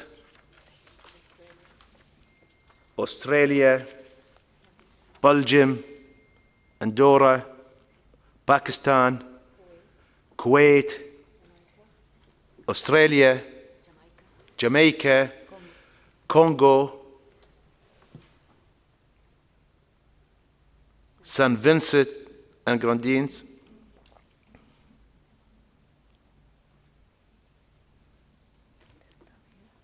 so we see Costa Rica. So we see good numbers who wanted to keep the original text. I don't know if the member state who submitted their amendments, they are flexible to keep the original text, or should I? Okay. I see that they want to keep I'll give the floor to Austria as the list. Austria, you have the floor. Also, Algeria support the original text. Thank you very much. Chair. I would just echo the many member states who seem to want to go back to our established methodology. Chair, I feel a bit we are at this sort of back in the April session where we spent hours and hours and hours on paragraphs. We have established this approach by which we don't want to weaken the text. We don't want to embellish the text by adding thousands of different concepts. We don't want to add anything that doesn't really add value, but just is, you know, a minor tweak because it makes it's a bit more embellishing. For all of these reasons, we would plainly and very strongly reject all of these amendments. And I thank very much the distinguished delegation of the Netherlands who saw this point very clearly. And it's also in line and consistency, coherent with the argumentation we had before. So thank you very much. Strong plea that we shorten this discussion by going back to the original text and outright rejecting every single amendment that has been presented here. Thank you very much. Thank you. Again, like you said, you know, we are a lot of instruments that we've been discussed several times and we came with the same conclusion. So with this, can I have your support to approve the original text as reflecting, you see, lots of member states throughout this discussion, they wanted to know the original text. So please, I see age. If your hand is up, that means you're opposing the original text. Is that right? Okay, I'll continue the list. I'll give the floor to France, followed by Venezuela. France.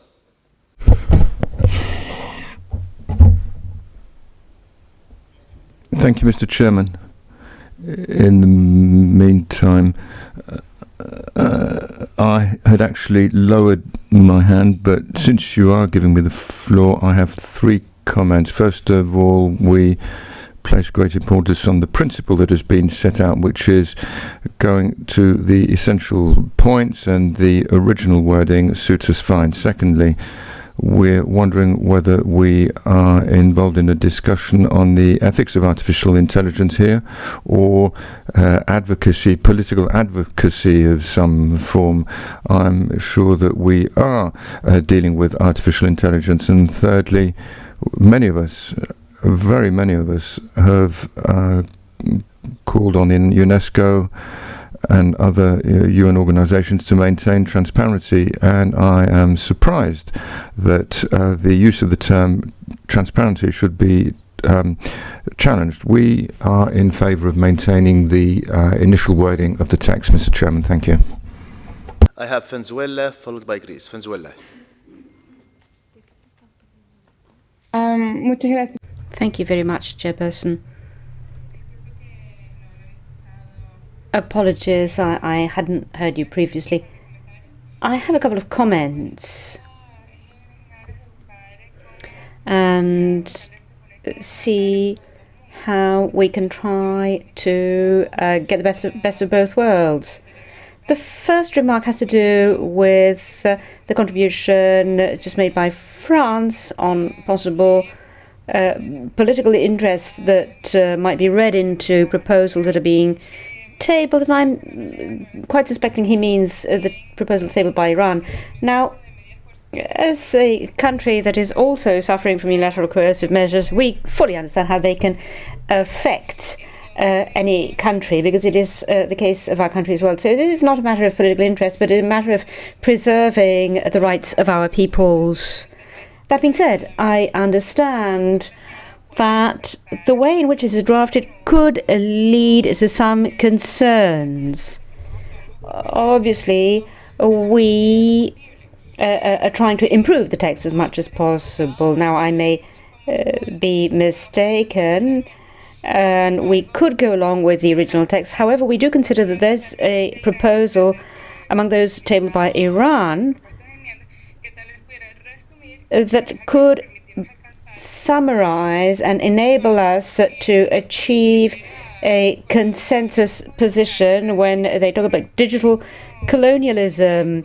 Instead of digital colonialism, we could talk of digital breach. So this is something that has been discussed. We are talking about not exacerbating the divide in the digital world that we have seen between developed countries and those that are still developing.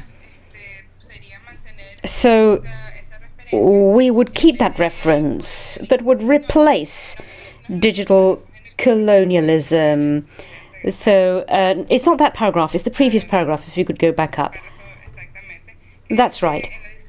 Where we have inequality, injustice, digital colonialism. Instead of digital colonialism, digital divide.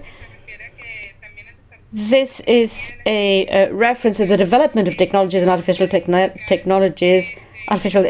intelligence that could also exacerbate discrimination and inequalities, and also the digital divide. So instead of digital colonialism, we could have a digital divide. And I think that that could be a proposal on which we could perhaps agree. It's something that has been discussed, it has been identified, it is a reality, and we need to deal with it. Thank you.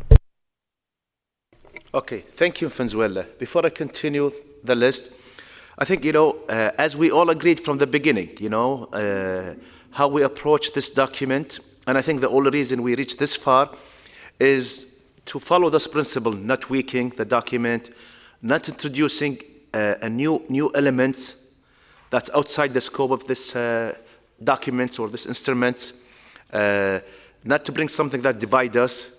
I think that's the only thing that whenever we stick to it, we see a progress.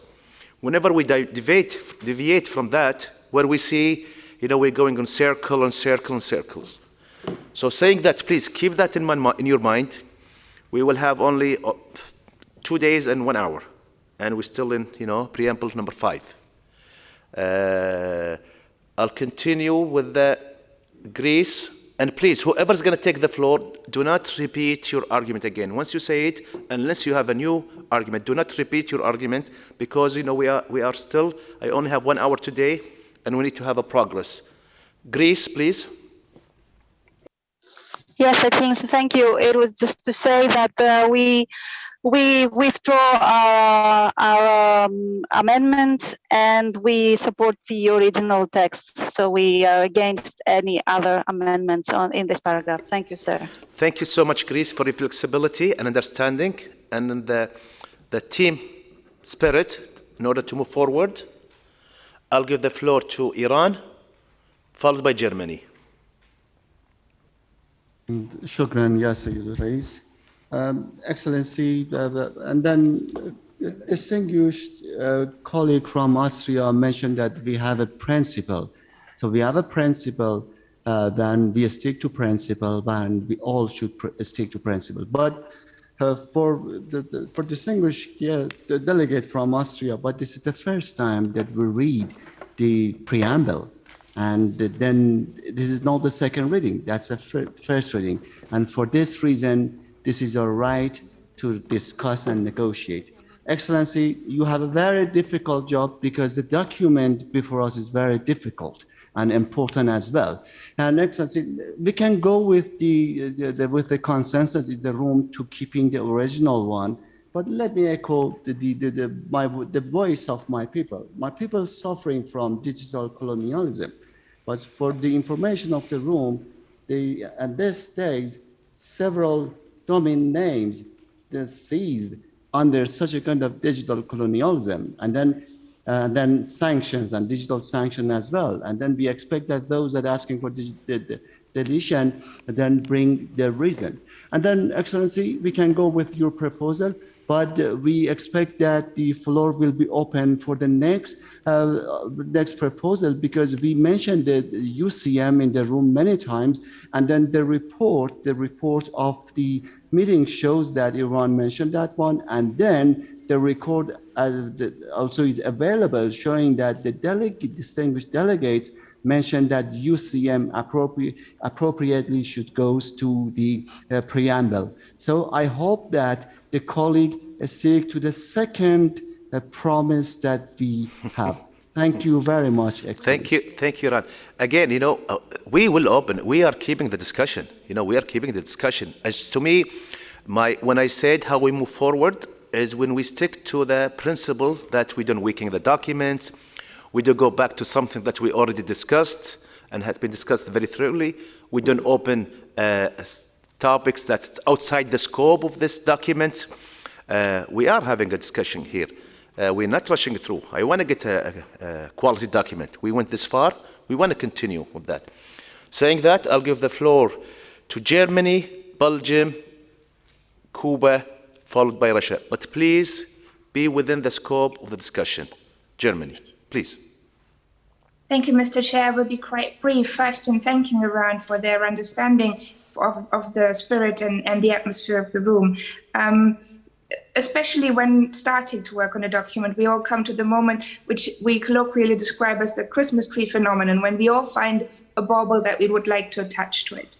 And we have many political issues. All of us feel are close to our heart and want to attach to a document. However, not all of them fall within our scope. And this applies for many of them. It notably applies to UCM. And I would like to be quite clear in reminding colleagues that I do not remember anybody having said that UCM should be included in the preamble. I remember a large majority having clearly advocated that UCM are a topic that falls wide outside the remit of this recommendation and wide outside the remit of UNESCO's work, so they cannot be included in this document. As for the range of amendments, specifically on the striking out of transparency, we have a whole part of the recommendation that makes a reference that as a headline has transparency, that is everything that comes after 37. I think we have some 50-ish mentioning of transparency in the document. Transparency is the availability of information. I think this should, in this very general terms in which it is used, I would plead with our Russian colleagues to show some flexibility. As for Greece and the Netherlands, I would like to thank them for having withdrawn their amendments. On animal welfare, it's the same. It might not be necessary, but it might not necessarily hurt if it is retained in the text. So in that spirit, I would encourage all colleagues to work on a compromise and potentially consider accepting the original text. Thank you.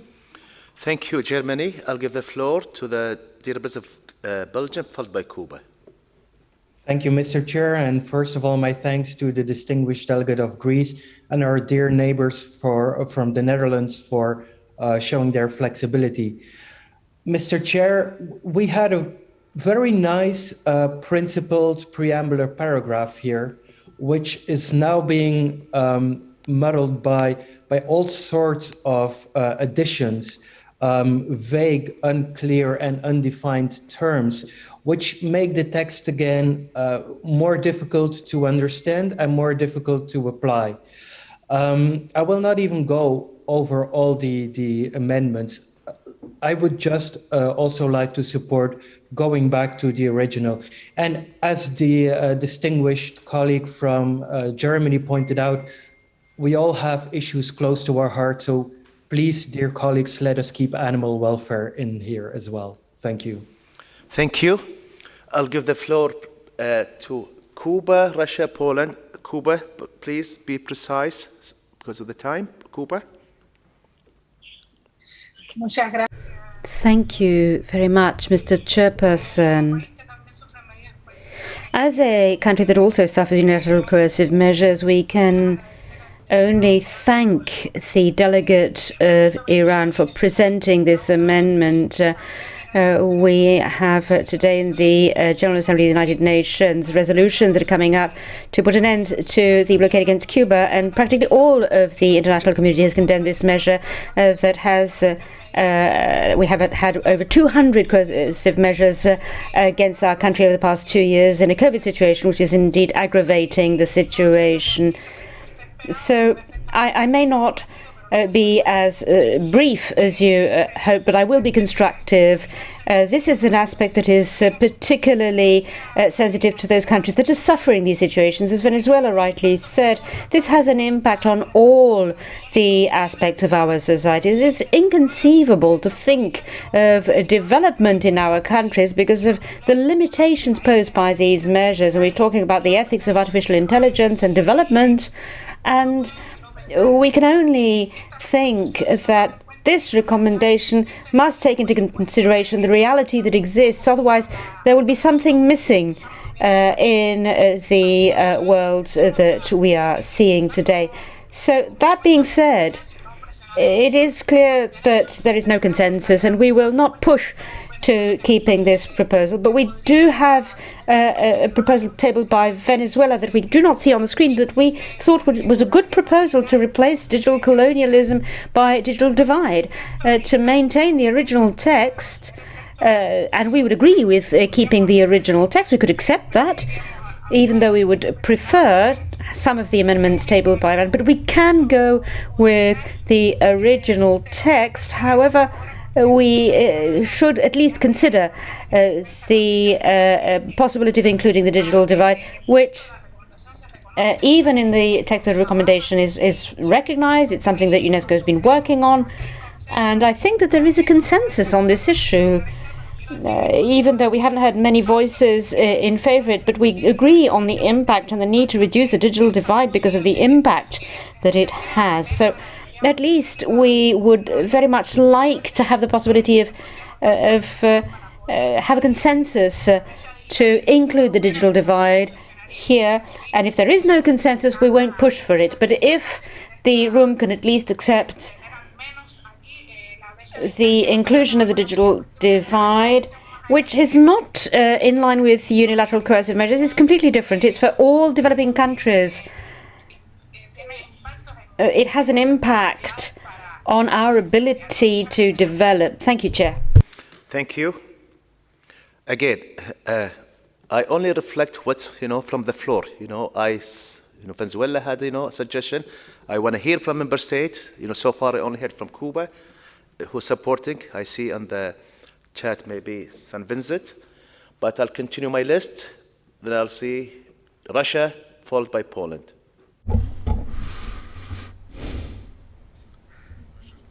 Thank you very much, Chair. In our view,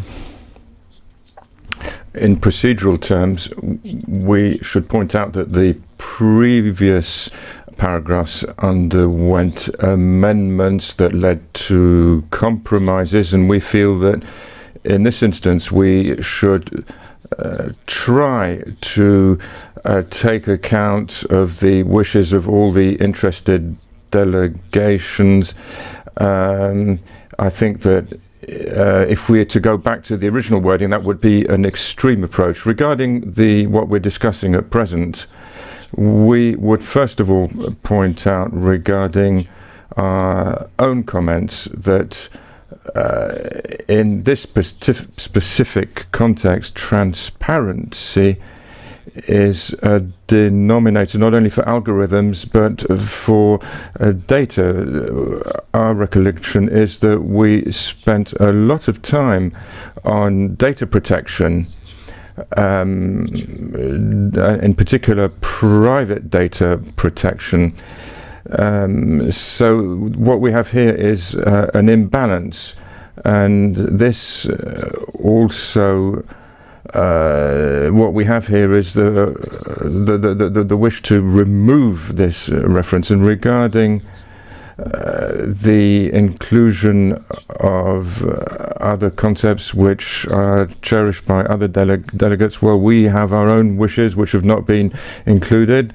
Animal welfare, in our view, for reference in a document of universal use, we feel it's premature to introduce this particular concept. We feel that the environment and ecosystems include, in fact, this concept, including this kind of reference. We feel leads on to all sorts of other associated notions. It will refer to other agreements which most likely do not fall within the context of this discussion. We would propose as a possible a way out for other delegations wording which perhaps could provide the basis for compromise in the first part of this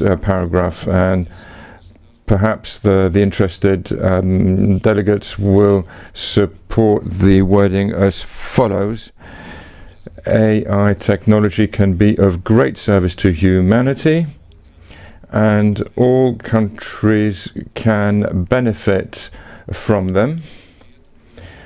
And we feel that this would encompass what has been referred to earlier by other countries, and we feel that this could be acceptable to all. Thank you very much, Chair. Okay, could we reflect that? And I also want to see the original text where it says digital divide instead of colonialism. These two changes.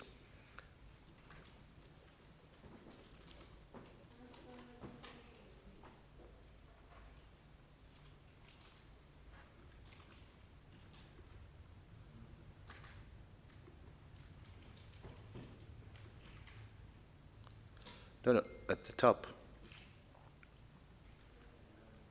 Shall benefit, yeah, after at the top.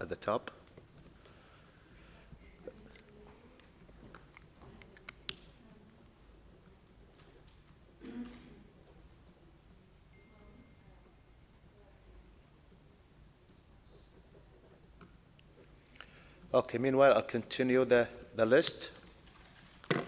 Poland.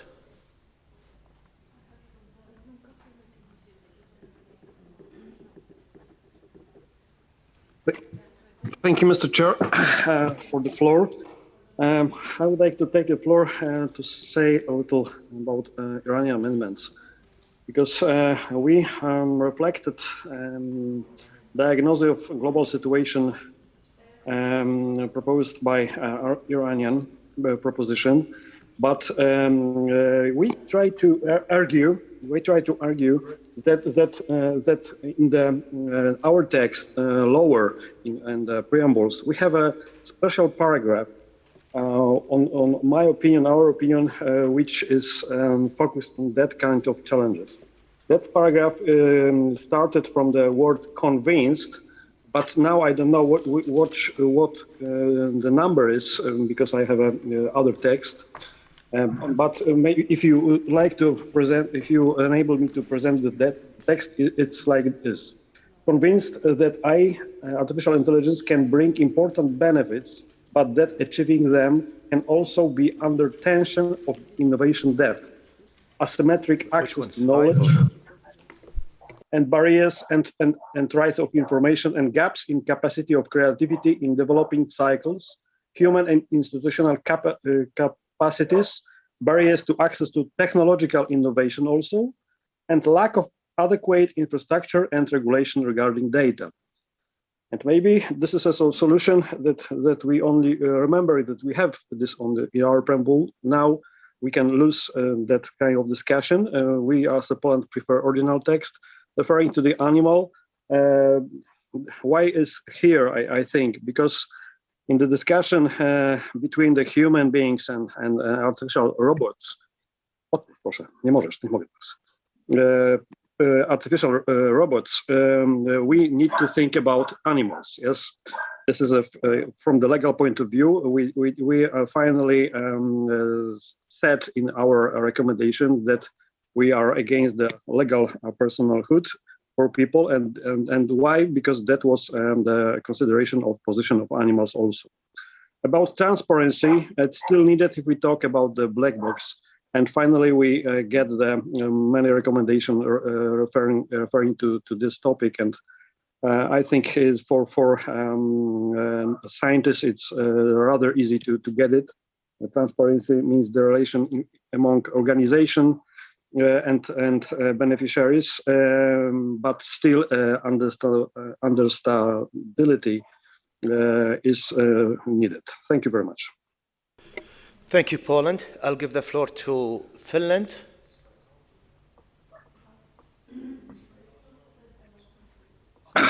Thank you, Mr. Chair. We've already indicated our... Sorry, there's other microphones open. Message from the interpreter. There's a microphone open. Could it please be muted? Thank you. Okay. Yes, so if it's okay to continue. So, dear colleagues, I really strongly plead to you again. This, I think, is a speech that I've already made a couple of times during our proceedings. This draft is not the first reading. What we are doing here in this meeting is not the first reading. This is supposed to be the last one. We've already had regional consultations. Then we had a first draft that we could all give comments on, and most of us who have been vocal in this meeting have been giving comments. Then we got a consensus document, an excellent draft that we are now working through. Of course, every member state has the right to propose amendments to it. However, as we have agreed in our rules, kind of rules of procedure or the agreed procedure, we don't want to have, want to mention everything in a paragraph. So if things are mentioned elsewhere, we don't bring them again in other paragraphs. And what is happening here is as my Polish colleague pointed out, we are adding things that are already in the other paragraphs. So for instance, when we are talking about digital divides, literally the next paragraph, the next preambular paragraph is about that specifically. Also, the one that my Polish colleague mentioned is discussing these inequalities and how to fix those inequalities. Again, no one is arguing against that substance, but we are arguing that the substance is already there. So therefore, just asking that we really, really want to move forward with this text. Please, let's keep to the original text. That is the perfect starting point. We are not against negotiating. However, I want to say that our negotiating position regarding this chapter, as we are engaged in this negotiation, our negotiating position for PP5 is that we keep the original text. Thank you, Mr. Chair. Thank you, Finland. I'll give the floor to... Okay, I'll give the floor for the member state who did not take the floor. So I'll be more fair. St. Vincent, you have the floor, followed by Kuwait. St. Vincent. Thank you, Mr. Chairman. Mr. Chairman, I would like to find solutions and to avoid sometimes negative ideas in the preamble. I know there are many problems in some countries, but I would like, for instance, to support Venezuela to put digital divide and to remove injustice. And I would like to support what Russia had added, and all countries can benefit from them. I have difficulties to accept the proposal of Iran disrupting and damaging the order, systems, and natural functions. Very negative in the preamble. But please, if the typist could put digital divide instead of colonialism. And we would like to keep also animal welfare at the end. But I think that we should be more constructive in the preamble and avoid some terms which are negative. And I would prefer to keep just digital divide and the proposal of Russia in the beginning of the sentence. Thank you. Thank you. Okay, can we go to the original text and implement these 2 points? Digital divides, go to the original text. Original text and add digital divides, and all countries can benefit from them.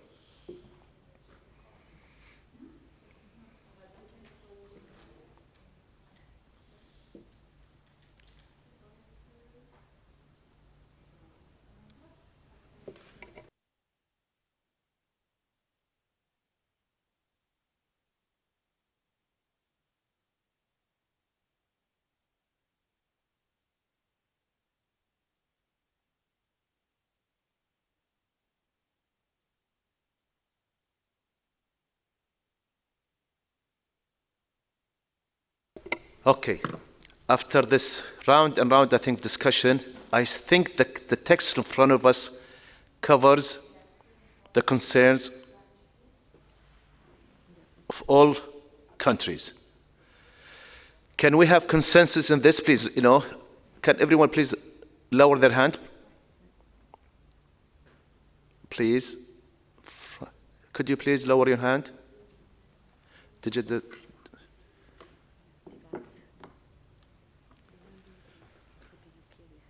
device, ES, please. Digital divides. Yes, S. Okay. So I can move on. France, you still want to take the floor? France, please.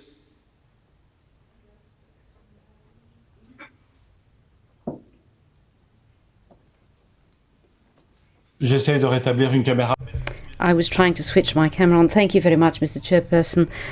Now, Mr. Chairperson, we would like to reiterate our attachment to the original text. This is the result, as Finland rightly said, of a whole series of working meetings and with a lot of wisdom. The distinguished representative of Cuba reminded us that at the UN there are a number of discussions underway, and this is not the General Assembly or the Security Council. It's not up to us, Mr. Chairperson, to preempt or to transpose into this text any discussions that are taking place there.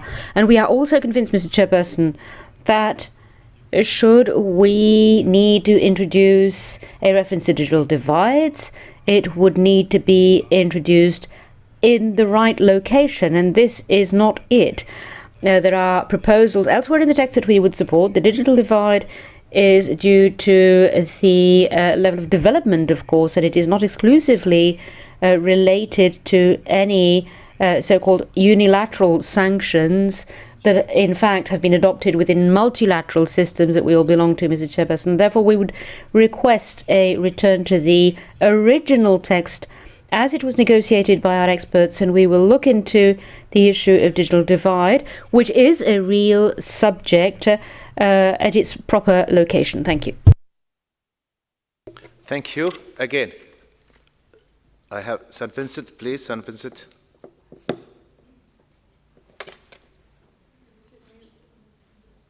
You are muted, St. Vincent. You are muted. Sorry, Mr. Chairman. I mean, the digital divide we put here is reflecting the concerns of many countries. But digital divide also is a reality. And we discovered, this a lot during the pandemic. So it is a real problem, Mr. Chairman, and we would like to keep it. Thank you. Thank you. Again, it's please, my role, I know there is, not everyone can get where they expected or they need. I'm trying to reflect what's in the room. What's in the room, again, first of all, let me thank every member state who submitted. They're flexible. I believe the text in front of me is comfortable, is okay with member states. Again, unless you have a major objection, you have a red line about the text in front of you, that raise your hand, so I'll give you the floor. I have Pakistan, followed by Hungary. Pakistan, could you please elaborate on the red line that you have in the text in front of you? Yeah, thank you, Chair. Firstly, I would totally concur with what has already been said by Austria, and then further strengthened by Finland, that this whole thing has gone through many phases, and we have already had a lot of discussion, so a lot of discussion is uncalled for. Secondly, coming to the to PP5, if you read it carefully, it basically talks about algorithms, biasness in the data and stuff. So Pakistan strongly believes that any talk of countries, systems, and digital divide is totally superfluous and is not related to this particular section. Thank you. Thank you, Pakistan. Hungary, followed by Algeria. Thank you, Mr. Chair. And I know you asked about red lines. Okay, my only comment regarding the all countries expression. If you explicitly mention countries, it might be interpreted in a way that we also exclude other actors. So, like communities, individuals, and where, all other actors who are not countries. And that's why I feel that without that addition, it would be more preferable. But I can be flexible again. Thank you. Okay. So if we had all AI stakeholders, does that cover your concern, Hungary? It would, yes, even without that addition. Thank you.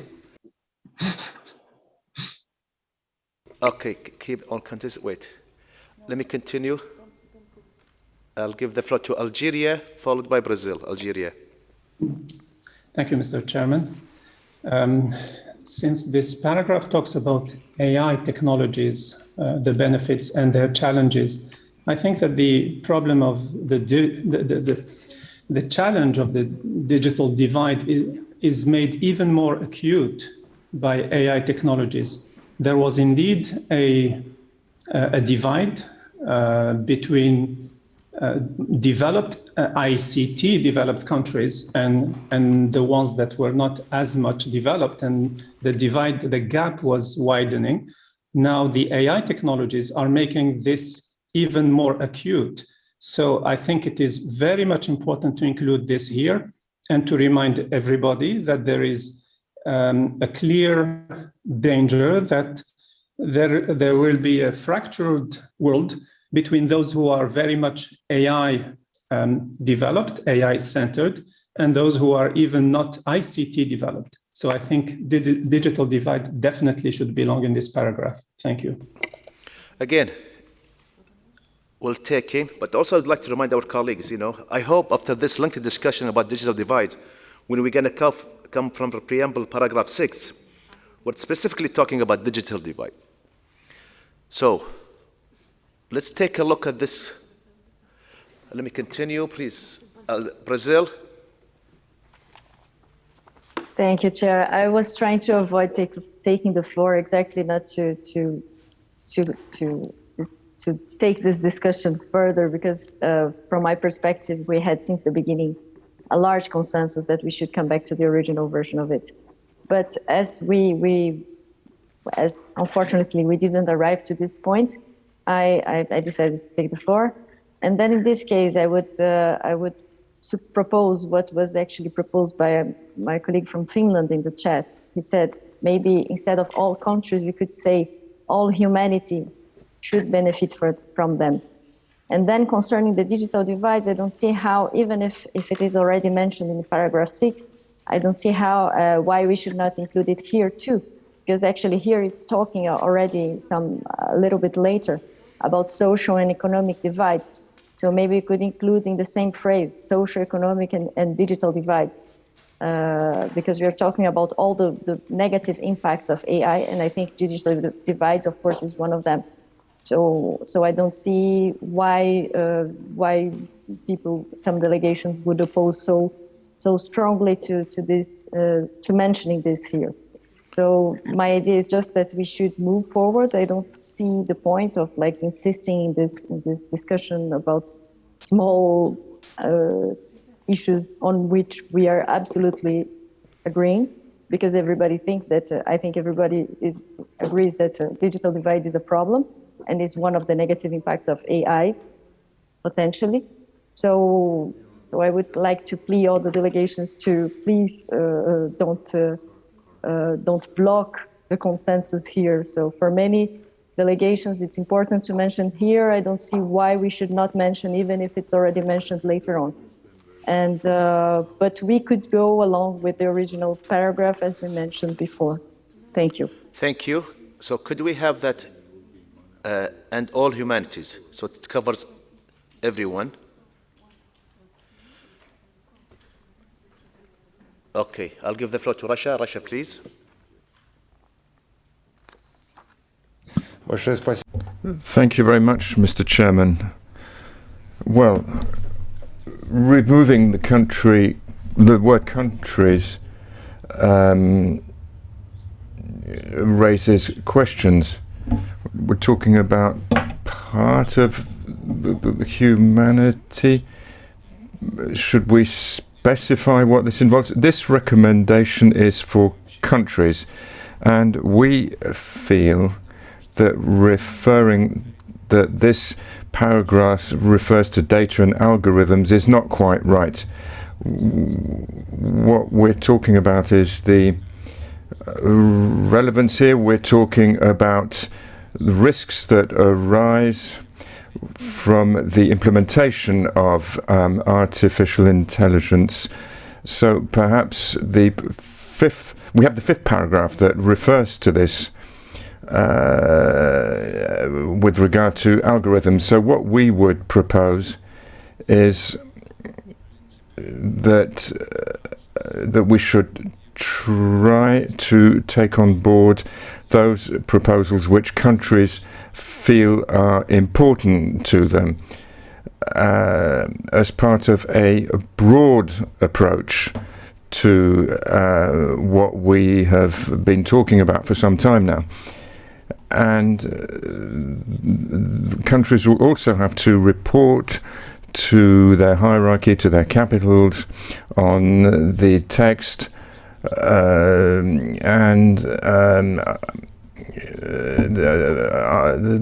this may not help us with consensus. So we feel that all humanity is not quite what we had in mind initially, and our view is to support. We support the inclusion of digital divide, even though there are other aspects that we do not quite agree with, but we agree that social, economic and digital divides would be a more appropriate reference to this particular aspect of the matter. Thank you very much, Chairman.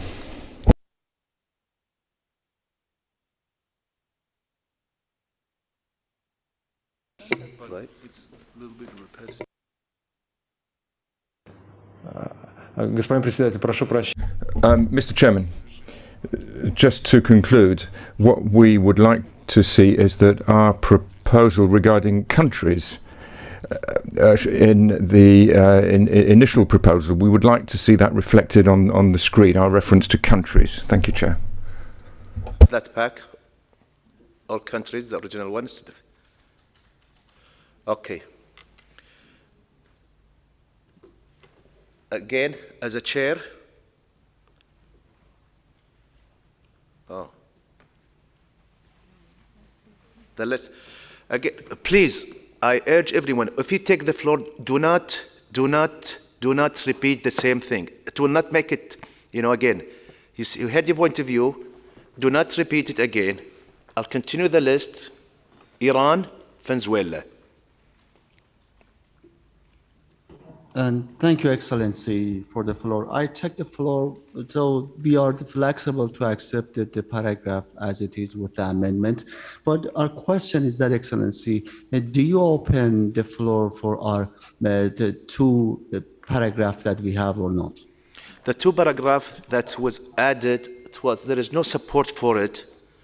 Again, and to go back to the principle that we agreed upon, either we don't have an amendment that has a major, after the discussion, there's a major addition, a major to the paragraph.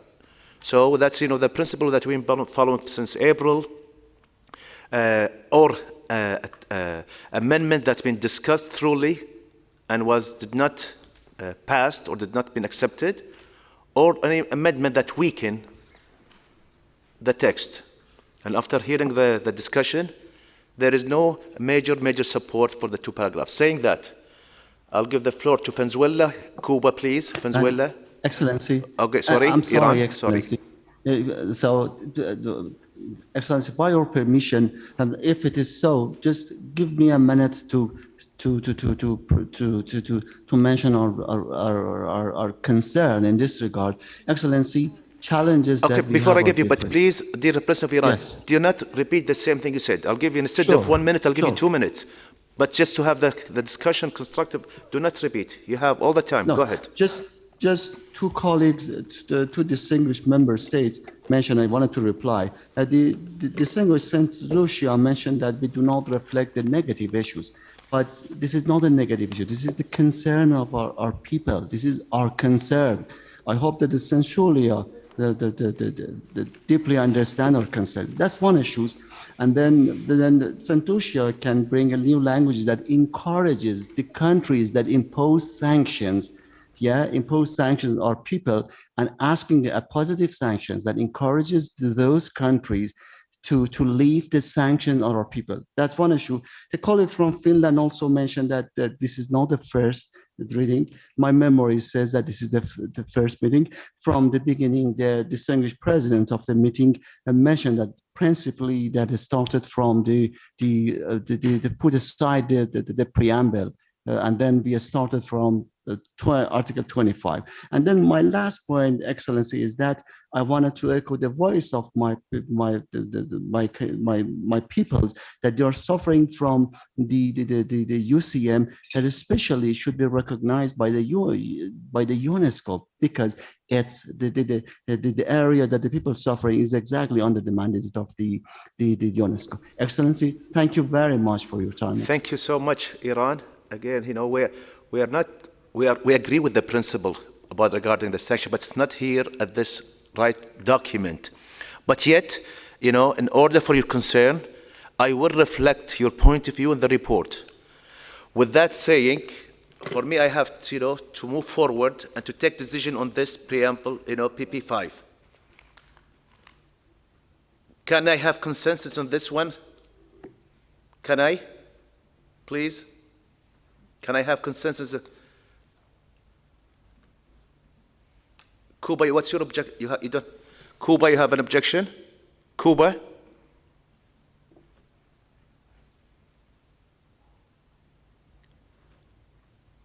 Kuba, you have an objection?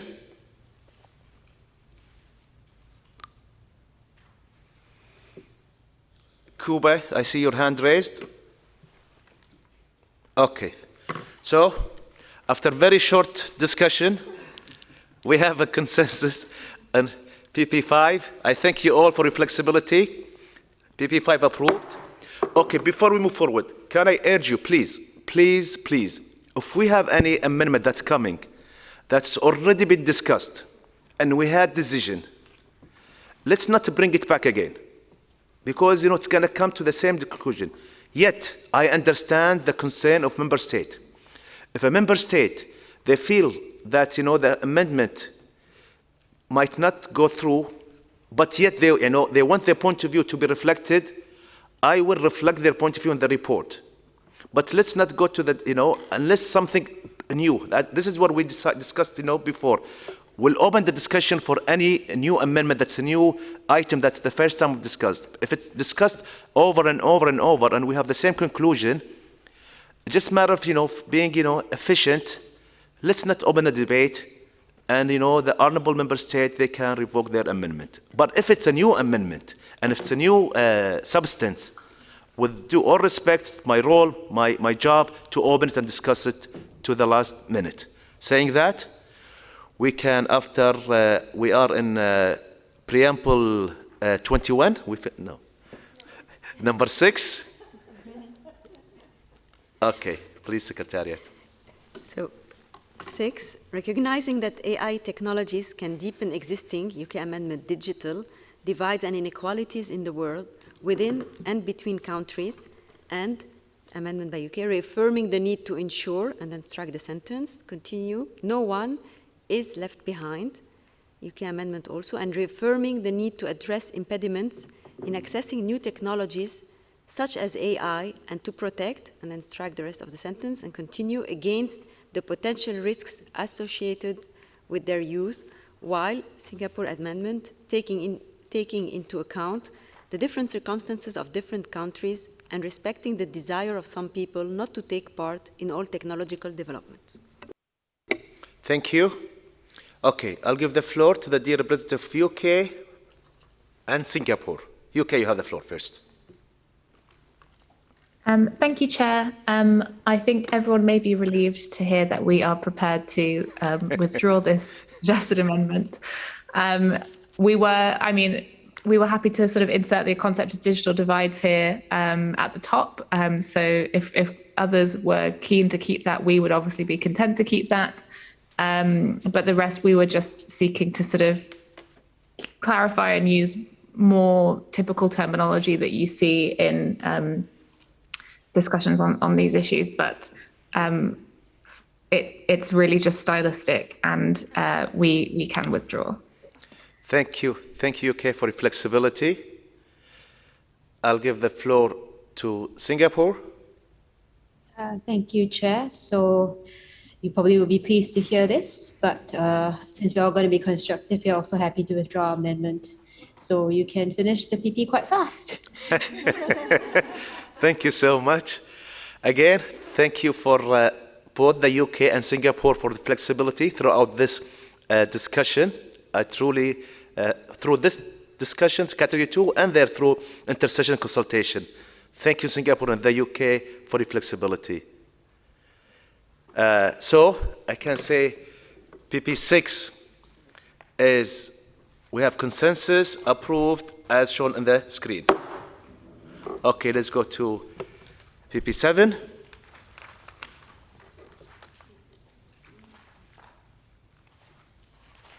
Secretariat, please. Yes. PP7 as amended reads, conscious of the fact that all countries are facing an acceleration of the issue of the use of information and communication technologies and AI technologies, as well as an increasing need for media and information literacy, and amendment from the UK, recognizing that information and communication technologies and they strike the digital economy presents important societal, economical, and environmental challenges and opportunity. Another amendment from the UK of benefit sharing, especially for low and middle income countries, LMICs, including but not limited to the least developed countries, LDCs, landlocked developing countries, LLDCs, and small island developing states, SIDS, requiring the recognition, protection, and promotion of endogenous cultures, values, and knowledge in order to, an amendment from the UK, develop, ensure sustainable digital and UK amendment development economy. Thank you. I'll give the floor to the dear representative of the UK. Thank you, Chair. Again, I think here, we can withdraw. We were simply trying to sort of clarify that the sort of text of the recommendation is addressing not really the digital economy per se, but I don't think this is worth a discussion at this point in the debate. So very happy to withdraw. Thank you, UK. Thank you for the flexibility. So PP7 is, we have consensus approved. PP8. PP8 as amended, recognizing that AI technologies have the potential to be beneficial to the environment and ecosystems, and in order for those benefits to be realized, potential harms to and negative impacts on the environment and ecosystems should, Russia amendment, be addressed.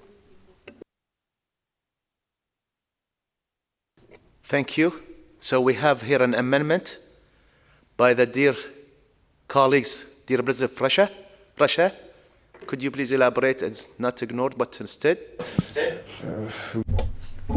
Mr. Chairman, we don't have any unspoken intentions here. This is meant to be positive, but if it's an obstacle to achieving consensus, we're prepared to withdraw our proposed amendment. Thank you, Chair.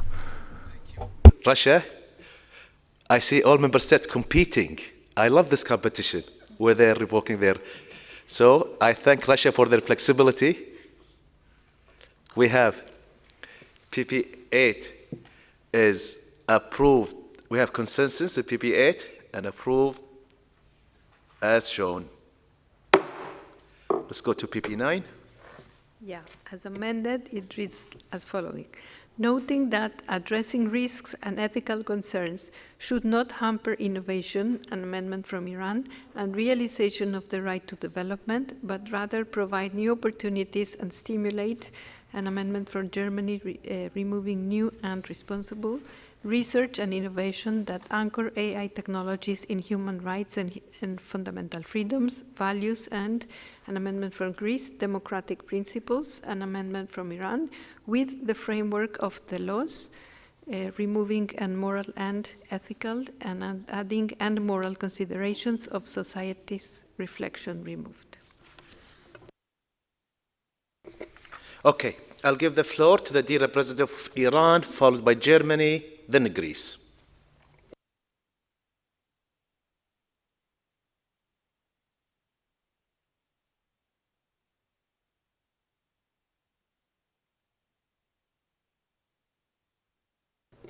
Iran, you have the floor.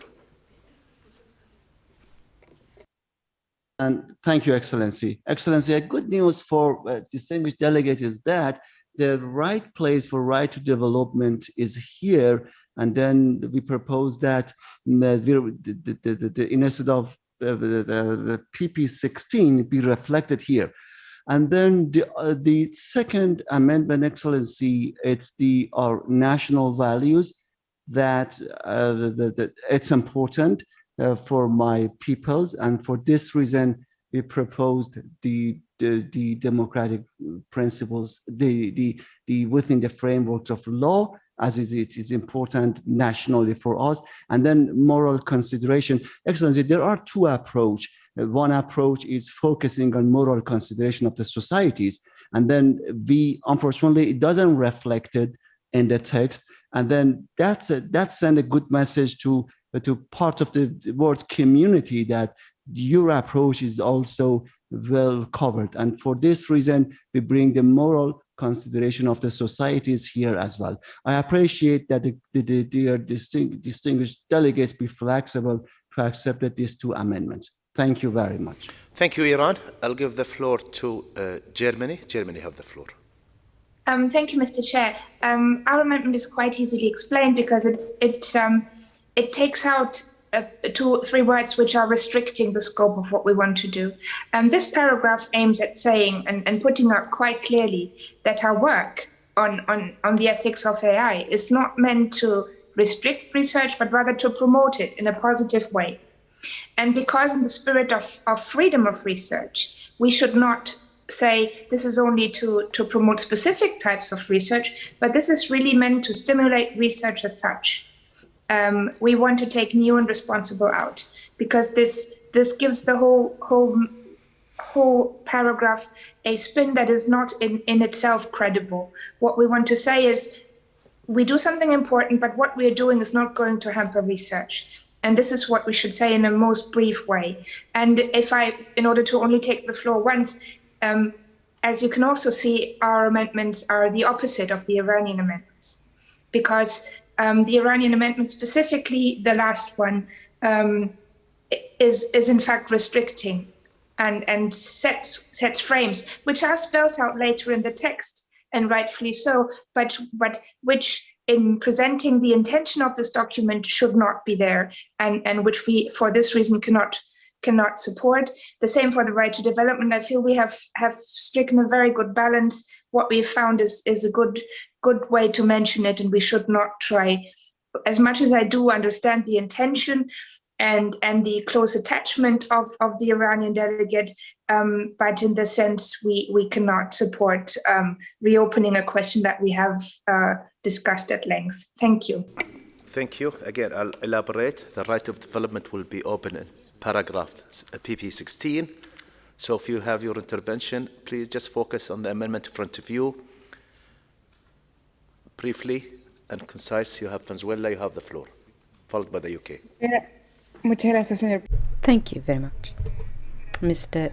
Chairperson, we'd like to thank Iran and Germany for the explanation of the amendments. We fully support the reference here to the right to development.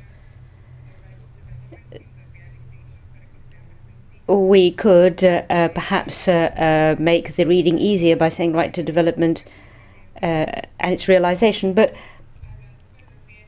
we are talking here about ethical risks. And we believe that that does have an effect on development. Now, the German proposal, we believe it would be necessary to maintain the new investigations, new research and innovation has to be responsible as well. And so this is an ethical aspect that should be kept, not only in artificial intelligence, of course, it also applies to any other science. We're talking about ethical approaches in research, and this should always be the case. We should always ensure that the promotion of science, including artificial intelligence and others, are taking place under responsible consideration. So we would insist to maintain responsible. Thank you. Thank you, Venezuela. I'll give the floor to the UK, followed by Russia. Thank you, Chair, for giving me the floor. Just to say full support from the UK for the amendment proposed by Germany. We fully agree that to caveat the type of research and innovation under the sort of with the moniker of responsible, it is not the right approach here, and it seems quite limiting. We don't feel it's the right terminology. And with regards to the other proposed amendments in relation to Iran's, I think as our colleague from Germany very clearly set out, we are very supportive of including the reference to development in PP16, but do not think this has a place here. And similarly could not support the addition at the end of the paragraph, which seems to sort of undermine the approach we're taking in the document as a whole and is inconsistent with the way that we refer to the sort of the framing that we take in the document as a whole in referring to the importance of moral and ethical reflection. So we could not support that there. I think that's it for us. Thank you. Thank you. UK, I'll give the floor to Russia, followed by Austria. Thank you, Mr. Chair.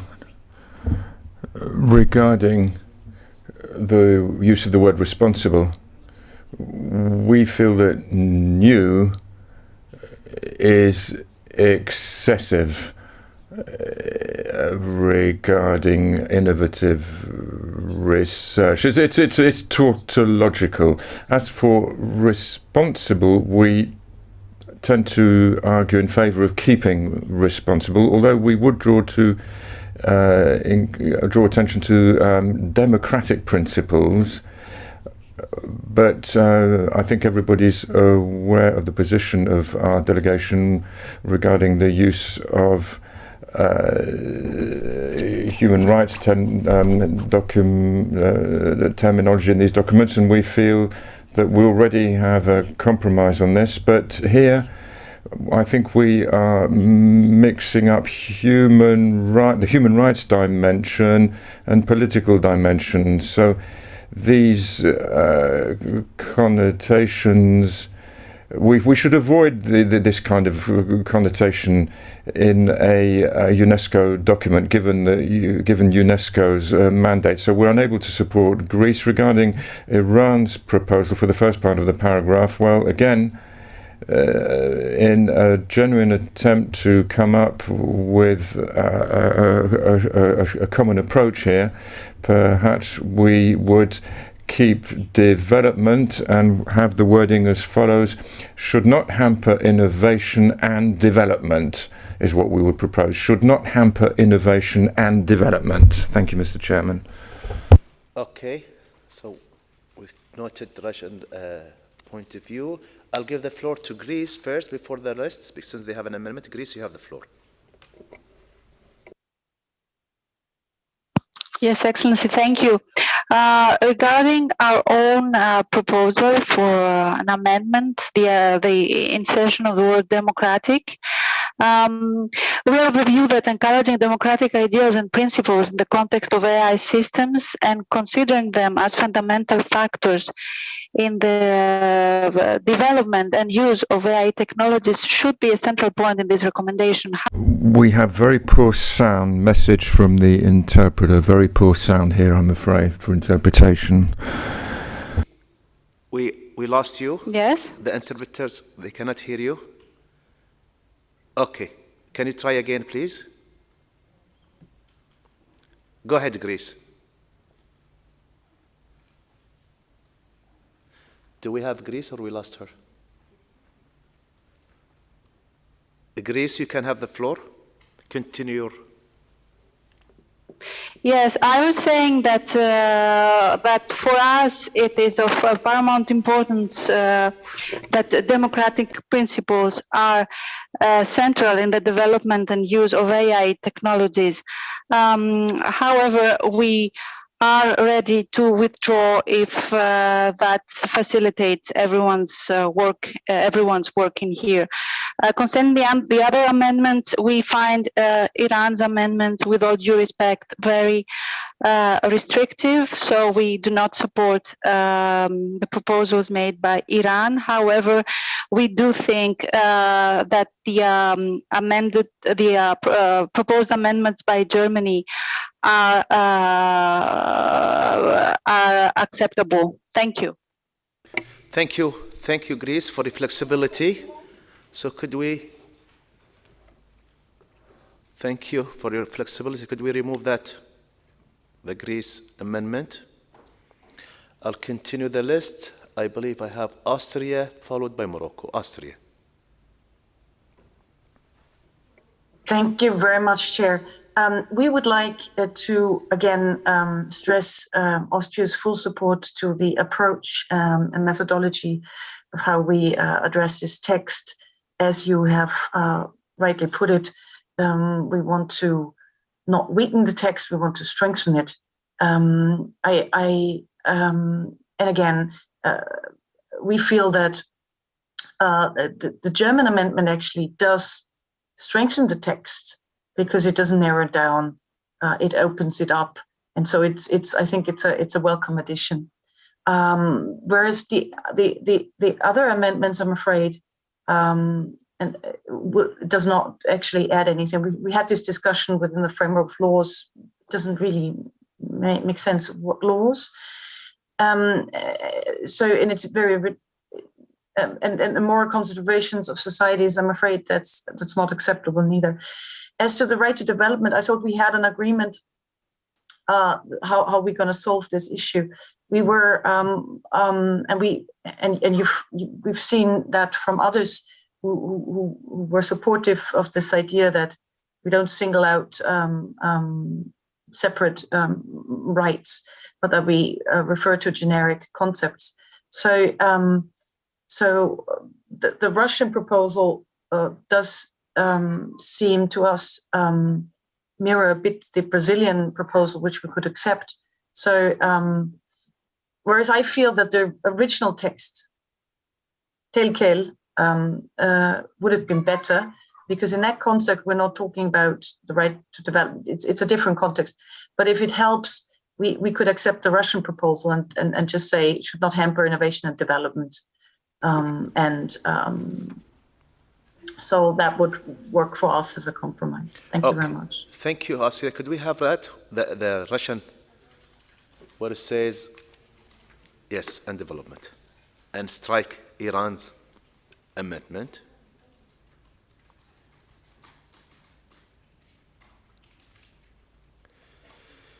Okay.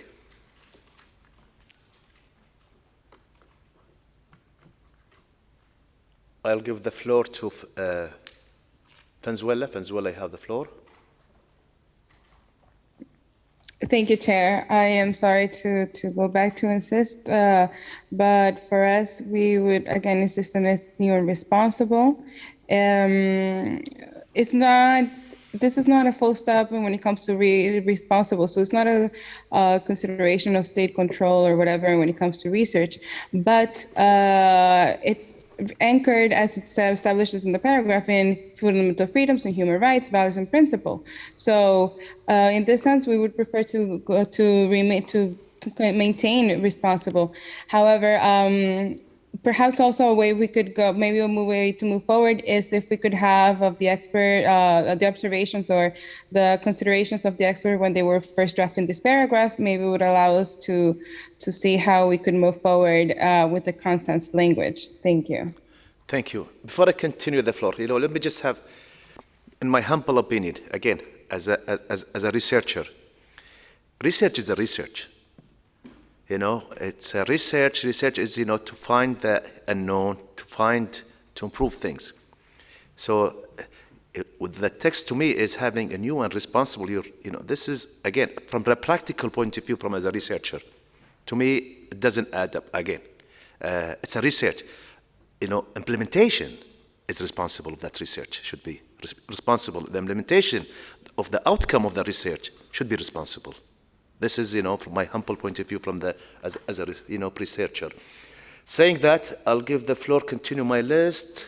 I'll start from Morocco, followed by Algeria, then Cuba.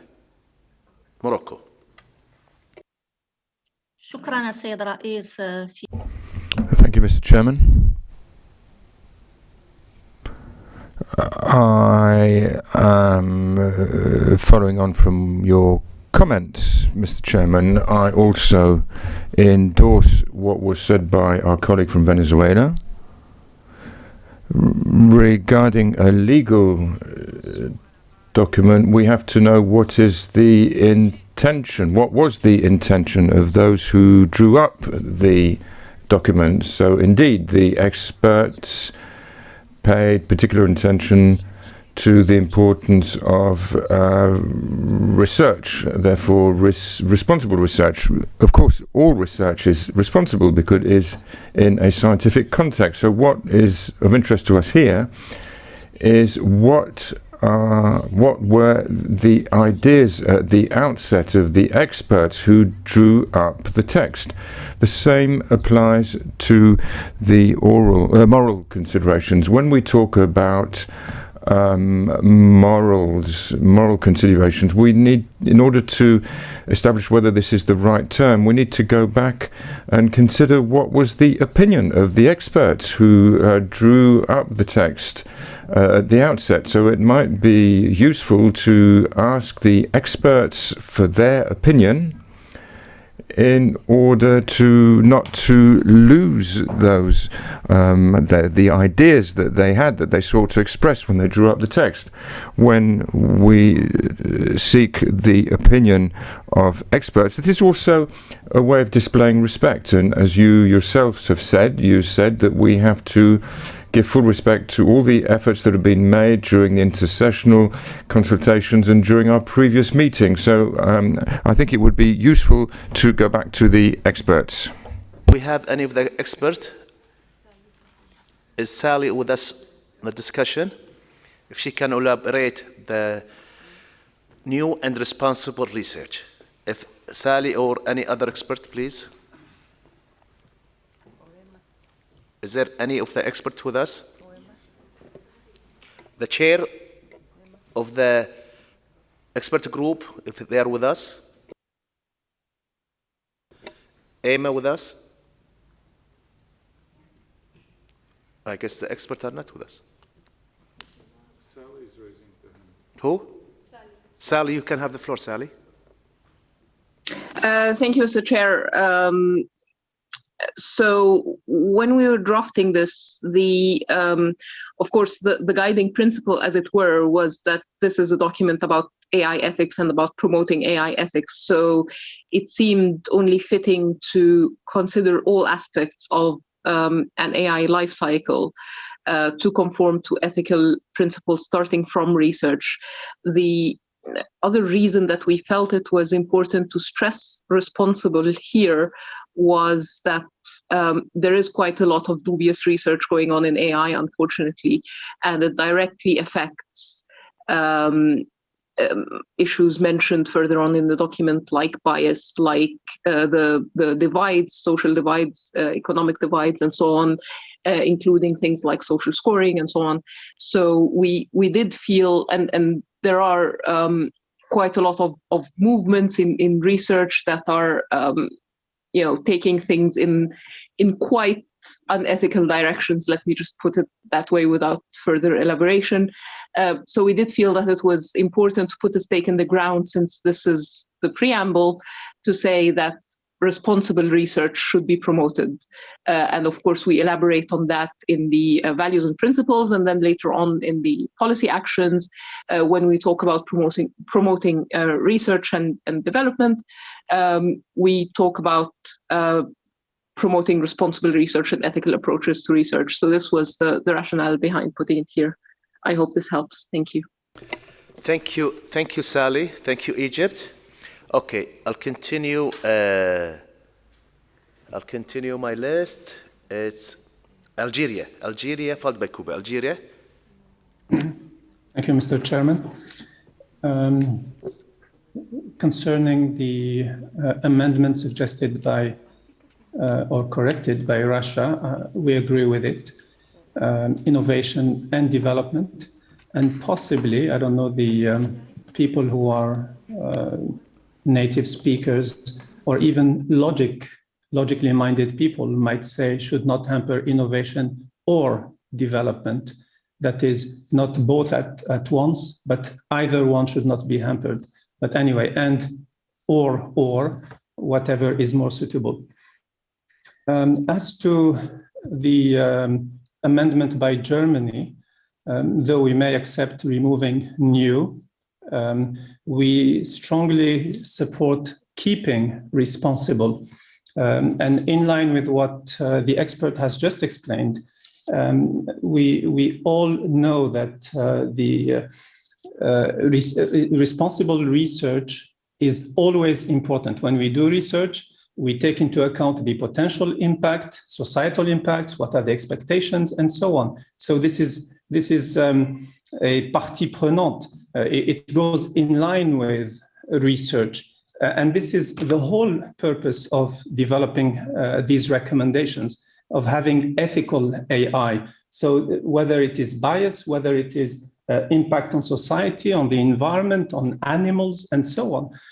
In fact, at the end, we're talking about moral and ethical reflection. So I do not see what is the problem with keeping responsible research. We are, a number of us are researchers, and I think that the responsibility, the dimension of responsibility of research is always on the back of our minds. Thank you very much. Thank you, Algeria. Before I give the next speakers, I reflect what's in the chat. I have Congo, Sweden, supporting the Russia and Germany. Following next speaker, Cuba, please. And Argentina, sorry, Argentina, Congo, Sweden, supporting Russia and Germany. Cuba, you have the floor.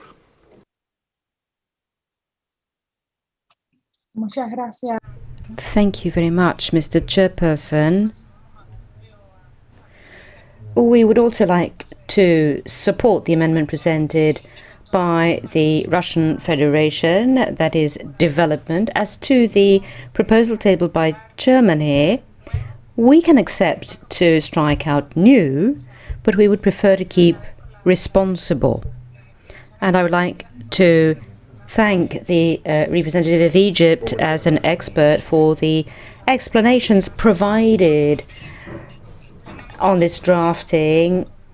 We completely agree with the reasons given, and this is why we believe that we should keep responsible. Responsibility isn't only in the application of research, but the research itself that must follow responsible principles. And in a document that precisely discusses the ethics of artificial intelligence, and therefore discusses ethics, this is the preamble of the text, and the idea of highlighting the fact that research should be responsible is an important value, and it should be kept.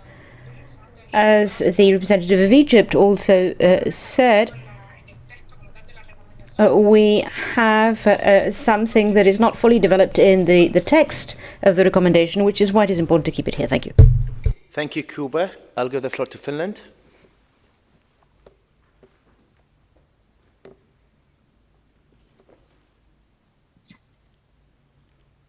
Thank you, Mr. Chair. very quickly before we end our day. I'm hoping we can wrap this up quickly. Quite frankly, I thought that we had a deal about the right to development, which was that the distinguished delegation of Iran was picking one of the many occurrences of that, and that was paragraph number 4. And I was expecting him to then withdraw this amendment from here, as we have had agreed to include it there, and then in PP 16. However, we can accept Russian Federation's very helpful compromise. I would also 100% agree with you, Mr. Chair, that research is research, and therefore the Germany proposal is a good way to go. However, there was a proposal by Brazil saying that ethically conducted research could be a proposal here. I think when we're talking about research and research ethics, then ethically conducted research is more of an established language and more easily understandable and more apt if we need to have some kind of a qualifier here in front of research. So we would support that option. Thank you, Mr. Chair. Thank you, Finland. Okay. Can we have, I have Germany. Germany, do you have to elaborate anything, Germany? Thank you, Mr. Chair. I would indeed react to a number of comments made with regard specifically to our amendment. I would first like to thank the Russian Federation for their spirit of compromise. I think this is a way forward. And on new and responsible, I have of course heard the explanation of Sally, of the expert, and it is plausible to us. However, what she explained is that this is about not doing something unethical. Responsible for us is as a term too interpretable, and since we're working on the ethics of AI, it should be ethical or ethically conducted, as Brazil and Finland suggested. So if member states could live with ethically or ethically conducted research, that would be a good way out for us. Thank you. Thank you. Could we have that ethically conducted research, please?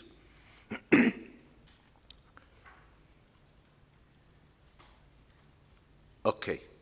Ethically conducted research. And could you please strike, I didn't see any support for the Iranian final amendment. Okay, because I have 5 minutes left. Could we agree on the text in front of us, please, unless you have a major issue with the text in front of you? Can we have a consensus? This is, I think a middle ground. Can we have a consensus on this? I see none. So I see in the list in front of me, I have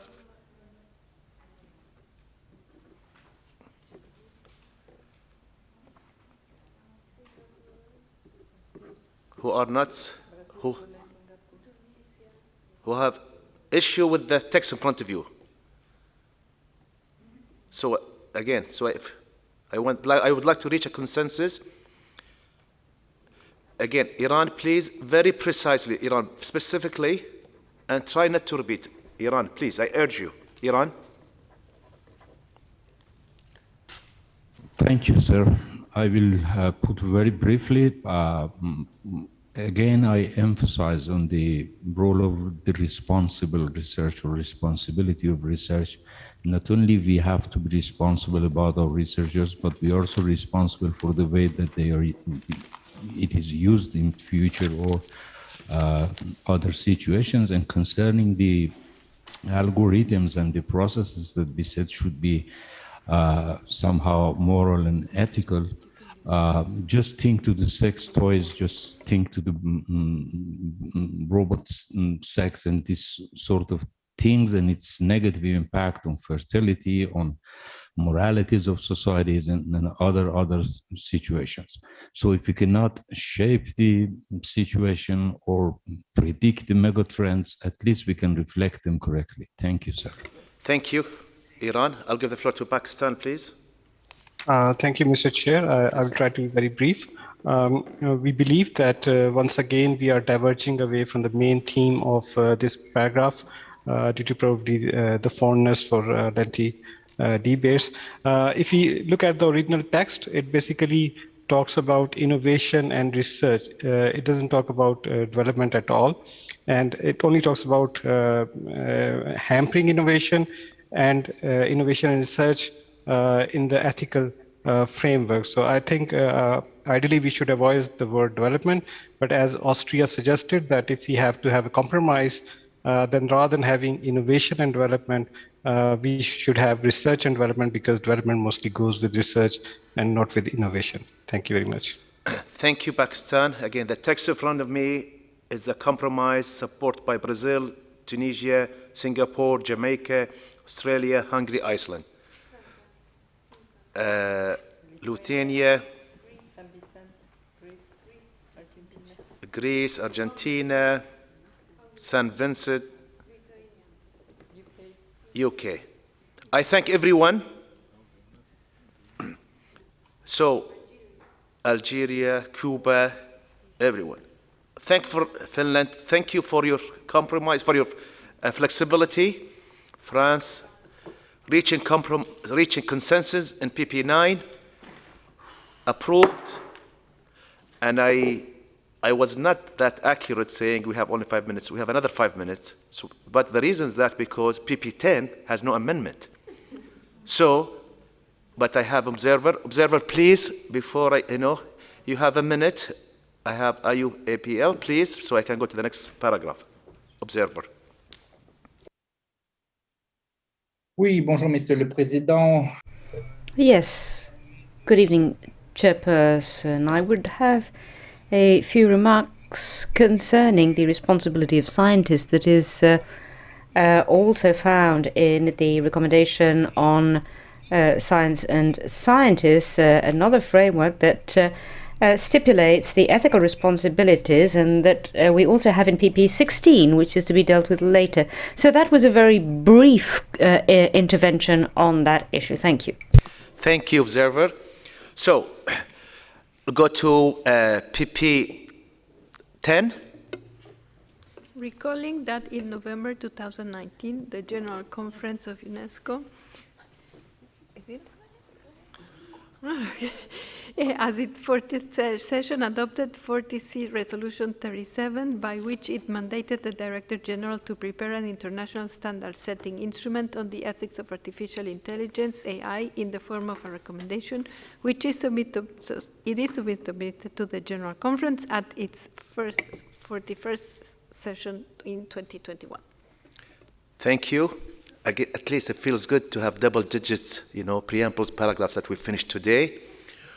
With your approval, we have consensus in PP10, so PP10 is approved. Thank you. It's now 7:07:10, I think, and we have to close our meeting today. It's been an important occasion for advancing the text recommendation, and we are almost at the end of the process. I thank you all sincerely for your cooperation in working towards reaching our shared goal.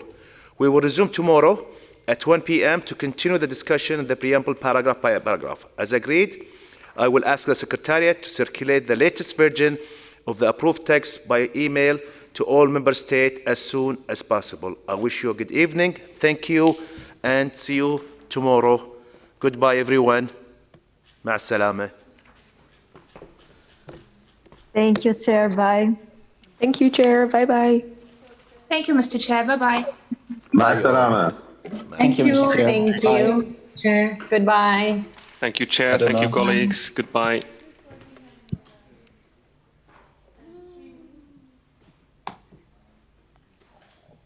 Good, we got 10.